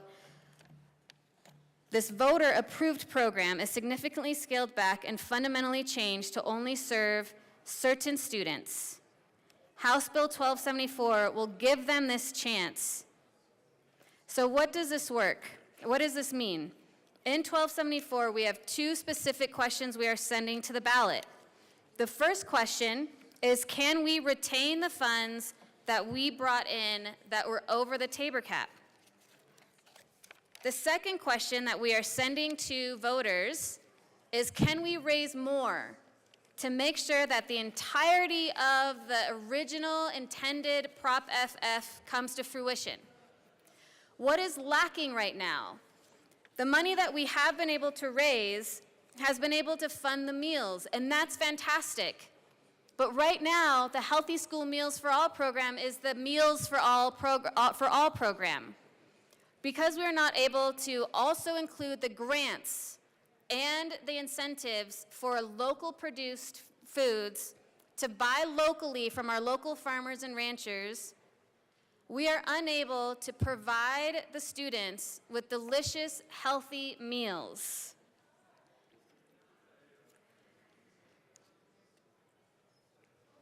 This bill can be complicated because there are a lot of things in this bill that are dependent on other things, okay? I could take a very long time to explain it all, but it really did take a long time in finance to explain it. But what I do want to share is that, in general, what we are seeing and what we are going to be asking for in this bill is legitimately only dependent on if the raise measure passes. The grant programs won't take effect. We will maintain the school meals if the raise measure does not pass. We have done polling twice in these last few months since the session started, and we have found repeatedly that by sending both these questions to the voters, they will pass. Coloradans want to make sure that they are supporting healthy school meals and ensuring that this program continues into its longevity that we hope that it does. And I ask for an aye vote. Representative Gonzalez. Thank you, Madam Chair, and I appreciate the sponsors' work on this bill. I was in finance when we heard this bill, and we did have a very robust discussion. I just have a few concerns with the bill, and I just want to be on record by saying I think all of us want to make sure that our children in schools are not only adequately taken care of, but also fed. You know, some of the conditions that our students live in may not be the best, and so sometimes they go to schools, and sometimes it's the only food that they get in their stomachs from time to time, and so the voters understand perfectly when it comes to funding these type of ballot initiatives, voters aren't greedy. You know, they understand if their money is going towards well-intentioned stuff like children, voters have a keen to support our children because they know some of the consequences if we don't fund what needs to be funded. I will say, for some of my concerns, you know, the projections were off. So when Prop FF was passed, I don't think we calculated exactly how much we needed, and so that's why we have this bill, because there was some discrepancies in what we were projected to get versus what we actually needed. And yes, you know, it's overwhelmingly popular that we feed our students, right? As what was mentioned by the sponsor, 73% support school meals for all. However, my concern is I have been approached by people in my district and outside of my district who are worried about the growing waste that we have when it deals with school food. And so, as you guys all know, when it comes to our landfills, 30% of our landfills of waste is food. And so I don't know if maybe the sponsor can help me address the concerns when it comes to what mechanisms we have in place to prevent the waste, to make sure we're not wasting our tax dollars, and we actually give the food to the students. Just because that's just my biggest concern is I want to prevent the waste, and I know it's impossible to get zero waste. Stuff happens, right? Stuff can go bad, spoiled, damaged, ruined. So anything that we can lower the waste going forward, I'm happy to hear. I don't know if some ideas that maybe these other people in the chamber have, but that's just kind of my main concern with the bill is I was brought that type of concern about the waste. So if I could just get some more information on that. Thank you. Representative Garcia. Thank you, Madam Chair. So to address the waste issue, there's a correlation that when you aren't providing students with fresh food that they like, where it's either culturally relevant, that they won't eat it. And addressing food waste is very much a local issue. It's school by school. And so when we have programs that districts can then apply for grant programs to whether it's work on a more local or growing kitchen or a centralized kitchen, they can actually address the desires of the students of what they want to eat better. One example that I will share where this was proven effective is actually in Boulder County. There was a group of parents that organized to make sure that the school district addressed the food waste that was happening, and with food waste comes hungry tummies. And what they did is they worked on a menu together with these families on what their kids would like to eat, and since then their food waste has dramatically dropped. So I would, in response to food waste, my response there is we need to look at every district and every school and say, do what you need to do to reduce the waste. Make sure that you are rebuilding and reevaluating your menus. And again, we need the raise measure so we can raise more money to allow schools to be able to buy locally and to buy more fresh produce. Representative Garcia Sander. Thank you, Madam Chair. We heard this in Education Committee, and as a principal of Title I schools and non-Title I schools also, I've done lots and lots and lots of daily breakfast and lunch duties over the past 25 years. And I think this bill is a noble bill. I know that children need food in their bellies to be able to focus and learn. That said, I do think, and I will repeat again, I think voters who approved FF would be absolutely appalled at the amount of food that is wasted in our cafeterias. Both kids throwing away food and staff throwing away extra food that wasn't served because kids didn't take or didn't want the school meals that were provided and prepared just because of the numbers. And the way I've explained it many times to my constituents is, let's just use round numbers. Small district, 1,500 kids, 500 elementary, 500 middle, 500 high school. If we are providing free meals for all kids, that means our cafeteria is going to prepare 1,500 meals. Say it's a meal that 700 kids don't like. We are required to provide 1,500 meals. That means there's going to be a lot of food that's thrown away. To the bill sponsor's point, cafeterias should be providing local as much as possible, and I know my districts up in northern Colorado have made great efforts to do that. In fact, we've had requests from our own personal apple orchard to provide apples to local schools. And so I know our cafeterias are looking at cost-effective ways to do that. They're reaching out for local produce, and that's important. But I also will say that some of our most affluent communities are preparing food that kids are throwing away. Not all families need free meals, as was cited in our committee. We have about an average of 11 to 12% of kids across the state saying they're hungry. There's a flip side of that percentage. I have no doubt that that's true, and I also know that every kid is hungry. As soon as they leave the breakfast cafeteria, after they've eaten their super chocolate donut in the morning and had their milk and some fruit, 10 minutes later, they're still hungry. Kids are hungry. Prior to FF, There were also strong safeguards in place to protect identities of students who qualified for free and reduced meals and to prevent stigma.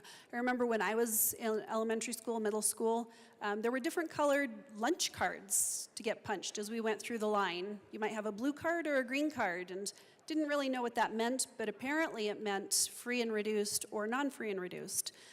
As we've progressed with technology, kids just go through the line, they punch in a number, nobody knows what that number, kids know their own numbers, they don't know what that number means.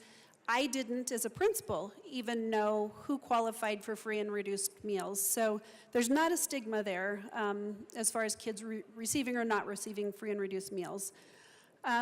I do believe that part of the problem with hungry kids is likely a function of our school lunch schedules, and that is a local solution that districts need to tackle on their own, schools need to tackle. I know it's a perennial issue when I have kindergartners eating lunch at 10:50, 11 in the morning, and they go till 3:20, and then I have fifth graders, long day, and they eat at 1:30. So that's a school cafeteria space issue. It's a staffing issue with how many kids can we get through the lunchroom on time. So yeah, kids can be hungry, and we also know that kids eat all day long with snacks that they either bring from home or that are provided in school. Given all of this, I'm concerned about the waste that we have. I do believe voters who approved FF have the best intentions to make sure that our kids are not hungry, that the kids who really truly need food are getting food, but I do think they would be appalled to know the food that's getting thrown in the trash, literally going from the pan to the trash at the end of breakfast or lunch every day. Given the economy and voters' resistance to give up Tabor, I do have to ask, what are the must-haves versus the want-to-haves? I really don't believe that the majority of Colorado's taxpayers will have an appetite for this. I urge a no vote. Thank you. Representative Johnson. Thank you, Madam Chair. And echoing a lot of what our good colleague just said from Weld County, must-haves, want-haves. I know we all agree that children should be fed and they should not be hungry because of lack of food. But what do we consider when children are picky, or they decide not to eat, or they are still regulating their bodies and they start to overeat? I work in an after-school program, and sometimes you do need to teach what happens when you decide to skip a meal. I talk to them, they complain they're hungry. The first question we always ask in that after-school program was, did you have lunch? And they said, well, we took the tray. Well, then why didn't you eat the tray? We didn't like what was on it, so we just threw it away. We have so much food waste going on that putting more money to this is not the answer. And children, you know, I grew up that you eat what's on your plate or you wait till the next meal. Sometimes we do have to give a little bit of tough love, but they do have that option.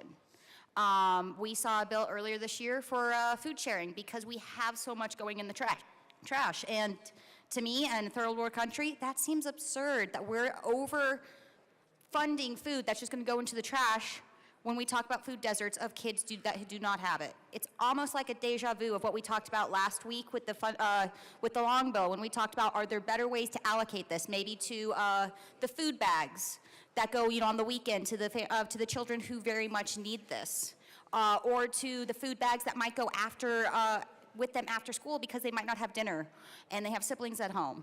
So there are better ways to utilize this than just saying, if you have 100 kids in your school, you must make 100 meals. Where is the option for parents when they know their kid? When they say, I know my kid's not going to eat and they're going to just toss it, or I just want to still provide a meal for them, for whatever reason one parent says, why don't we start looking at this a little bit more smart and saying, allow parents to have that choice, because we are forcing kids to take these plates, they throw it away, and then we're asking for more money for it. I would urge a no vote on this, but would very much be happy to be at the table, both to share a meal with the colleague and any of the sponsor and any of you. But look at ways to better address this. Put those funds to the kids who need it over the weekends or for no dinners, and look at ways that we allow parents to be at it too, saying we offer them a meal, we provide a meal every day, so we don't need 100 meals every day. We might need 80. Let's make that a back and forth conversation, and also let's go and urge our school districts. It is a scheduling thing. Some kids eat at 10:15 in the morning, some don't eat until 2, depending on their schedule. And so, yes, they are going to be hungry, not because of a lack of food, but there are so many other factors at play. Representative Kelty. Thank you, Madam Chair. I too am not in support of this bill. Even starting off, JBC and appropriations have both cut the funding to this program, which it won't be fully funded anyways, and that should be a showstopper. But let's not stop there. This bill is a continuation of the waste in our school meal waste program, which is what the program actually has become. People and families, really, would be better off keeping the money in their pockets than allowing the schools to buy what they know their kids don't like. Let the people of Colorado actually buy the food that they know that their children do like, the food that they want their children to have. The options that are given in the schools, as my colleagues have mentioned, are not what the kids want and has become a huge waste. We are a state of many ethnic backgrounds. From the top of the state to all 4 corners. You've got every ethnic background you can possibly think of, and that includes food choices. Food choices that are offered in schools do not reflect this. They get a generic food, and the kids are taking, like my colleague mentioned, they're taking the tray and they're literally throwing it into the trash. They pick at it, and that's it. We need to allow the people to keep the money, the almost $64 million, just for the 1 year, and it actually almost doubles after that. Keep the money in their pocket so they can actually buy the food for their children that they want to eat. There will still be programs for kids who are of indigent families. They'll still be able to qualify for the lower income food programs. But for the rest of them, let them decide what food they want. Let the families keep the money, again, in their pockets so they can buy the food that their children want, that they know that they'll eat and they won't waste. We need to stop the waste in this state. And it starts exactly with a bill exactly like this. I am a no on this one. Representative Bradley. Thank you, Madam Chair. I think this is a bipartisan issue. I think we all want kids that can't afford to eat. I certainly, definitely do. And I think the good representative from Weld County hit the nail on the head. I don't understand the school lunch schedule at schools. I'm not a teacher. When I had to homeschool during COVID, I was like, get these kids back to school because I am not equipped to teach my children anything. That's why I'm a physical therapist. I don't understand the school lunch schedule. So I feed my kids a healthy breakfast, and then like my 5th grader eats at like 10:15 or something. And he's not hungry. But by 3 o'clock, he wants to eat the whole house. And then my 8th grader eats at like 1, and then is not even ready for dinner. And then my 12th grader usually goes out for lunch, and then my 10th grader eats at like 11:20. So a lot of these kids aren't hungry. But then I had a lot of the lunch ladies in my district because I wondered about this. We need to feed kids. Kids need to be nourished. I'm a big believer on the power of food in the educational system. If you're hungry, heck, when I'm hungry back there, I don't even want to talk to anyone. So I can imagine kids that are hungry not performing well at school. But the lunch ladies send me picture after picture after picture of all the food we're throwing away. And they're like, what are you doing down there, Brandy? What are you guys doing down there? Why are we throwing so much food away when kids are hungry, but I can't save this food? What are y'all doing wasting all this money? And then I tell them it's coming from Tabor refunds. Then, the gloves are off. Then they're really upset about it because we're not feeding kids because we're throwing all this food away and we're just wasting all this food, and they're appalled. Kids in my district are being fed. Kids that aren't hungry are being fed. And they're eating like a bite of something, and then they're throwing it away. And so I started thinking, like, why are we feeding all these kids that don't qualify to be fed? Why are we being so wasteful? We have a great organization. I sat at the well and talked about it, the Backpack Society. It's privately funded. The amazing citizens of Douglas County don't want kids going home on the weekends not fed. Why do we eliminate the community and the churches from helping the citizens of Colorado? Why does the government have to come in and take care of everything? Why do we eliminate the communities from helping out? And why do we force wasteful spending? The churches want to help. The communities want to help. The Backpack Society is a great organization. They provide meals to pretty much all of Douglas County kids to eat on the weekends. It's a wonderful organization. I would tell you guys to look it up. It's amazing. Privately funded. We should have one in every single district. Kids need to be fed. We don't need to equate children being fed with wasteful spending, and we certainly don't need to dip into Tabor refunds when our senior citizens are counting on those refunds to help pay for property taxes or groceries or prescription refills. We don't need to put children over what they need. We can balance this. We don't need to have waste. We can balance this. Feed the children that need to be fed and balance the wasteful spending. There's no stigmatization. Kids go in and punch in a 7-digit code. It doesn't flash up poor, poor, poor. Child needs to be fed by the government.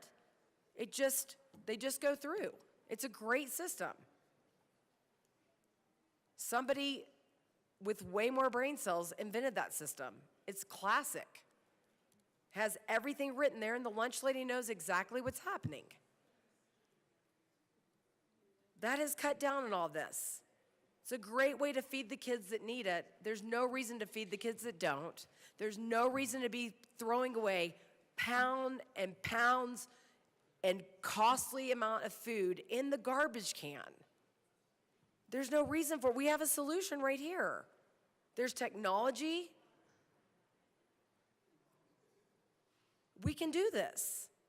But let's not put it on the backs of the taxpayers that are trying to afford just living in this state.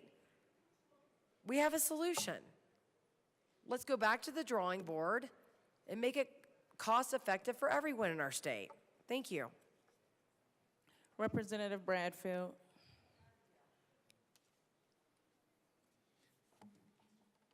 Thank you, Madam Chair. I come up in opposition to this bill as well. And as several other people before me, we had heard it in education, and I am so pleased that you were polling people to get their opinions on this program. Where were your polls in the state, and what was your sample? I'm interested in that. I am concerned that this program does have an impact on the taxpayer Bill of Rights, and I know that definitely the people in my district, if they voted for this, would be very disappointed to know that that was an effect on their returns. Also, it also has consequences for people who earn money, and that's you know, an additional tax on them, and that doesn't seem right. So other than the waste that has been talked about extensively, and the fact that not every kid wants a lunch, that's been talked extensively. I would urge a no vote on this bill, and let's get something that perhaps is more of a opt-in rather than you can't opt in or opt out. Thank you. Rep. Garcia. Thank you, Madam Chair. So to answer your question, the March 2025 results from this polling was for 500 likely November voters for the 2025 ballot. and it was statewide, and the respondents in this poll are distributed to accurately represent the voter base on party registration, gender, age, and ethnicity. So the base was to reflect what exists here in Colorado, and the results showed 63% in favor that would vote yes.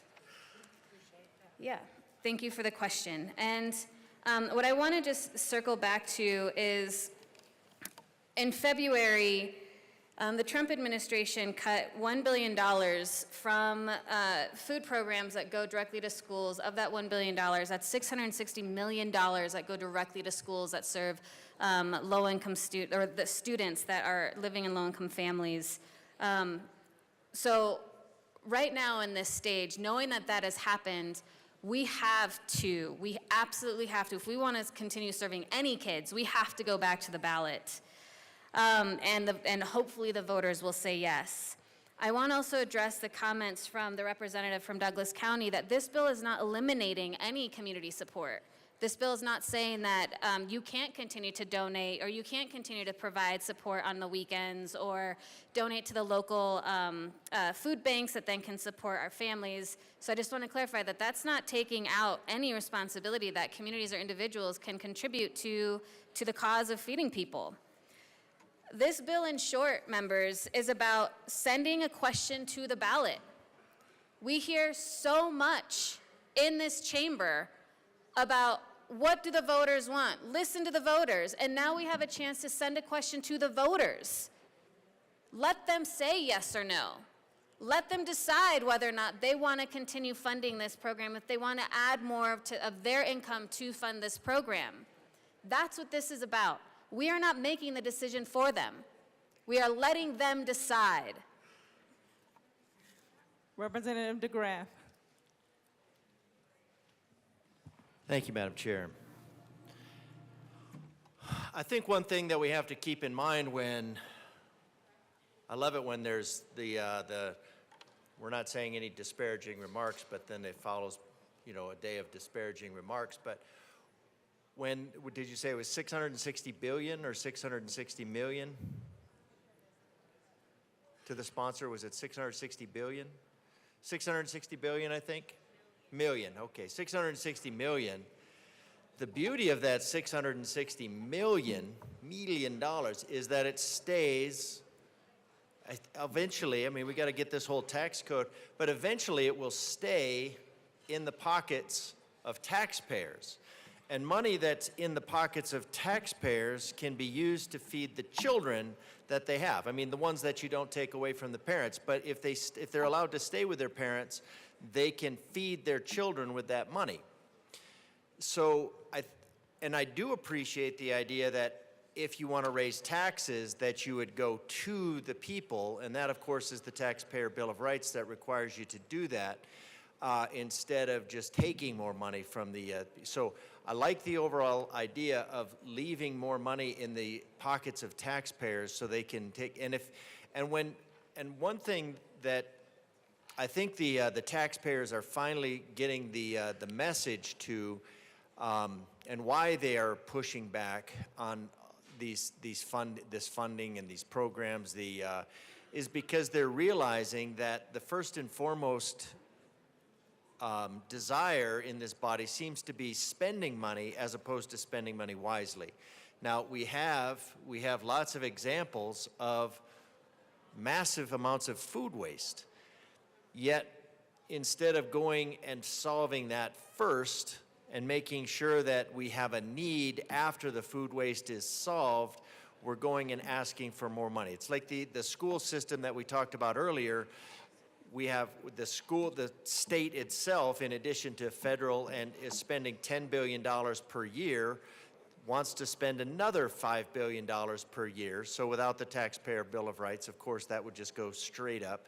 But we're expecting, the citizens of Colorado are expecting a positive return on the investment, so that they're expecting us to give that we would have gotten the waste out before we're asking for more money. So before we go and ask for more money, let's go and solve these problems. Let's give these, give the people give these schools, find out why some schools are throwing away massive amounts of food. But overall, I'm in favor of leaving money in the pockets of taxpayers, having less compelled labor out of the citizens of Colorado, allowing them to fulfill their own responsibilities and not be reliant on government for everything. Representative Garcia. Thank you, Madam Chair. It's interesting to think that the $660 million that has been cut from food budget would actually go into the pocket of anyone except for Trump's billionaire friends, but okay, think what you want. I want to address the stigma issue, because I think that's something that's really important here. When the vast majority of students accessing meals at school are those on free and reduced lunch, meal participation still does carry that stigma, even if students aren't explicitly called out as at the register. Even with healthy school meals, about 73% of breakfasts served in Colorado are reimbursed at the free reduced rate, and 60% of those lunches served are free and reduced. And we know that many students who don't qualify for free or reduced price still need help affording food. The fact that the number of meals that qualify for federal reimbursement at the free rate has increased more than 80% since the implementation of HSMA demonstrates that there is serious stigma that prevented many students with the highest need level from accessing nutrition at school. It also demonstrates that we are drawing in significantly more federal nutrition resources for our lowest income students through HSMA than before. This bill doesn't change the model of how the revenue comes in from FFF. It still targets those that make an income of $300K or more. Those who need the money to stay in their pockets are not going to be harmed by this. The fact that we even have to go through this and have to bring a retention measure is because of Tabor. Because of an arbitrary limit that the voters approved that we can keep, that we can actually earn as a state, because they said, yes, we want to pay these taxes to feed kids, but you know what? Because this arbitrary limit that's not based on any reality, now we have to go back and ask the voters permission to ask again what they've already given us permission to use. Representative DeGraff.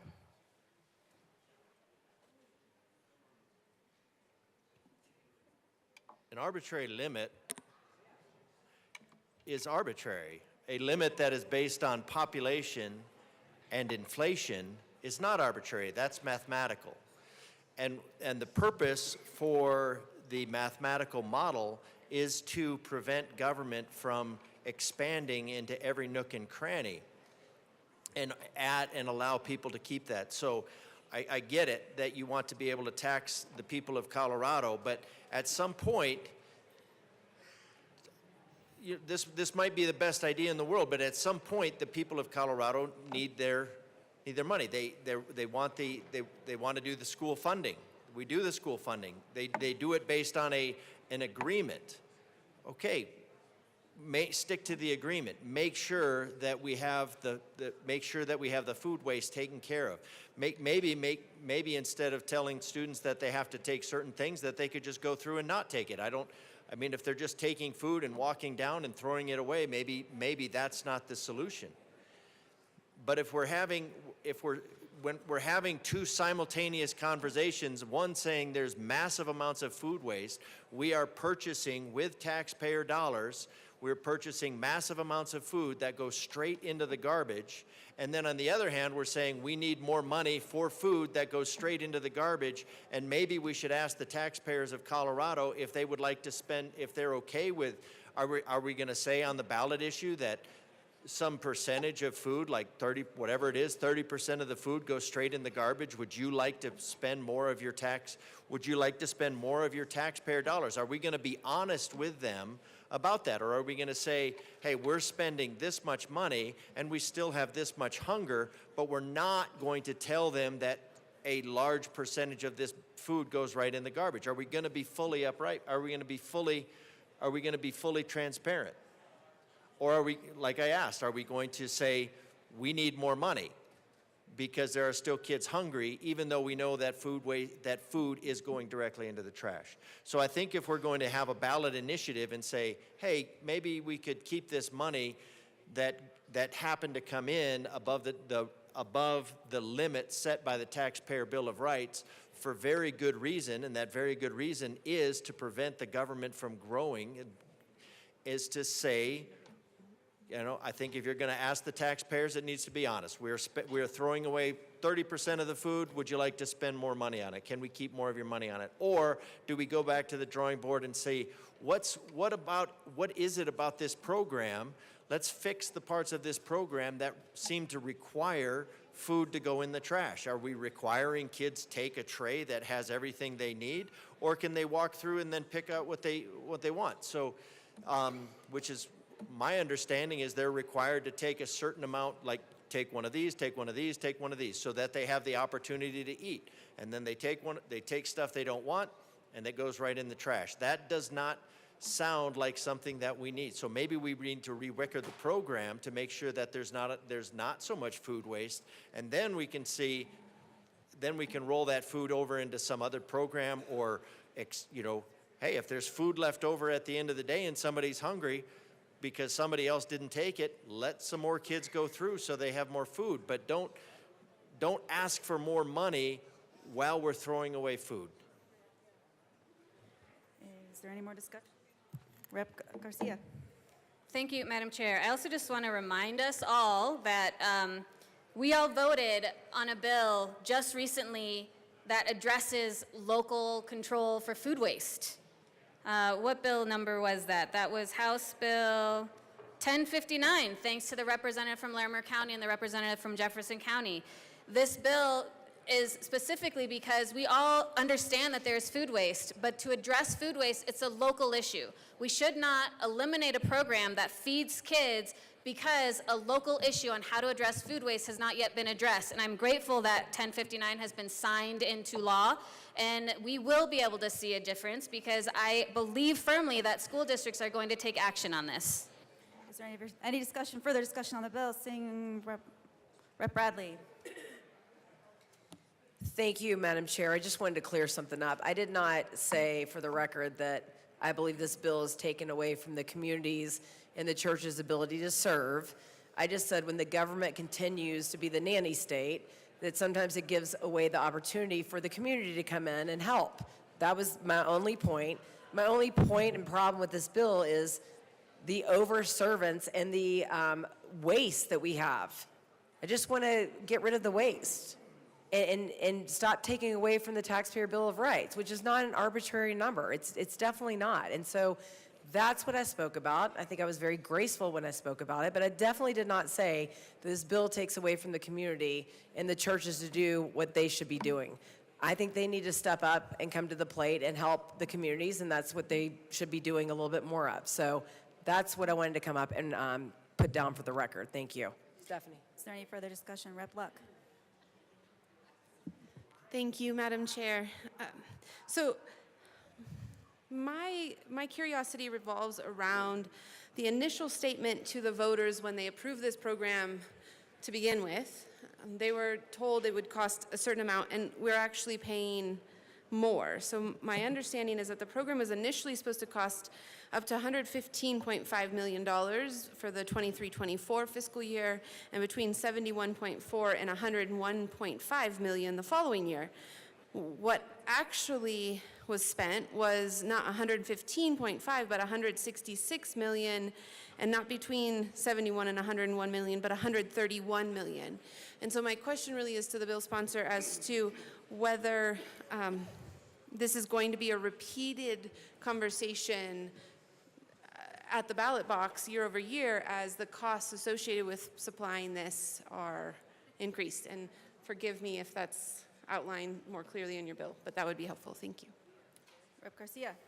Thank you for the question. So Tabor requires us, after the first year of a revenue-generating bill that's passed at the ballot, if we raise more so, we are required just in the first year to go back to the voters and ask to retain. After that first year, we can just continue to retain. We don't have to keep going back to the voters. I want to address the fact that the many reasons why the estimates were off is we did not account for COVID We did not account for inflation. We did not account for all of these things that are completely out of our control.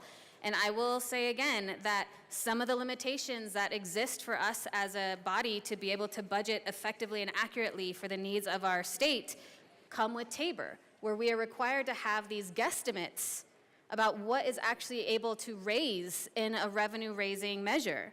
And because of those guesstimates that we are required to have and limit ourselves for, that's why we then have to continue to come back and ask to retain the money. We can't make the adjustments without voter approval. Rep. Luck. Thank you, Madam Chair, and I appreciate that answer. I don't think that I'm being clear. I understand the way that Tabor's mechanism works. I guess I'm just wondering in terms of the projections for the program. We say it this one, but then they exceeded that, the actual need. And so do we have any expectation of, will those costs continue to increase, I guess is what is in my mind to ask. And then my understanding was this program was approved in 2022 by voter initiative, or by the ballot, by the voters. But you're mentioning COVID, so was there one prior to that that I'm not aware of or remembering? Rep. Garcia. Thank you for that question. No, the impacts of COVID on inflation of food continue even still today. And so that's what I was addressing. Thank you for the question. All right, is there any further discussion? Oh, Representative Hartsook. Thank you, Madam Chair. So we heard this both in education and finance. I guess there's two ways to look at it. We can look at it as the glass is half empty or the glass is half full. And we hear things about the stigma of this and the stigma of that, the stigma of being poor, the stigma of being rich, the stigma of not having something. Everything in the world has a stigma to it. So we can do one of two things of looking at it that way. We can turn it into a negative, or we can turn it into a positive, i.e. the glass is half empty or half full.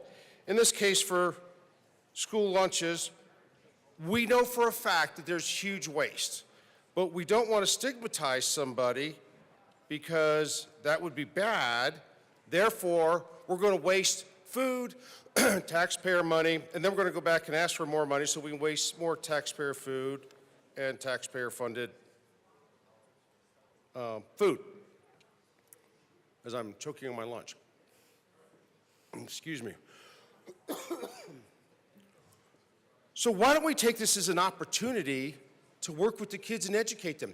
Why don't we take it as an opportunity to have community involvement? Why don't we take it as an opportunity to get more of the grassroots level involved in there and working with the communities and with the kids and with the families? Why don't we turn this into a learning opportunity? Why don't we turn it into a way that we can help people and build better, tighter communities? Instead of just saying, oh no, let's gloss over everything and put a Band-Aid on it and go and say, let's raise some more taxes so we can just keep throwing away more food. That just seems counterintuitive. If the system isn't working now, why on earth would we go out and ask for more money to buy more food, to waste more money and more food? That makes no sense. That's illogical. Or we can turn it into a learning lesson. I would suggest we turn it into a learning lesson. I would suggest we get community involvement. I would suggest we get the local community, the schools, the churches, the health centers that are in that area to work together. And you don't have to sit there and just because somebody doesn't have food or is poor and can't afford something, we can either teach kids to stigmatize that, or we can teach kids, here's a learning opportunity. Maybe somebody's not as fortunate as you are, therefore maybe you should step up and give a helping hand. Maybe they can go out and help in their garden. When I was in high school, we actually had a garden in our biology class. We went out there and we worked in it, and then it contributed to the community.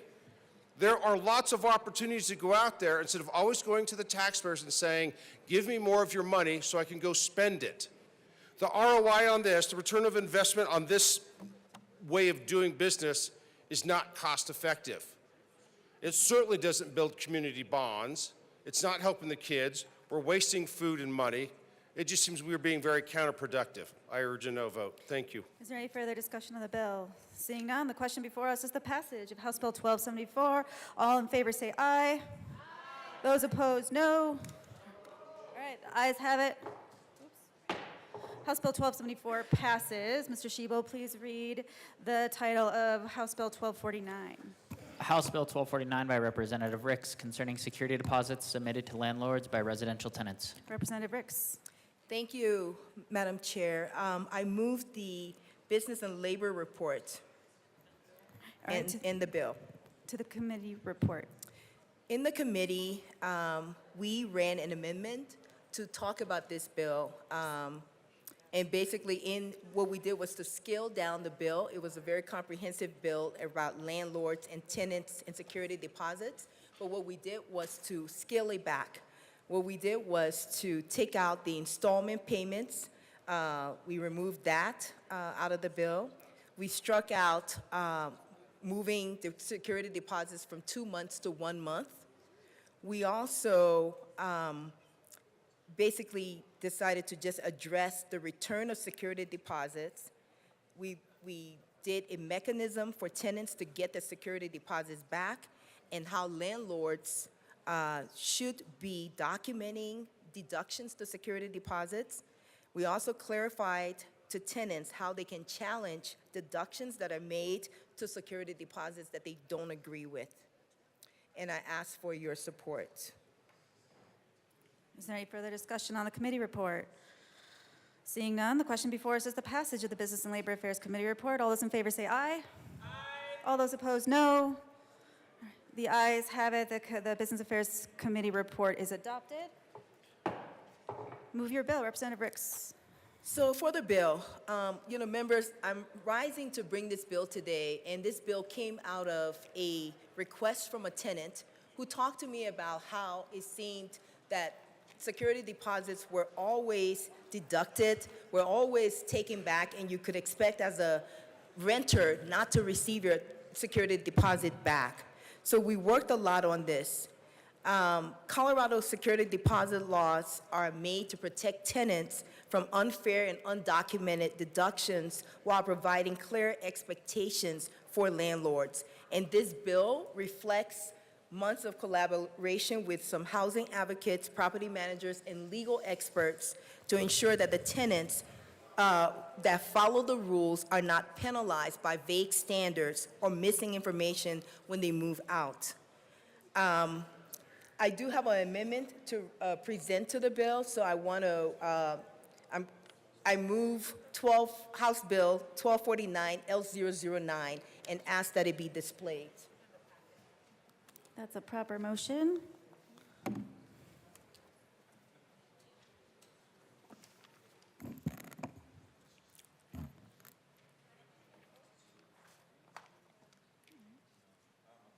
That amendment is properly displayed. Please continue. So this amendment that we're running is going to address issues that were brought up in the committee hearing. And basically, there were several witnesses that showed up and talked about safety issues as it comes to walking through for inspections after a tenant leaves or vacates a property. And so what we did was to revise and add provisions in here that an inspection can be done through telecommunications, through video. It can be an interactive walkthrough if people feel that they're unsafe. The parties also can mutually agree to a time that will work for both of them. And we had in here that, the landlord had up to 10 days in order to surrender the premises and et cetera. And so we took all of that out to make it, to make sure that the tenant had to remove their furniture, of course, for them to do the inspection. We also addressed how a landlord can send payments back to a tenant. There were issues around certified funds, if the funds were made or drawn on an out-of-state account. And so we now put in there that a tenant can receive their deposit with consent through electronic transfer of funds, which is something that has not been happening in, landlord and tenants, between landlords and tenants in Colorado. And they can still also mail those payments through like a money order or some type of payment like that. There were issues that were brought up about wear and tear and the useful life of a carpet. We had in there 5 years. People said it was mostly 8 to 10 years. So we struck the 5 years and we put in 10 years. And then we also did a petition clause instead of a safety clause. So we did listen to, the stakeholders to try to get a bill that would be great. And I think that what we have now is something that can really give some clarification on how, walkthroughs are done, how, and really it creates accountability for bad faith. Also, it protects tenants from unfair carpet and paint charges. It ensures refunds attempts are made. It clarifies the refund times and notice timelines. And we think that this is a pretty good bill because we want to ensure that people who play by the rules in Colorado will get their security deposits back after they have met the specifications of Colorado laws. I ask for your support on this bill. Representative Wu.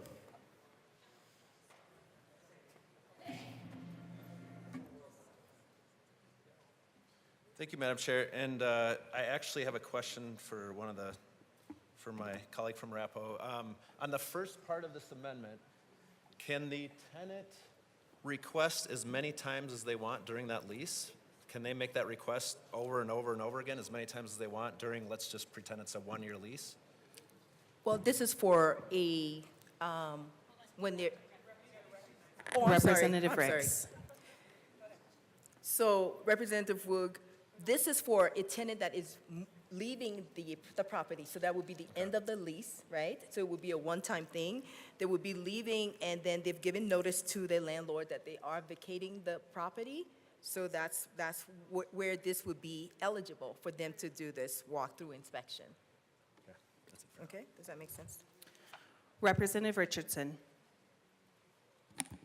Thank you, Madam Chair. And I do want to thank the sponsor. When we heard this in committee, there were about 11 items that on the landlord side, on the property management side, they had concerns with. 3 of those were handled in the committee report earlier. I think 4 or 5 others are knocked out by this amendment. This is a good amendment. There's probably always things left to argue over, but it's a good amendment, so thank you.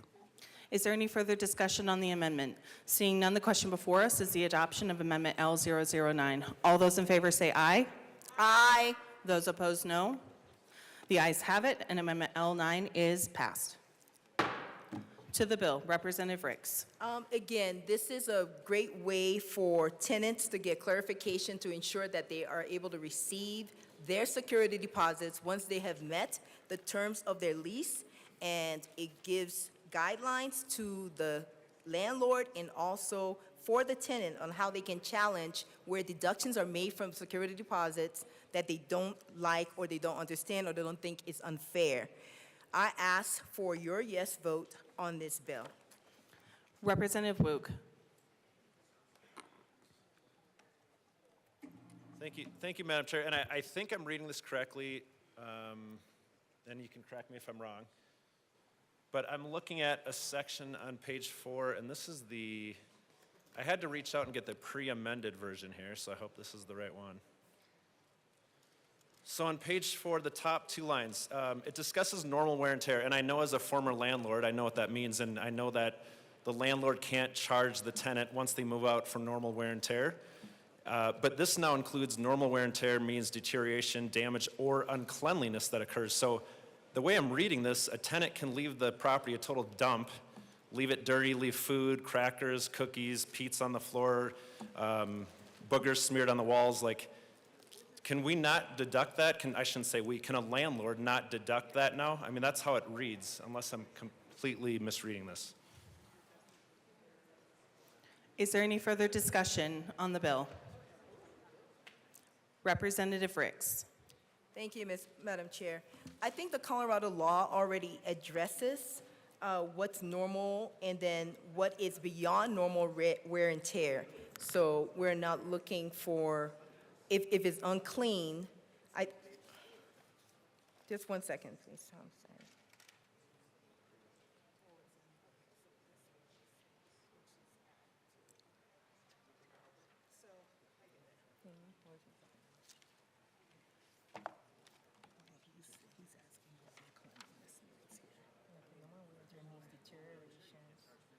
damage or uncleanness that occurs based upon the use.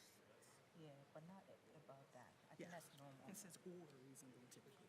Yeah. Okay. Representative Ricks. So in point 4 on page 4, it says normal wear and tear means deterioration, damage, or uncleanliness that occurs based upon the use for which a rental unit or mobile home space as defined in section 38, 12, 201.5, 6, and 5, and is intended or reasonably and typically used without negligence and carelessness. So you cannot be careless, you cannot abuse the property and that be considered wear and tear. It's normal wear and tear. If maybe you have a dishwasher that breaks down, that's normal, that happens within a tenant because you're gonna be using that every day. But you cannot abuse it, leave it totally dirty and filthy or whatever you're describing and still consider that normal wear and tear. That would be beyond normal wear and tear. Representative Woog. Thank you. And I'm having a good, friendly debate over here. Thank you, Madam Chair. I'm still concerned with uncleanliness being added. And my colleague is making some points that maybe what I said, pizza on the floor, boogers smeared on the wall is not normal, but now, maybe, you know what? Some tenants that is normal for. So, and there are some bad landlords too, and we have this debate in here. So, okay, I don't have to do anything, and I'm told, okay, if I'm the landlord, that's fine, you don't have to go to court. If I don't give them all that deposit, now they take me to court. That is an issue. That's what I'm trying to get at. This is creating time and money for landlords, and it will ultimately. Because I did this for years and years and years, a long time, over 10 years. Everyone has a different idea of cleanliness. There's no definition of cleanliness. Do you know how many times I've had tenants move into a house that one of my property managers thought was clean? I even thought it was clean. It wasn't clean to them, and now you're sending a professional cleaner. So the definition of cleanliness, there is nothing. There is no definition. So this, I truly believe that term added, I don't think it needs to be added, that term added to normal wear and tear will create issues. And again, if a landlord is sued and now they got to go to court, and I'm talking again, I talk about small landlords, small business owners. Some of these people, 1 or 2 people run a small business. Now they got to take time out to hire an attorney, most likely. They're taking time out to go to court. That's the whole day or half the day. It's a huge expense. So that's, for me, a very major concern. And the fact that that's added concerns me. I don't know if some people have complained that this is happening and they felt it was clean. But again, that's just not a, no one can define cleanliness. That's the biggest issue I ever had as a landlord. One person thinks the house is completely dirty and another person thinks it's completely clean. Oh, I clean it myself. I've even had cleaning crews come in. This wasn't clean. No one ever agrees on cleanliness. So that's just too much of a problem for me, but I appreciate the debate. Thank you. Assistant Majority Leader Bacon. Thank you, Madam Chair, and thank you to my colleague. I want to recognize what you shared, as well as having talked to the sponsor and the proponents of this bill to try to, lay a little bit of a legislative record for the purposes of answering a question. Members, I'd like to, for those of us who are following along, uncleanliness is mentioned on page 4 of the introduced bill between lines 1 through 7. And it comes under the guise of the definition of normal wear and tear. And the reason why I'm going to start with that is because wear and tear also is defined as reasonableness. We already kind of deal with it. Believe it or not, Democrats are also landlords. Been one myself, right? And so normal wear and tear is a term that we've seen throughout common law and throughout this space. And the standard there is reasonableness, and that's what we also intend to apply to cleanliness. The rest of the paragraph also highlights that intention, right? Normal wear and tear means deterioration, damage, or uncleanliness that occurs based upon the use for which the rental unit is intended. So that means a home, it's intended as a home, or reasonably or typically used. So we're talking about wear and tear, which includes damage and uncleanliness, based off of what a normal home is supposed to expect. And then it goes on to say, for uncleanliness, without negligence, carelessness, accident, or abuse of the premises. So if it is unclean to the point where the property has been abused, has been careless, that is the standard. And that's what's written here. It says, accident or abuse of the premises or equipment, private property by the tenant or homeowner or members of the tenant's or homeowner's household or the invitees or guests. So we put in the paragraph on top of the term of art that is used in landlord-tenant law on wear and tear and what is reasonable, that it is not careless, that it is not abused, that it is not intentionally damaged or neglected. That's what that means. And the reason why, again, you know, many of us before, if you are homeowners and you have the privilege to be, many of us were probably renters before we were homeowners.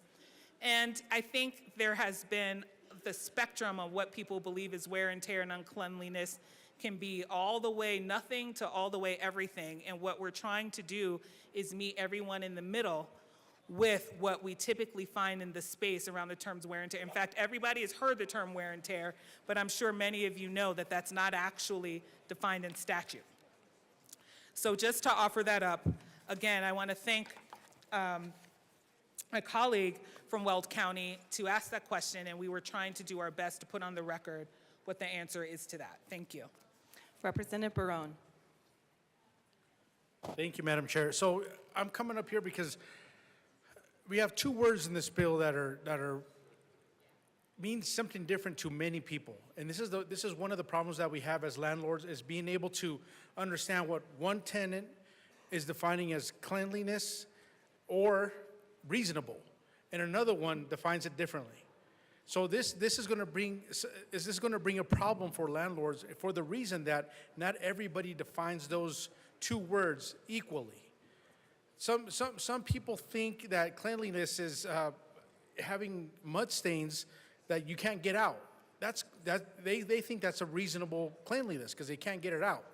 But other people are going to say, no, that's not reasonable. That's not cleanliness. So the definition of those two words are being defined differently from one person to another. And I don't know, but when I first bought my home, of course, it wasn't a brand new home. So when I went to go do an inspection of the home, I found little bits and pieces of that home that were, in my definition, not reasonable. And I didn't want to close on the home until those non-reasonable things were fixed. So obviously the bank or whoever was selling the home thought that was reasonable and they left it that way. I didn't think it was reasonable, but I sucked it up because I said, you know what, I can fix that myself. I didn't think it was reasonable. I closed on the house anyway. I fixed it myself. But you see how it's going to create a problem that different people are going to define those two words differently. And then it creates a problem for the landlord because now that person is going to be like, that's not reasonable. I'm taking you to court. I have to spend time out of my day to go to court and defend myself. Let's say I do win. I still spent money to go to court. I spent time to go to court to defend myself from two words that are defined differently by different people. Thank you. Assistant Majority Leader Bacon. Apologies, and thank you again for my other colleague from Weld. I think what he just said is exactly the point. People disagree on what things mean all the time. That's why we have a legal system, right? And without this, what we have is one party determining what reasonable is.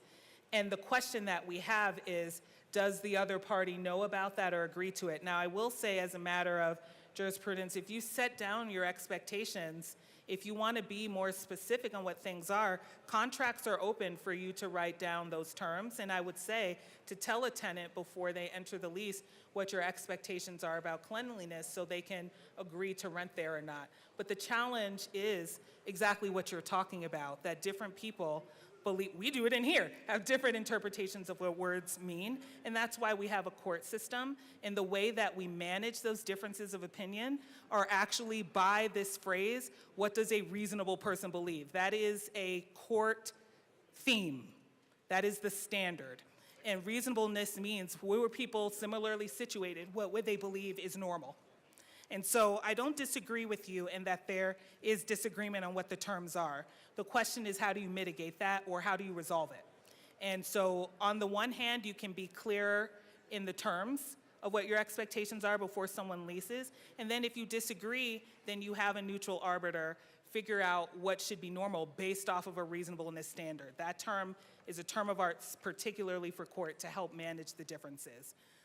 So again, the point of this bill is to actually help clarify, and I would argue that a lot of language here by saying not careless, not intentional, not neglectful, actually narrows that down to help that definition of reasonable actually be more focused than what it is now, which is just left up to a judge to decide what would other reasonable, similarly situated people think about this. Representative Woog. Thank you, Madam Chair. And of course, I think of my point of view, and I think coming from what I did, and I, like you, my good colleague said, I will be reasonable, and when I'm a landlord and a tenant moves in, I would expect the property to be in that condition as it was when they moved in. And I mean, that's pretty common, and that's what most, I think, landlords do. And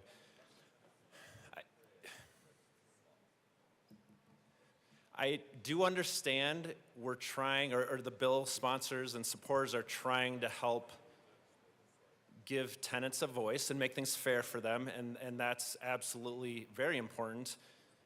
I'm hearing, or at least thinking, the difference is, I don't know that I agree with just making it easier to go to court is the answer for this. And my deep concern, and I've said this up here before, and I truly believe this, I think the more regulation that landlords don't like or are a little more uncertain with or feel like it creates a little more risk for them, and I'm feeling that way as a landlord, and others I've talked to about this specific bill feel that way. The more landlords are uncertain, the more small landlords, like I was, they're gonna start getting rid of their businesses or getting rid of their one rental or their two rentals. And as we know, less rentals on the market, prices go up. So I do believe the bill in my mind got better. There were some things that I really was concerned about when it first came to the table, so I appreciate that. But I think the risk involved with a lot of the landlord-tenant bills we've seen in here, that's just gonna create uneasiness and more small landlords especially, which I hate to hurt, especially those small-time landlords that own one property even, and there's a lot of them. I hate to see them get out of the business and sell their investment, probably to a home buyer, not another landlord. And again, less rental properties, higher rent. So that's my biggest concern, and that's why I'll be a no today. But I do appreciate some of the amendments. Representative Kelty. Thank you, Madam Chair. And I actually said on this committee, there were a lot of concerns that day. We were there pretty late. And one of the individuals that came to testify said this was the bill, the straw that broke the back of the rental community and of landlords. And they were going to sell, and they were done. That was it. And we don't want that to happen in Colorado. So I'm glad that the bill sponsor has done a lot of amending, which she said she would do, and she did do it. And I think originally the bill started out to protect renters from the bad guys, which they're out there. And we totally understood that, but then it was also ending up punishing the good guys. But with the amendments, I think that helped a lot. There were at least 7 times the amount of people against it than there were for it. So, but she did listen. That was great. And there were, Democrats, Republican. My colleague was right. Unaffiliated that were there and forced, that were against it, that were upset because they too are they're landlords and they rent their properties, their homes, homeowners. So for me, the one concern I didn't see yet, and I did want to ask the bill sponsor this. There was a demand that the landowner or the landlord had to return the deposit within 30 days. Otherwise, they would owe 3 times the amount of the deposit if they didn't do it in 30 days. But sometimes the fixes that affect that deposit can't be done within 30 days. For an example, if there's, something that goes on material-wise, or they just can't get it done. I had a place in Florida that got hit by Hurricane Ian, and it took me 2.5 years to get that baby fixed up again. So sometimes there's a legitimate delay in the ability to return a deposit. So I wanted to know from the bill sponsor, is there something in the bill that took that out, that they don't have to do about the 30-day thing? I'm concerned about that mainly, and I just want to make sure that it's a good bill for everybody. So if she can answer that. Representative Ricks. Thanks, Representative Kelty. And yes, we did listen to, most of the stuff you guys said and try to come with a happy compromise. I will say that for the 30-day demand, we're not saying that it has to be fixed within 30 days. We're saying that you need to have an estimate of what that is going to cost, so that when you're deducting it out of the deposit, they know what you're charging them for. There needs to be clarity around what it is that you're going to be deducting out of their deposit. Representative Kelty. Thank you very much. What if there isn't the ability to give them that estimate? Like for me, for my condo that I had, it took a year to get an estimate and took 2.5 years to get it fixed. And so that's a real concern, especially in Colorado. We have all different kinds of things that go on here, There's always exceptions to every... Representative Ricks. Sorry, Madam Chair. Madam Chair. Anyways, there's always exceptions to every rule, and that's something that you would need to be communicating with your tenant and talking to them if there was such a thing. But we do want to have some timelines in there as to when people can expect to get the deposits back, because that deposit is going to be used probably for the next place. So they do need their money, and that's why we brought this bill, is to not have people lingering, waiting for that $1,000 that might be $200 by the time they get it back, and they don't know exactly why it went from $1,000 to $200. Representative Kelty. Thank you, Madam Chair. Is there something going into thirds that maybe we could put in there that that is a compromise for that? Because right now it's a hard stop.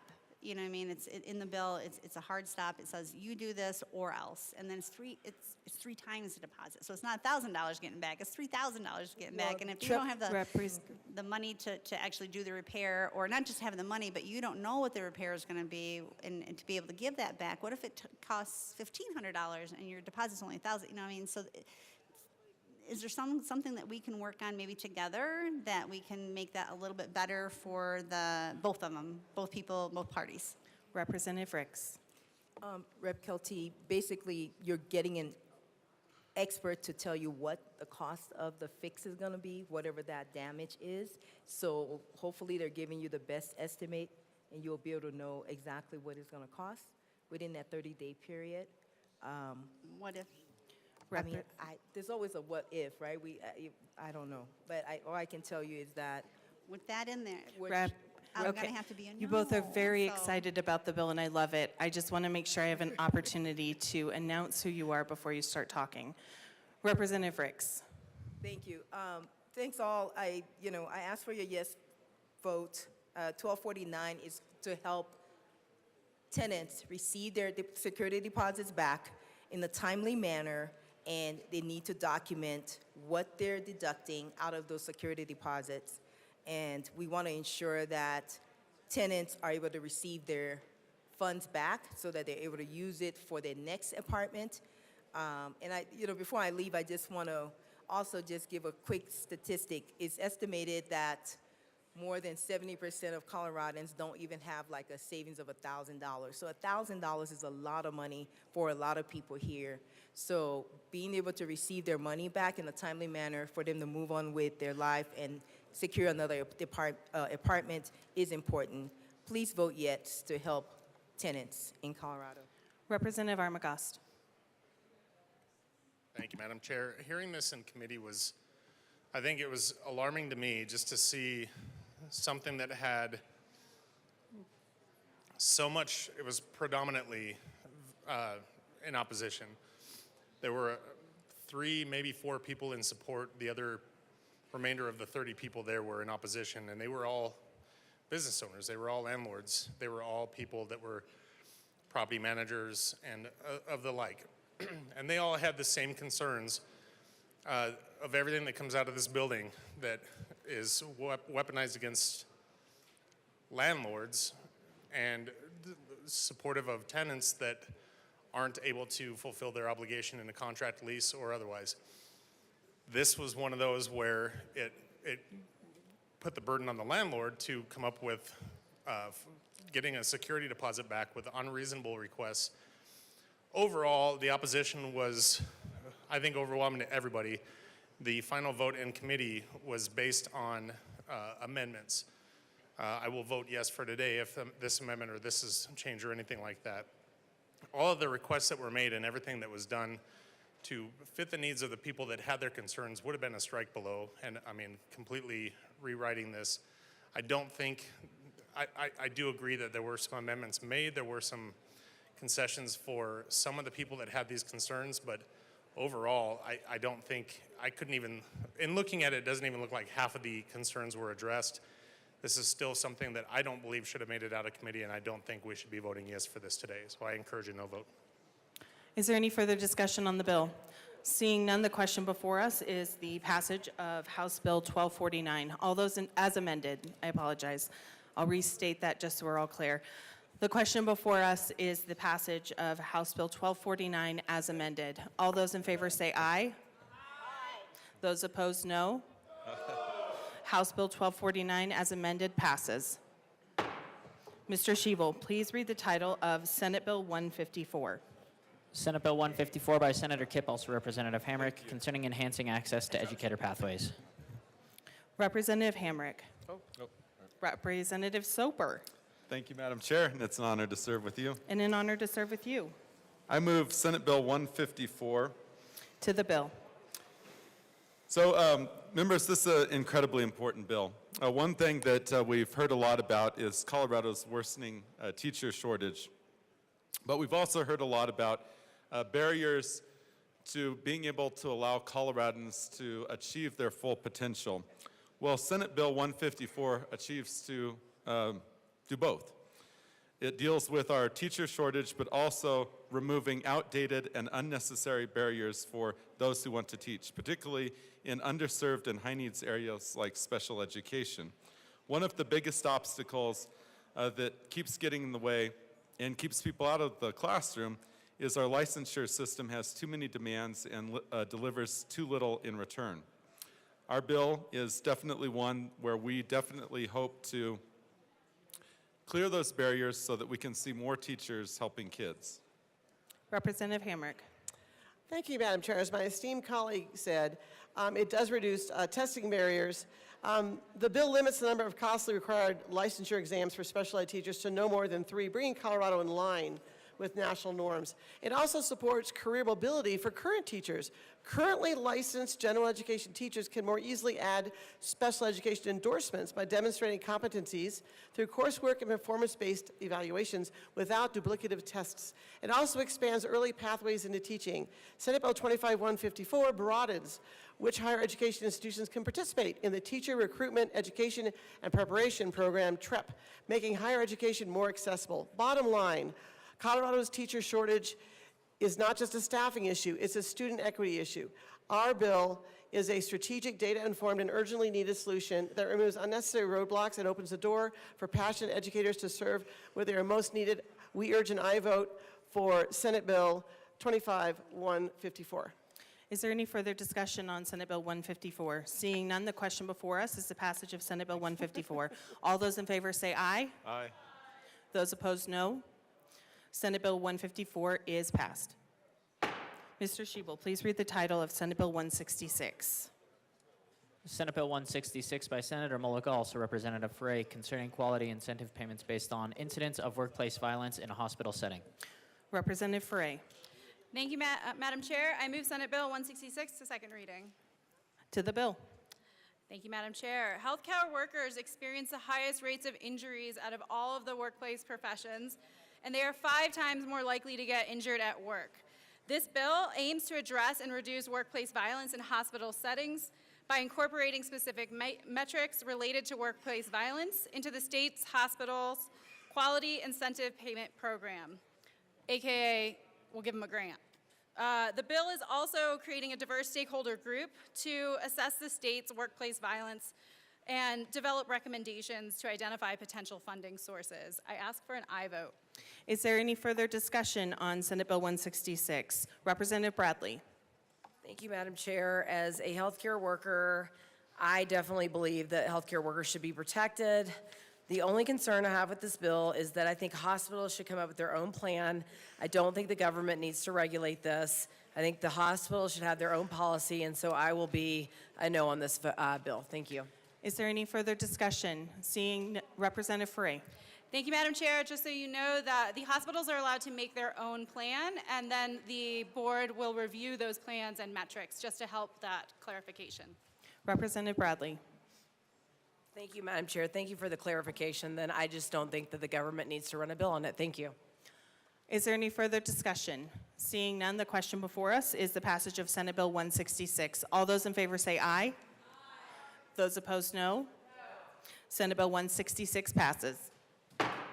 Mr. Shebel, please read the title of Senate Bill 191. Senate Bill 191 by Senators Robertson, Judah, also Representatives Lukens and Gilchrist, concerning cardiac emergency preparedness and in connection therewith, removing certain requirements related to written plans for automated external defibrillator use and imposing certain requirements related to automated external defibrillator maintenance and placement in schools. All right, Rep. Lukens. Thank you, Madam Chair. I move Senate Bill 191. All right, continue. Okay. Thank you, Madam Chair. Senate Bill 191 is in relation to automated external defibrillators and specifically guidelines for schools. So this requires placement of AEDs based on nationally recognized guidelines, meaning that AEDs must be clearly marked and easily accessible. They should be used on a person experiencing cardiac arrest within 3 minutes, and AEDs must not be locked.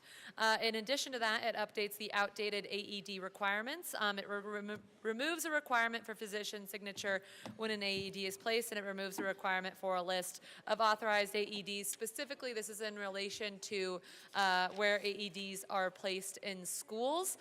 This is significant because we do know that more than 23,000 children under the age of 18 experience cardiac arrest outside of a hospital each year, and 40% of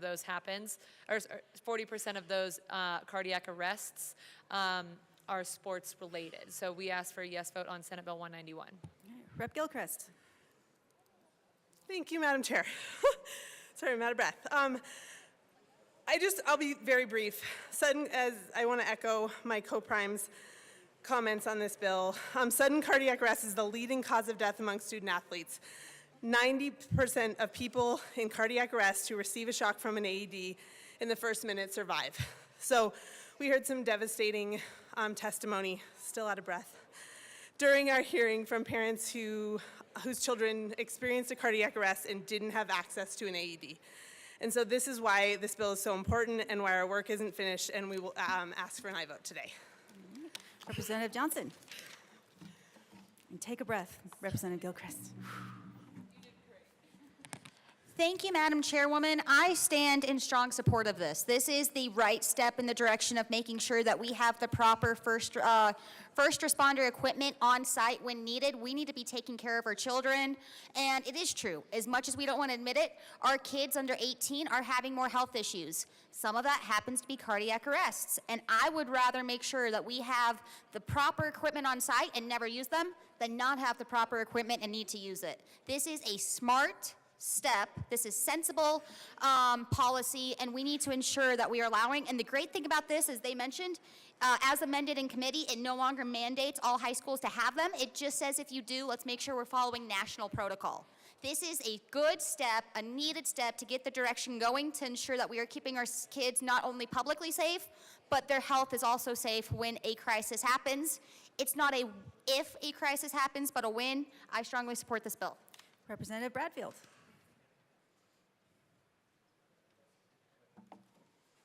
Thank you, Madam Chair. I was really glad to hear this bill in committee, and we certainly had a wide variety of people to testify. Some really, really painfully sad stories of of children.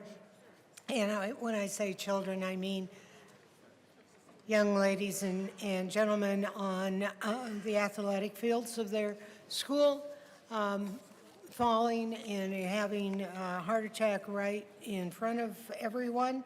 And there was no way to resuscitate them. And then we also heard the positive where the use of an AED that was in a coach's bag saved the lives. And so I am so glad that these representatives brought this bill, and it encourages, but not required, that schools possess an AED, and that is just a good idea. And I hope many high schools will take this advice and make their playing fields much more healthy, safe. Thank you. Is there any yes. Is there any further discussion?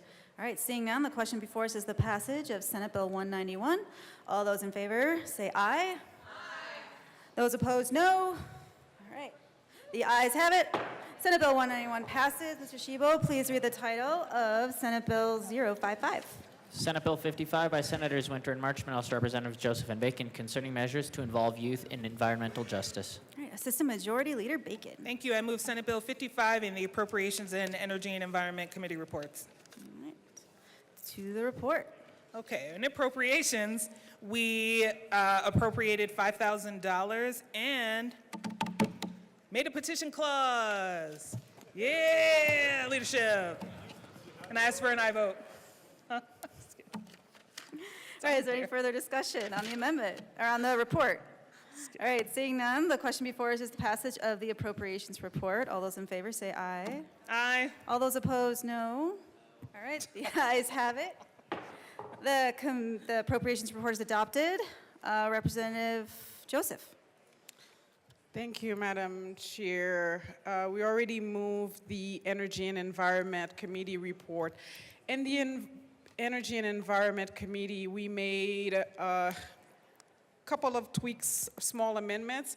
We added 2 members to the advisory board, the Environmental Justice Advisory Board, a voting member and a non-voting member around the age of 14 years old, and we ask for a yes vote. All right, is there any further discussion on the report? Seeing none, the question before us is the passage of the Energy and Environmental Report. All those in favor say aye. Aye. All those opposed, no. The ayes have it. The report is passed. To the bill, Representative Joseph. Thank you, Madam Chair. Senate Bill 55 strengthens youth engagement and environmental justice policy by ensuring young voices are represented in the Environmental Justice Advisory Board by adding a youth voting member ages 14 to 21 and an additional youth non-voting member. The board gains valuable perspective from the next generation, and because of that, we ask for a yes vote. All right. Is there any further discussion on the bill? Seeing none, the question before us is the passage of Senate Bill 055. All those in favor say aye. Aye. All opposed, no. The ayes have it. Senate Bill 055 is passed. Mr. Shebo, please read the title of House Bill 1088. House Bill 1088 by Representatives McCormick and Brown, also Senators Baisley and Mullica, concerning costs associated with the provision of ground ambulance services. All right, Rep. McCormick. Thank you, Madam Chair. I move House Bill 1088 in the Appropriations Committee report. All right, to the Appropriations Report, Representative McCormick. Thank you, Madam Chair. In the Appropriations Committee, we appropriated the funds needed to implement the bill, and I ask for an aye vote. Okay, is there any further discussion on the Appropriations Report? Seeing none, the question before us is the passage of the Appropriations Report. All those in favor say aye. Aye. All those opposed, no. The ayes have it. The Appropriation Report is passed. To the bill, Representative McCormick. Thank you, Madam Chair. House Bill 1088 is an important consumer protection bill that finishes the work that we started back in 2019 with an amazing bipartisan bill to eliminate balance billing. This continues that work to eliminate that balance billing. Some people think of it as surprise billing, once and for all in the ground ambulance space of publicly funded ground ambulance service. And this piece of legislation makes sure that consumers do not get that large surprise bill after they've used an ambulance months later. And it also makes sure that all of our EMS services across the state are reimbursed appropriately so they can continue to serve our communities no matter where you live. It aligns with recent recommendations that came out of the Federal Advisory Committee on Ground Ambulance and Patient Billing made to Congress just this last September. We actually worked on this bill last year with my colleague from Delta and decided to wait and work on it even more throughout the last year. So we are bringing it back this year in really good shape with all of our EMS providers on board. The recommendations include a requirement that insurance carriers pay the rates for ambulance service that are adopted by cities and other local government political subdivisions, and that we have seen this implemented in other states, and we have seen how it works, and also how insurance premiums are not going up in this with this type of policy. And we want to make sure that we are protecting patients. None of us has a choice when we call 911, and we have health insurance. We expect our health insurance to pay for it. And so eliminating the bill in the mail that surprises you months later is important because your insurance plans should take care of this needed service. I'll turn it over before I get to amendments to my co-prime sponsor. Representative Brown. Thank you, Madam Chair. First, I want to thank Representative McCormick for her commitment to tackling this issue and for coming back this year. I also want to thank my good colleague from Delta for his leadership on this issue. I spent this last year really diving into this issue, meeting with EMS providers all the way from Crested Butte and Durango to the Front Range. And, you know, the conversations that we had are reflected in this bill. I think it is a workable bill that not only helps to make sure that we are not increasing healthcare costs, but that we are protecting our rural providers and the communities that they serve. So specifically, this bill prohibits all ambulance agencies from balance billing patients for both emergency and non-emergency transports, and it established reimbursement rates for those services that are out of network. And then I will let my colleague describe what our amendments do. Rep. McCormick. Thank you, Madam Chair. I move L001 to House Bill 1088 and ask that it be properly displayed. Great motion.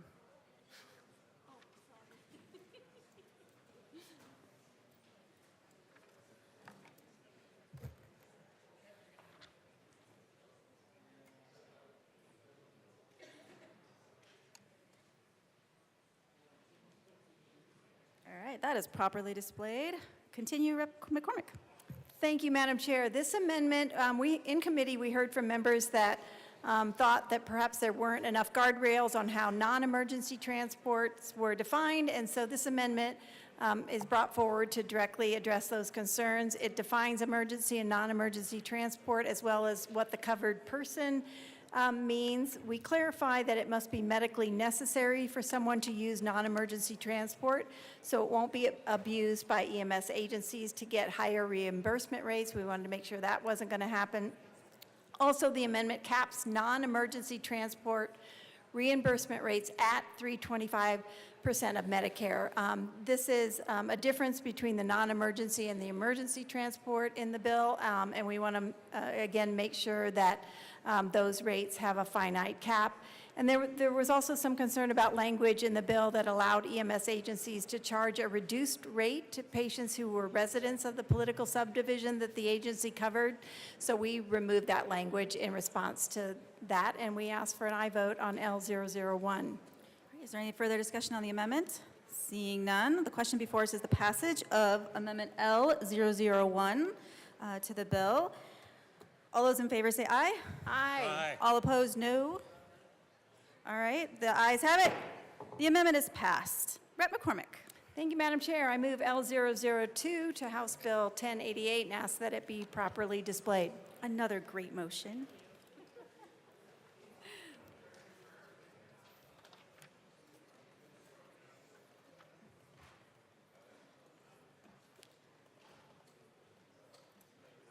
All right, that is properly displayed. McCormick, Representative McCormick. Thank you, Madam Chair. This is, I referenced a bill from 2019 that kind of started us all down this path, and this amendment actually is a technical cleanup amendment to that older language that carved out public ground transport, emergency transport. So we want to, if this bill were to pass, we want to make sure that we are addressing that statutory language. And that's what this amendment does. So I ask for an aye vote. Is there any further discussion on the amendment? All right. Seeing none, the question before us is the passage of Amendment L002. All those in favor say aye. Aye. All opposed, no. All right, the ayes have it. The amendment is passed. Rep. Brown. Thank you very much, Madam Chair. We ask for an aye vote on this bill. All right, Rep. McCormick. Thank you, Madam Chair. I actually really love this bill, and I think it's 6 years in coming. Apparently in 2019, it was too difficult a problem for them to solve back then, so we have done it. Honestly, it's taken us a couple of years to do it too, so really proud of the work that went into this and all of the voices that were included in the crafting of this bill, and we ask for an aye vote. Is there any further discussion on the bill? All right, seeing Representative Johnson. Thank you, Madam Chair. And I very much am appreciative of this bill. I'm going to be a strong yes, and thank you so much to the sponsors for bringing this up and for bringing the amendments. In Health Committee, we did hear about people being confused on what emergent and non-emergent is. And for the record, I'd like to clarify that just because you see an ambulance driving without lights does not mean it doesn't have a critical patient inside. It does not mean that it's not going urgent. For public safety reasons, those paramedics in the vehicle make the best decision per the patient for the road conditions and the situation happening. So I just want to add that to the clarification that just because the lights are on or not on does not designate if it's a life-saving transport or not. I'm so grateful for that amendment that was offered and just wanting to clear that for the line. As a former emergency medical service provider, very much thank you to everyone in our state who is EMS, EMT, and a paramedic for the work that you do and coming when we need you most. Ambulances are basically hospitals on wheels. So when you go to the hospital, you expect your insurance to cover it. Hospital on Wheels should also be covered because that is a crucial need. People aren't just calling it willy-nilly. It is something we direly need in this situation, and we hear too often at this well, people are not going and getting the critical healthcare needs that they need access to because of the rising costs. This ensures that that's not one of those deterrents. It also helps make sure that our ambulances, especially in rural areas, are staying alive because they're getting the needed money back to ensure their services can continue and maybe even grow and foster the community needs that we all direly need, urban or rural. I strongly like this bill and urge a yes vote. And again, thank you to all of our EMS, EMT, and paramedics for the work you've done. While I wish this bill would have happened many years ago, better late than never, we need this. Thank you. Representative Gonzalez. Thank you, Madam Chair. I also rise in support to this bill. I just want to say I appreciate the work that the sponsors put into this crafting this bill. And I know it's been years in the making, obviously previous attempts as well. So I think I speak for my district when we don't like balance billing and we don't like those surprise bills in the mail. And I think it affects our most vulnerable people, especially low-income people. And so there's a lot of concern, especially around healthcare, about what can we do to drive costs down, what can we do to mitigate it. And so I want to appreciate the work that the sponsors did. Prohibit out-of-network services from billing patients for any outstanding balance, establishing reimbursement rates, and then I like that the bill also requires any patient payments for out-of-network services that must be applied to their in-network deductibles and out-of-pocket maximums. So again, we don't want to see a lot of that predatory policy given that sometimes it happens, especially in healthcare. So I did reach out to sponsors to express my support. I will be a yes, and so I think I speak for people in my district who appreciate where this intentions are coming from when it comes to this policy. So I encourage and I vote. Thank you. Is there any further discussion? Seeing none, the question before us is the passage of House Bill 1088. All those in favor say aye. All those opposed, no. The ayes have it. 1088 passes. Mr. Shebo, please read the title of House Bill 1304. House Bill 1304 by Representatives Froelich and Soper, also Senators Snyder and Bright, concerning the extension of the restitution deadline for a trial court after an order of conviction enters in a criminal case.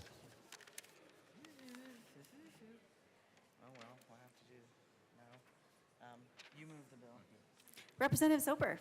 Thank you, Madam Chair. I move House Bill 1304 and the House Judiciary Committee report. Continue to the report. Thank you, Madam Chair. And members, in House Judiciary Committee, we added an amendment that was worked out between the district attorneys and the public defenders and other stakeholders to move it from 91 days to 63 days. And this was really a compromise approach to really not necessarily have the time frame drug out for the restitution deadlines to be super long, but also one where it was made workable. And as we also learned from one of my colleagues from here in the Denver metro area, the number had to be in a divisible of 7. So that's why it's 63. And we'd ask for a yes vote. All right, is there any further discussion on the committee report? All right, seeing none, the question before us is the passage of the judiciary report to 1304. All those in favor say aye. Aye. All those opposed, no. The ayes have it. The judiciary report is adopted to the bill. Representative Soper. Thank you, Madam Chair and members. I'm going to talk a little bit more at length about this bill than I normally would, because this is one of those important bills that I think we all ought to understand every aspect of this bill.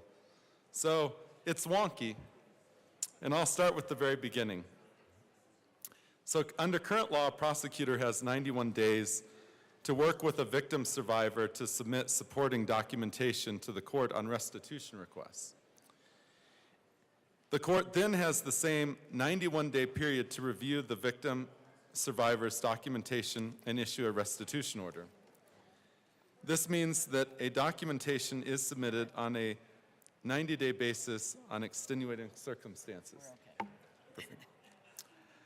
A judge would have less than 1 day to review it before hitting the deadline set by Colorado law. As you can see, this is a problem. That's why we have 1304. This is even further complicated by a recent Colorado Supreme Court ruling, which found that if a judge misses a deadline, the court can lose the authority to issue a restitution order altogether, which is really bad for a victim survivor. That is not just justice for the victims and inconsistent with the General Assembly's stated goal to preserve the integrity of the victim and to be able to make the victim whole. It also frustrates justice and the wheels of justice. This is where 1304 steps in. We would create 2 separate deadlines within the time frame.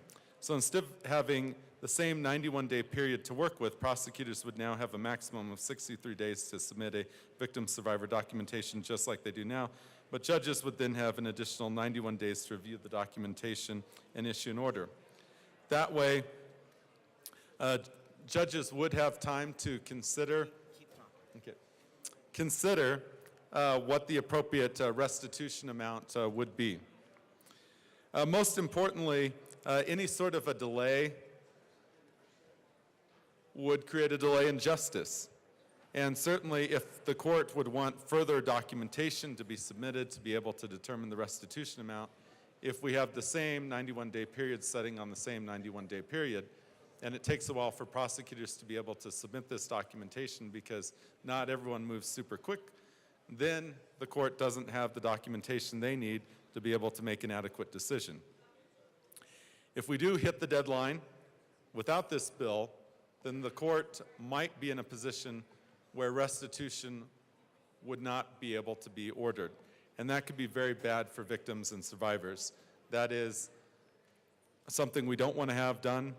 We want to be able to at least attempt to make victim survivors whole, and we want to make sure that the intent of the General Assembly from past members of the General Assembly who have stated this as law that's important to the state of Colorado, that we're actually able to fulfill that intent and we're able to fulfill our commitment to the justice community.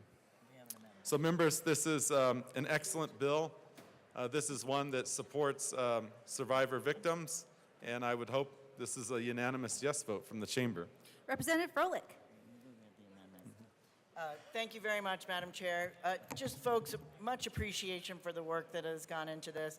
Basically, to streamline the restitution process, we all want to stand with victims and make sure when restitution has been court ordered that it happens in a timely manner. This syncs up both what the attorneys put in place and then what law enforcement enacts, or vice versa, what law enforcement puts in place and then the attorneys can enact. And we really want to make sure that victims get their restitution in a timely manner. We have been working a lot with the criminal defense bar to make sure that it is fair on both sides, and we ran an amendment in judiciary to that effect. Had a very robust discussion in judiciary and came out with a unanimous decision. And in further work with the Criminal Bar Association, we did find a small error, which we are seeking to rectify. And hot off the presses, we'll be able to. Hot off the presses, you say. Do you want to call a brief recess? Representative Soper. Thank you, Madam Chair. Yes, so we like to make sure we get law right. No one likes law not done right, and that's why we would like to add an amendment to this bill, because we did find a little tiny error that needs to be corrected here. But don't worry, we know how to correct those errors. It's called an amendment, and we're going to run an amendment, and we're going to fix everything. Just like how this bill, by the way, is fixing the problem that was created with restitution in some cases not being available to a victim survivor that have economic loss as a survivor. The offender wouldn't have the rehabilitation services that is important. The amount paid is determined by the review of the documentation. So if you don't have the documentation, you can't actually assess what the offender or the criminal needs to pay. I mean, criminals actually need to pay. And that's what our bill is saying and ensuring that it does. And we're going to make sure that we do everything right in this bill. All right, Representative Soper. Thank you, Madam Chair.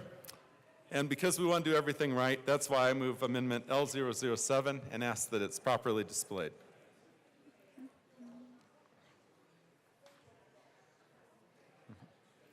That is properly displayed. It's hugely complicated. Yeah. Do you want me to talk about it? Or do you Yes. Okay. All right, Rep Soper. Thank you, Madam Chair. So this is a very important amendment. This ensures that it only applies to defendants that are sentenced on or after the effective date. And that's because in criminal law, we do this for all bills impacting criminal law, because you can't have a ex post facto law passed. That's against our Constitution and the federal Constitution. And someone whose case has already begun, we can't have a situation where they would be impacted by the change here, because that would then be attempting to change the outcome of a criminal case in which the actors are operating under the known state of the law. And that's a longstanding legal principle, and we're making sure that we're not violating our constitutional principles, and ask for a yes vote. Is there any further discussion on the amendment? All right, seeing none, the question before us is passage of Amendment L007. All those in favor say aye. Thank you. Aye. All those opposed, no. The ayes have it. The amendment passes to the bill. Thank you. We ask for an aye vote. Is there any further discussion on the bill? All right, seeing none, the question before us is the passage of House Bill 1304. All those in favor say aye. All those opposed, no. Ooh. The ayes have it. House Bill 1304 passes. As amended. Majority Leader Duran. Thank you, Madam Chair. I move the committee rise and report. All right, the committee will rise and report.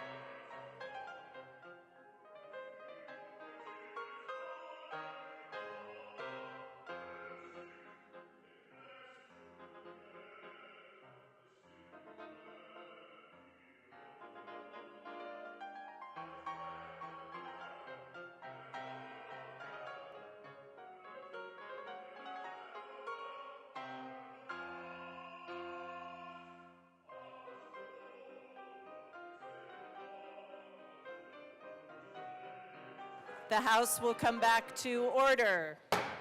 Mr. Shebel, the report of the Committee of the Whole.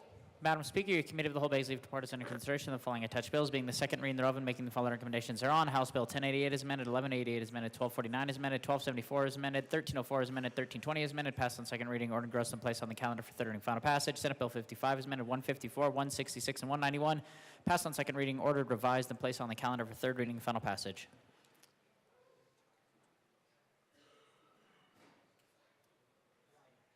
Representative Riden.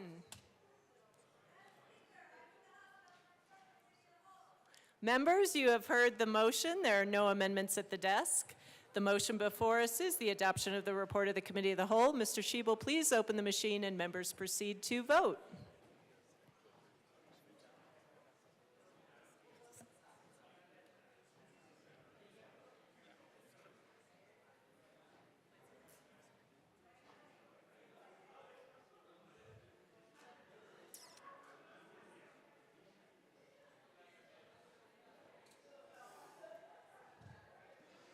Bacon, Brooks, Ferre, Joseph, Brutinel, Tatone.